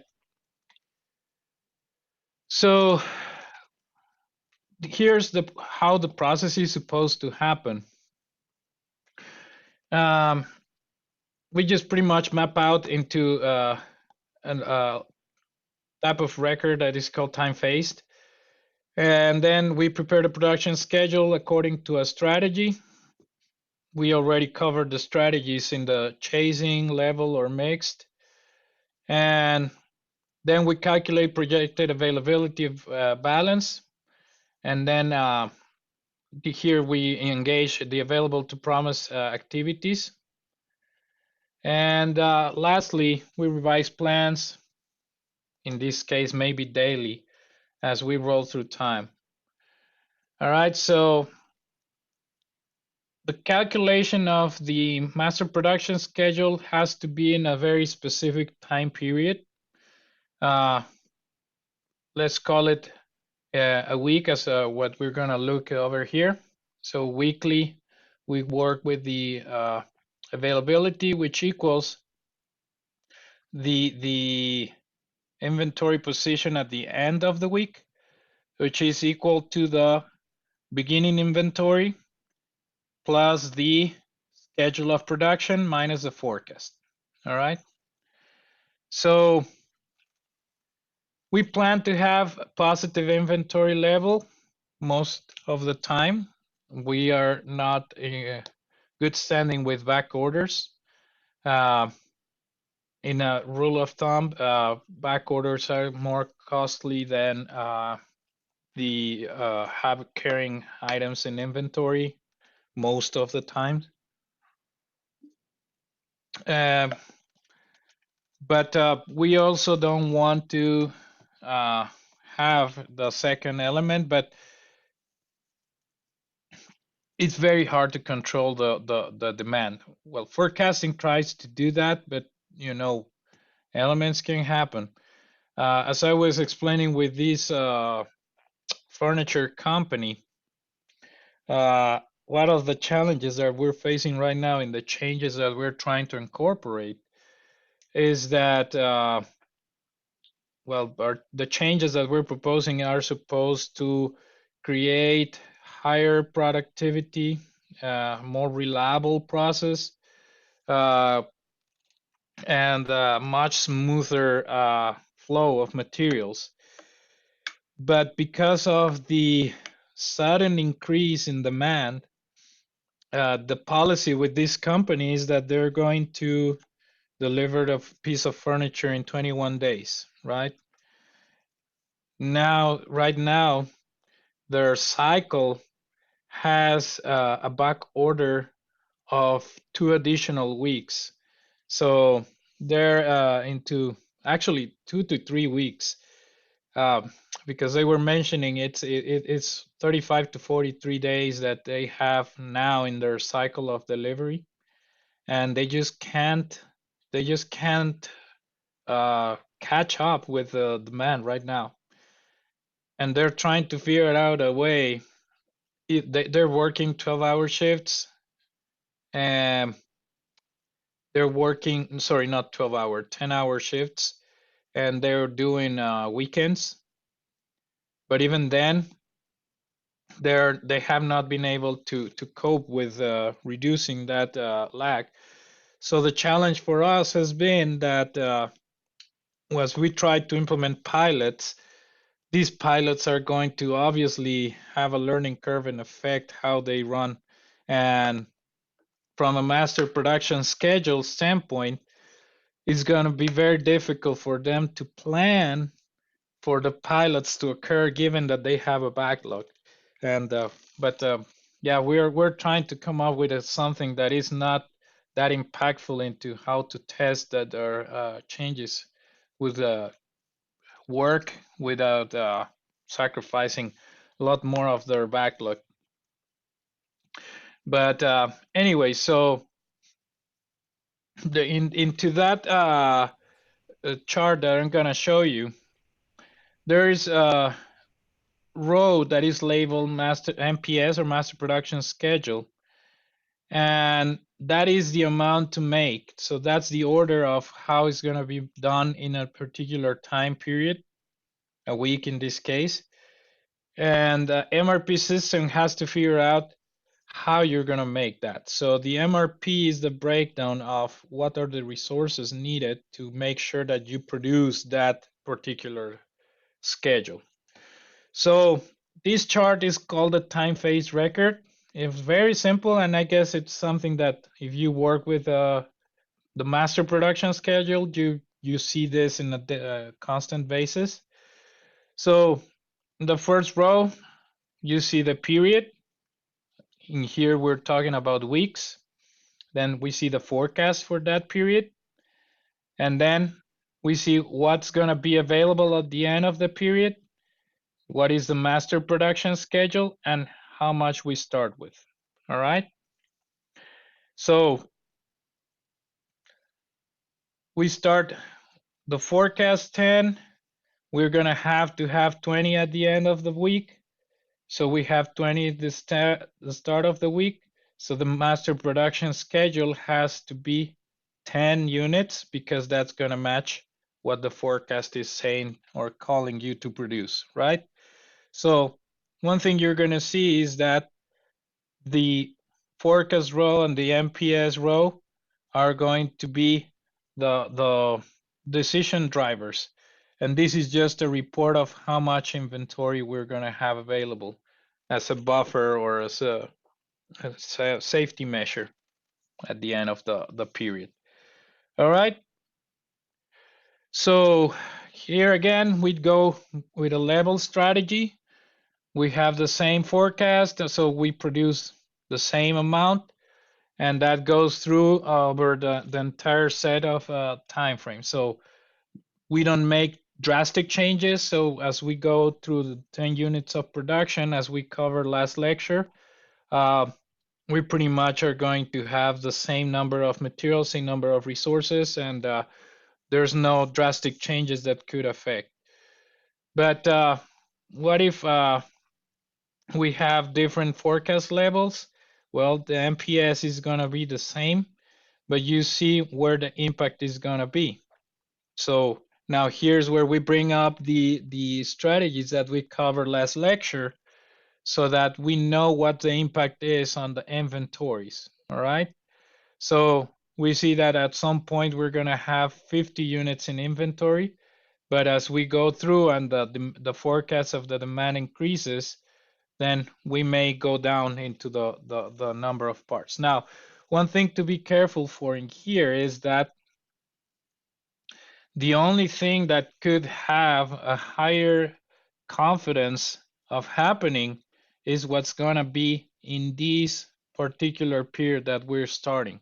Remember, as forecasts going to the future, the conception of what's going to happen becomes interchangeable. So it's less reliable. So the master production schedule is saying, well, we're going to produce all of this. But there's going to be some change that could happen as we going through the week number 2 or week number 3 or week number 4. All right.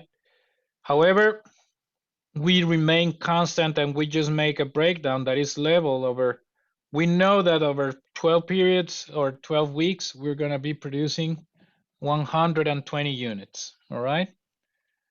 And that's pretty much the level strategy. The optimal, you have the OR methods to understand what could be the better strategy and what is the impact in the costs. All right. In a chase strategy, yet again, what is constant, and we covered that last lecture, we're going to have the same amount of inventory because we're going to produce according to the forecast. In this case, we would just need to hire people over here at to be ready at period 7. All right.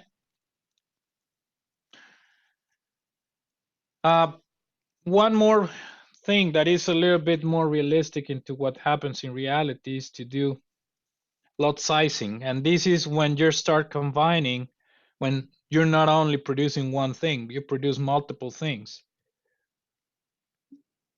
So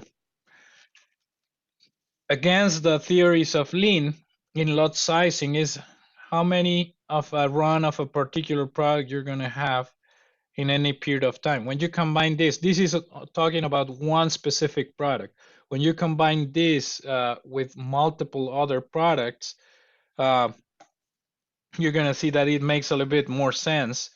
But in here, what we say is that the lot size is defined as 30 units. So the projected balance or the reorder point, if we call it like that, is going to be once we reach 5 units. So if we start with 20 on hand, right, and we can only produce 30 once we have a signal that is reaching 5 available. So we start with 20 on hand and this 5 forecast. So we end with 15. And then from those 15, we forecast says there's going to be using 5 in period 2. So we end with 10. We use 5 again. So we end with 5. And that's when we trigger the signal to say, okay, let's produce. So we're going to produce for the next period. And we're going to consume the 5 that we had here, but we're producing 30. So we're going to have, again, 30 at the end of the period. And you just go doing the same math and you say, well, we're going to still produce 120 units in 4 different time intervals. There's going to be a bit more spacing in the beginning, which is kind of even. But then at the end, we have to produce them every other week. All right. So the concept is very basic. The 5-unit trigger is the safety stock in this case, and the extra on hand inventory is the cycle stock. All right. So that's what we're going to use for this particular definition. So we have this cycle stock over here until we reach the safety stock, and then we produce again. So we have again cycle stock, and the cycle stock gets depleted when we reach the safety stock, and we produce again. So the cycle goes until we decide to make production. So what happens if the forecast changes? All right. So what if out of the sudden we decided to roll in the previous policy in lot sizing of 30 and all the same conditions, but then the forecast is changed? If we come with the forecast, then we see that we're going to be -10 because we're depleting, and we're going to be running into negatives, and we're going to have back orders. All right. So we're going to deplete over here. In order to prevent that, that goes with the changes that possibly happen with all of you. We need to decide that the production, instead of waiting for a period of week 4, the lot size has to be reduced, or we have to come back and readjust to that and produce whenever, if we come back with the policy. Now remember, we said that once it's like it's set in stone. Once a master production schedule is defined, it's very hard to make changes to it, but we have to adjust accordingly. Why is it hard to make changes? Because I cannot hire people from one day to another unless we do subcontracting, but I cannot buy materials from one day to another. All right. So the complications of changing the master production schedule go beyond what is on my reach, right? So as we roll forward 1 week, so this is the rolling through time technique. We move to weeks 2, and then we go all the way to week 13. The demand, the total was 120, and now it said that as we go through these, we need to have 155. So that's when we review the master production schedule, and we needed to start producing on week 2. So production plan for week 4 moved to week 2. All right. And the question is, as we already had certain allocated resources, do we have the ability to move that from week 4 to week 2? If everything is in inventory, the materials and the people, we can do it, but it might not be as simple as just deciding, oh, well, we need to do it now. And that's where all the complications you run into. Now, the batches are run into 12 weeks. So instead of doing 4 batches that we had, we need 5 batches. Is it feasible? So the question here is, how long do we need to react to these changes? That's how just-in-time works. I might not be able to move production from week 4 to week 2, but probably if my lead time for most materials is within 1 week or 1 day, I probably could do something about it into a shorter time span, not necessarily over 4 weeks, but probably starting from the 5th week onwards. And that pretty much summarizes the advantages that Lean has over the manipulation of inventories, because it's these changes that create those fluctuations that we saw with the bullwhip effect. So there's another concept called available to promise, and that means that if we cannot deliver, and we don't have to deliver, we can say, well, just like in that Lego simulation, we calculated capacities numbers, and we said we are going to have at the end of every 30 seconds a delivery, right? If you remember with the Legos. So we can promise that we are going to have that, and we can design the system around that.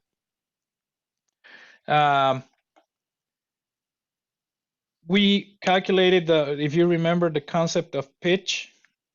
With pitch is the takt time of shipments. So that's the available to promise dates that that we can calculate based on the master production schedule. So this process goes around that we have now this same, if we start with the initial scenario, forecasts are like this, and these are the current orders that we have. And this is the available at the end, right, based against the forecast. So if we start with 20 on hand, and then we have 15 that are available at the end, and we have 5 in the order, then we have 10 that are the units that we can promise in the delivery, right? So that's the 20 minus 5 plus 3 plus 2, that equals 10. So that's how we go. And as we move forward in time until the next stock cycle,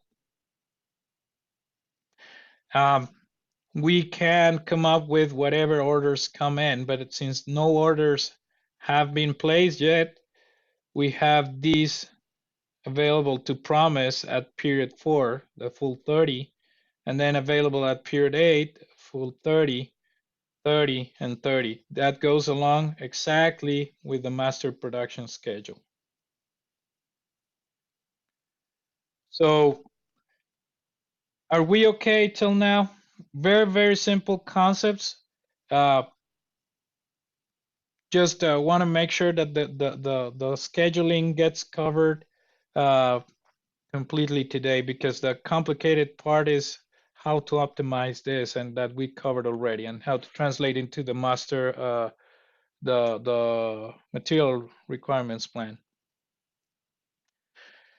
So if we have a backlog of turn orders over the first 3 weeks, total shipments expected to be 5 in early weeks. So we have 20 units on hand, 10 units available to promise.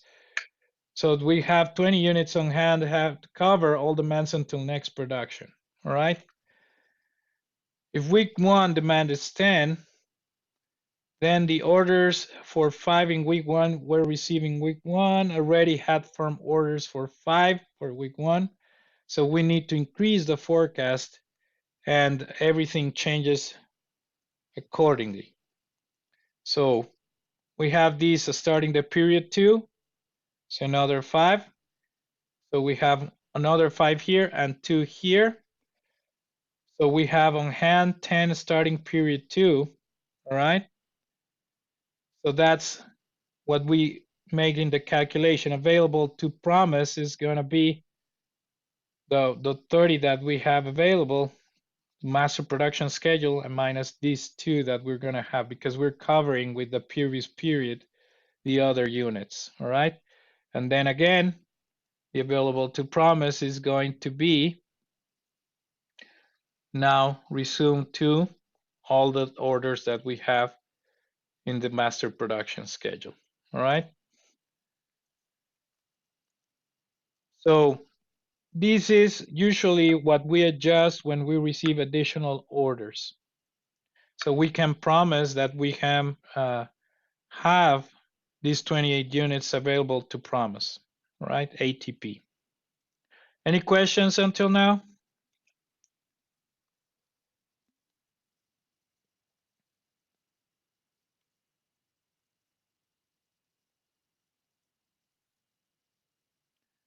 All right.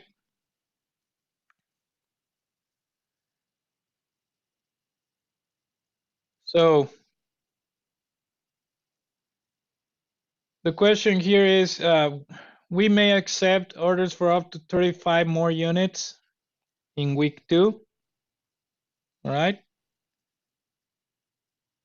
But we have promised 7 of those units to weeks 3 and 4, which are these here. So that leaves us with 28. All right. Again, expedition is what it's important. So the calculation of these available is the current batch plus on hand minus the greater of the forecast and confirmed orders, which is the previous available, plus the MPS minus the greater of forecast orders. All right.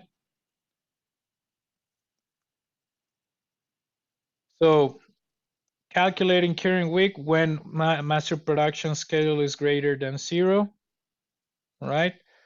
For later periods is MPS minus all orders until next master production schedule.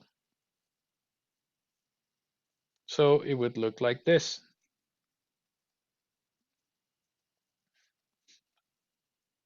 Now, if we did this, we again go into negatives.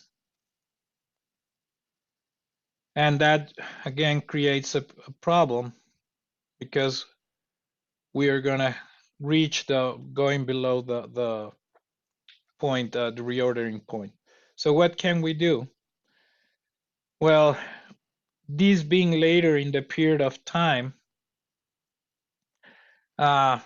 we can just decide the approach of consume the forecast, and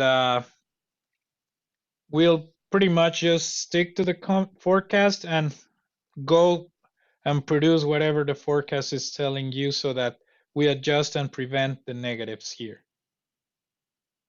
All right. So it's 3 o'clock right now. Let's take a 5-minute break, and then we'll come back to resume this, and then we'll go through very quickly the bill of materials. And with that, we will conclude with the master production schedule. All right. Could you pause the recording, please?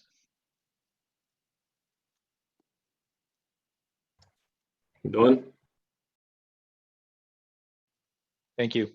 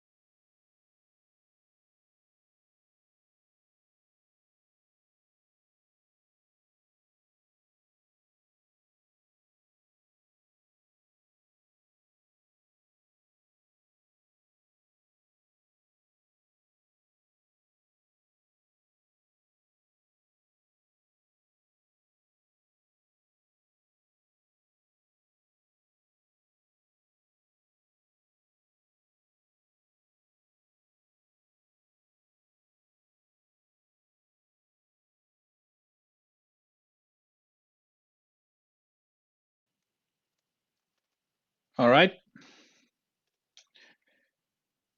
Are we good?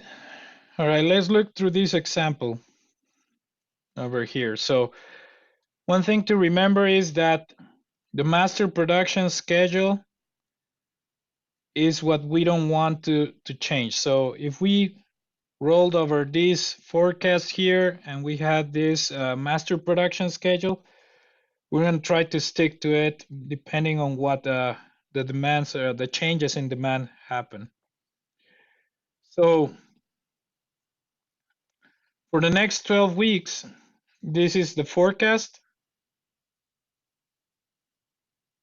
And this is the available to promise, all right, that we had. And this is the master production schedule. So we're going to try to do the stock cycle to keep it just like this. So we have 30 orders here, and then we don't produce until week 5, don't produce until week 8, then in 10 and 12, all right? So we have 28 units available to promise as we calculated, and we have at the starting period 10 units in hand. Can we accept 5 units? And then we're going to go through the other 3.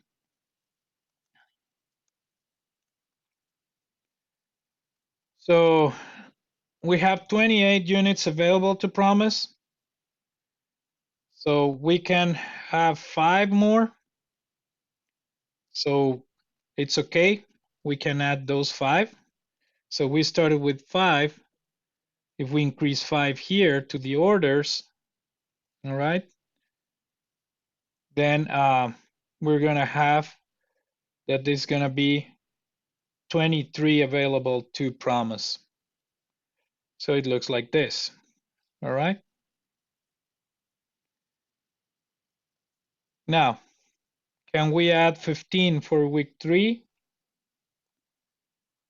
Well, it needs to come from whatever we have available. So since we have 23 that are available to promise, then we can add those 15 and we incorporate those in the week 3. And then we go like this. We're gonna end up with 10 units, all right? Still have 8 available to promise, but now we're gonna start looking at, because the master production schedule has not changed, we're gonna deplete the available at the end of this period. And then as we start producing, we're gonna start with the only having the 20 units to produce plus what we had in forecast, all right? So we're gonna deplete to 10 over here. And then we're gonna, because of the forecast being 15 for period 7, we're gonna deplete to negative, all right? So the question here is, can we start producing earlier so that can we move the MPS from weeks 5 to 4 so that we can somehow prevent this negative stock or the back order?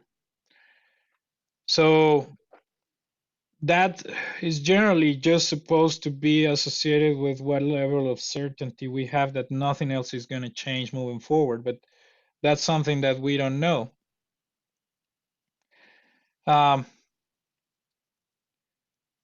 If we didn't move anything, then the available to promise in week 5 is 30. So how can we make it work if we have the negative numbers? So yet again, we just move available to promise comes back to 0, right? Can we accept an order of 35 in week 6? That's the last question. And we need 5 more from week 2. So that comes back down from 8 to 3, all right? Well, again, we can accept if only if we can make certainty that that's what's going to happen. But then immediately in period 6, you see we're gonna have negative numbers. So if we adjusted this, so we're sweeping from left to right, the available to promise would still be here because we have not made modifications, but it's not been adjusted to whatever we're gonna be compensating for the basic, the preventing back orders. All right. So the last question we cannot do. So what we can do is roll 1 week forward in time. So we start in period 3, right? And if we have back orders, either we compensate for them, or as it suggests here, the example, we can either produce earlier or we can do nothing about it and just move forward. But that's going to mean that at the end of the entire 14 forecasted period, we may end up with a negative 45. Again, the difference here is that we are looking from today's standpoint moving forward, all right? And the master production schedule is the whole idea of how much we are going to produce. And we said that we were gonna, if we look back at week 1, we were originally producing 120, and with the change in forecast, we decided to make 150. That 150 units is what we are playing around with, all right? We may be lucky, and none of these could happen at the very end, so that we consume the forecast and we just pretty much let the back orders pile up. But yet we don't even know if the forecast is actually going to happen. Here is where the cost of making changes has to be considered. And that optimization model is what supports that decision making into moving into the future. So the other concept that is associated with the master production schedule is the bill of materials. And this is something that I'm gonna go very quickly because most of you are very familiar with already. Nothing, no big science. Is more useful when we're dealing with assemble to order because of the specifications of configurations that we want to have. And we can use the super bill, which is the one that is describing the average of products to use. So the bill of materials is just the decomposition. All right, it looks like this. Part numbers. I remember we were working in a couple of projects in trying to optimize the generation of part numbers. It's very important, and I think it's relevant to mention right now, especially when feeding the ERP system. In a lot of organizations, the logistic problems that they have is that they have multiple part numbers for the same part. What that makes is that you are whatever engineer, you're engineer John Doe, and you created a part number for a X part, and you are used to use that X part, but there's a person that comes and replaces you and cannot find that particular part, so creates a new part number. And because the ERP sometimes does automatic ordering, once you reach a reorder point, you end up with a lot of obsoletes. When these obsoletes are not really obsolete because they are the same part with different part numbers. And with doing these little fluctuations, that's a project that we were doing, and I think I shared this with you. With we were working with TVA because they use these different part numbers across their different facilities, even within the same unit. So they divide their business in the type of generation. So if it's nuclear or if it's coal or if it's hydroelectric, so they kind of cluster with their organization within the type of power generation. Gas is the other one. But even within the same cluster, they have different part numbers for the same stuff. And I mean, a lot of it is consumables, but a big portion of it is spare parts as well. So imagine when a spare part, especially for the nuclear sector, some parts are very expensive, and they just decided to put them into one particular part number, and then somebody else decided to give it another part number.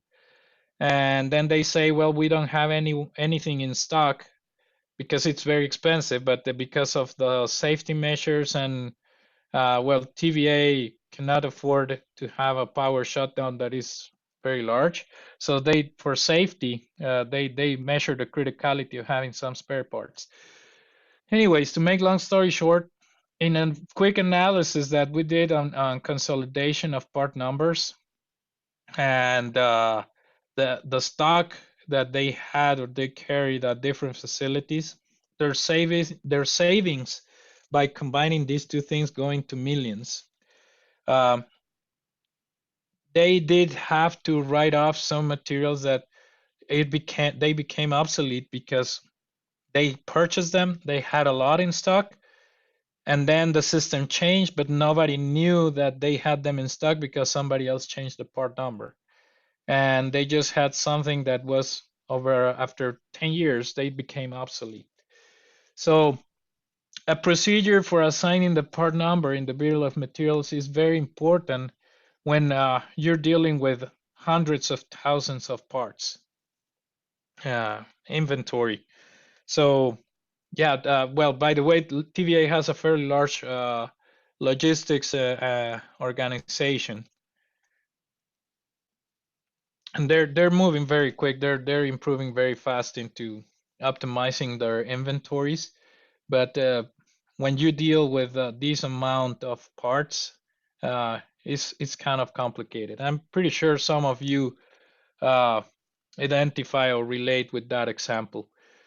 So the formats could be just as a list of materials or just a breakdown of things, or an explosive, just as could be in this part where you have the drawing and you see all the part numbers. All right. So low level code number is as you have the part number on top, and that's something that you could use as well to assign the part numbering into the BOM. Basically, the subassembly could be having a particular code, and you see this is where it's fathomed. There's no further breakdown, so it just ends over here, but this one has further breakdown, this one has further breakdown.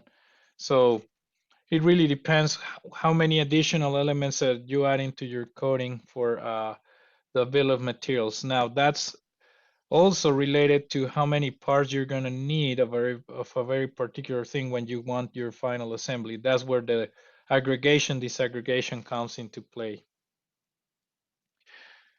Pretty much the same concept. So the super bill of materials is where it tells you the breakdown of the part that you're gonna have to the specific component. So in this, it's an engine of 4 horsepower. You have certain parts, then you have a gears, then chain, Taylor garden tail option, so on and so forth, and you have what's the usage and what is the safety stock that you're going to have over a specific time frame. So this is where the averages are used when you're in the assemble to order. So the probability of usage goes into there. So this breaks down into these two, and this breaks down into those other three. All right. So when dealing with available to promise, the logic is here. So basically, we just follow this structure chart. Common parts available, yes. Gear available, yes. Tailor available, yes. Book the order. If at any point you say no, then you have to move that promise to one period later. All right. And then the final assembly schedule is what it actually happened. So that's master production is the plan. It should not change, but the final assembly schedule is what triggers everything else. Here's, remember, we try to control everything from the final assembly, and as an assembly line, we want to make all the principles of lean applicable as a moving line where we have a specific pace and that all materials are available and so on and so forth. Another element is the two-level master production schedule. When we are planning with a BOM and the final assembly schedule is used, we can do this with two levels so that we have one for the component production and the final assembly schedule at itself. All right.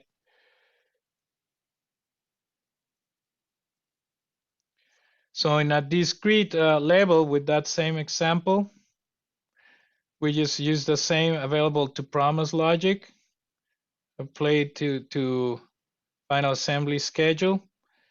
And then the BOM orders are the sum of the final assembly schedule orders. And to plan the BOM, then the balance of the projected BOM items has to be always 0 because we don't have the item in existence.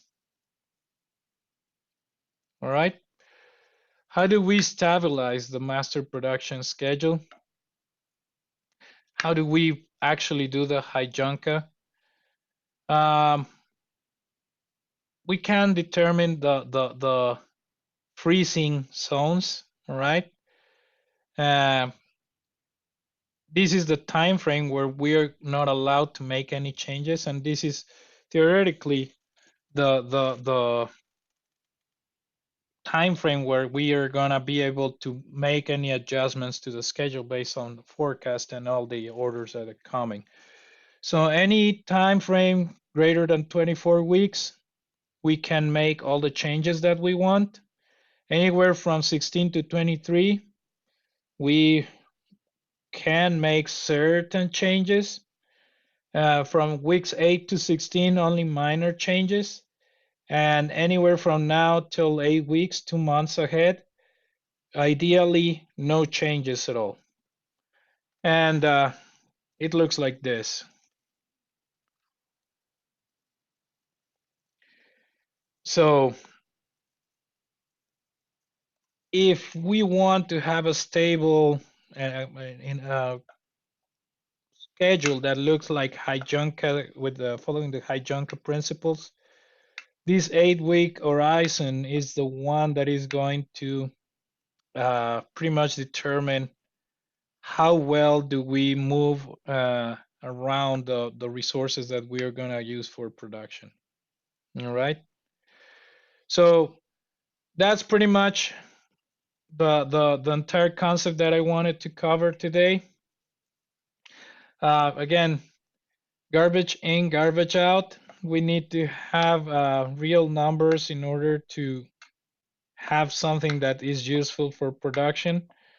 And we can only be assuming that people is held accountable for the attainable performance levels, and that we plan ahead for stability and buffering.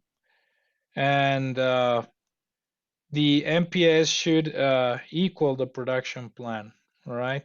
So it always have to have that constant. Some of the principles that sum up the entire topic. And the MPS should be associated with the environment of operation, make to order, make to stock, engineer to order, all the sort of thing. It should use common ERP database, and it should have common system time phase processing, and that is equal. The promisings, the available to promise should be associated with the master production schedule and not just by random. A lot of in environments, if you have experience with companies that are driven by the sales department, sometimes people tend to promise. My brother is an industrial engineer as well. He used to work for a packaging company. So they design the packaging for tons of products. And salespeople there would do all these crazy things that I guess are normal in family businesses. But this is a large company, because I'm pretty sure that you have used in any of your consumable items the packages that they do in this company, cardboard mostly.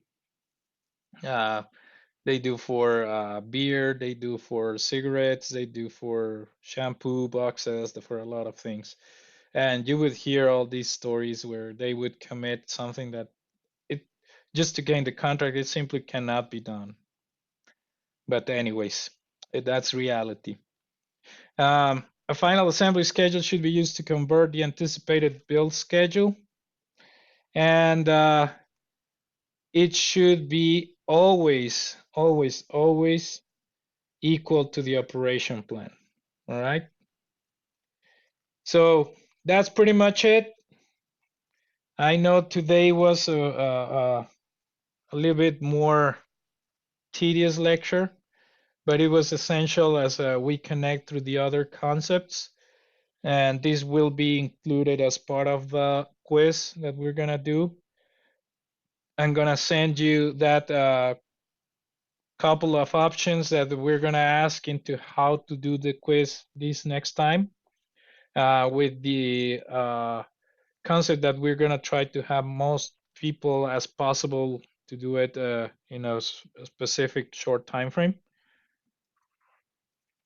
And I will be posting in the announcements that paper that deals with the flows in regards to the environment that most of you deal with. All right. Any comments? So Enrique, I just want to make sure I understood correctly. This lecture is going to be part of the next quiz. Correct. This is the last. Next week's lecture will not. Next week's lecture will not. Got it. And by the way, the quiz won't be any earlier than next Friday. So depending on the answers I get, the sooner that you can get the quiz is Friday next week.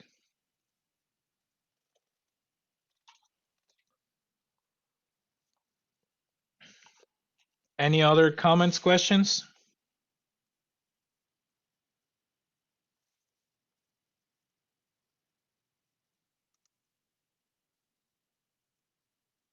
All right. Okay, guys, thank you very much for your time. Thank you, And Dr. I'll see you next week. Thank you. Next week.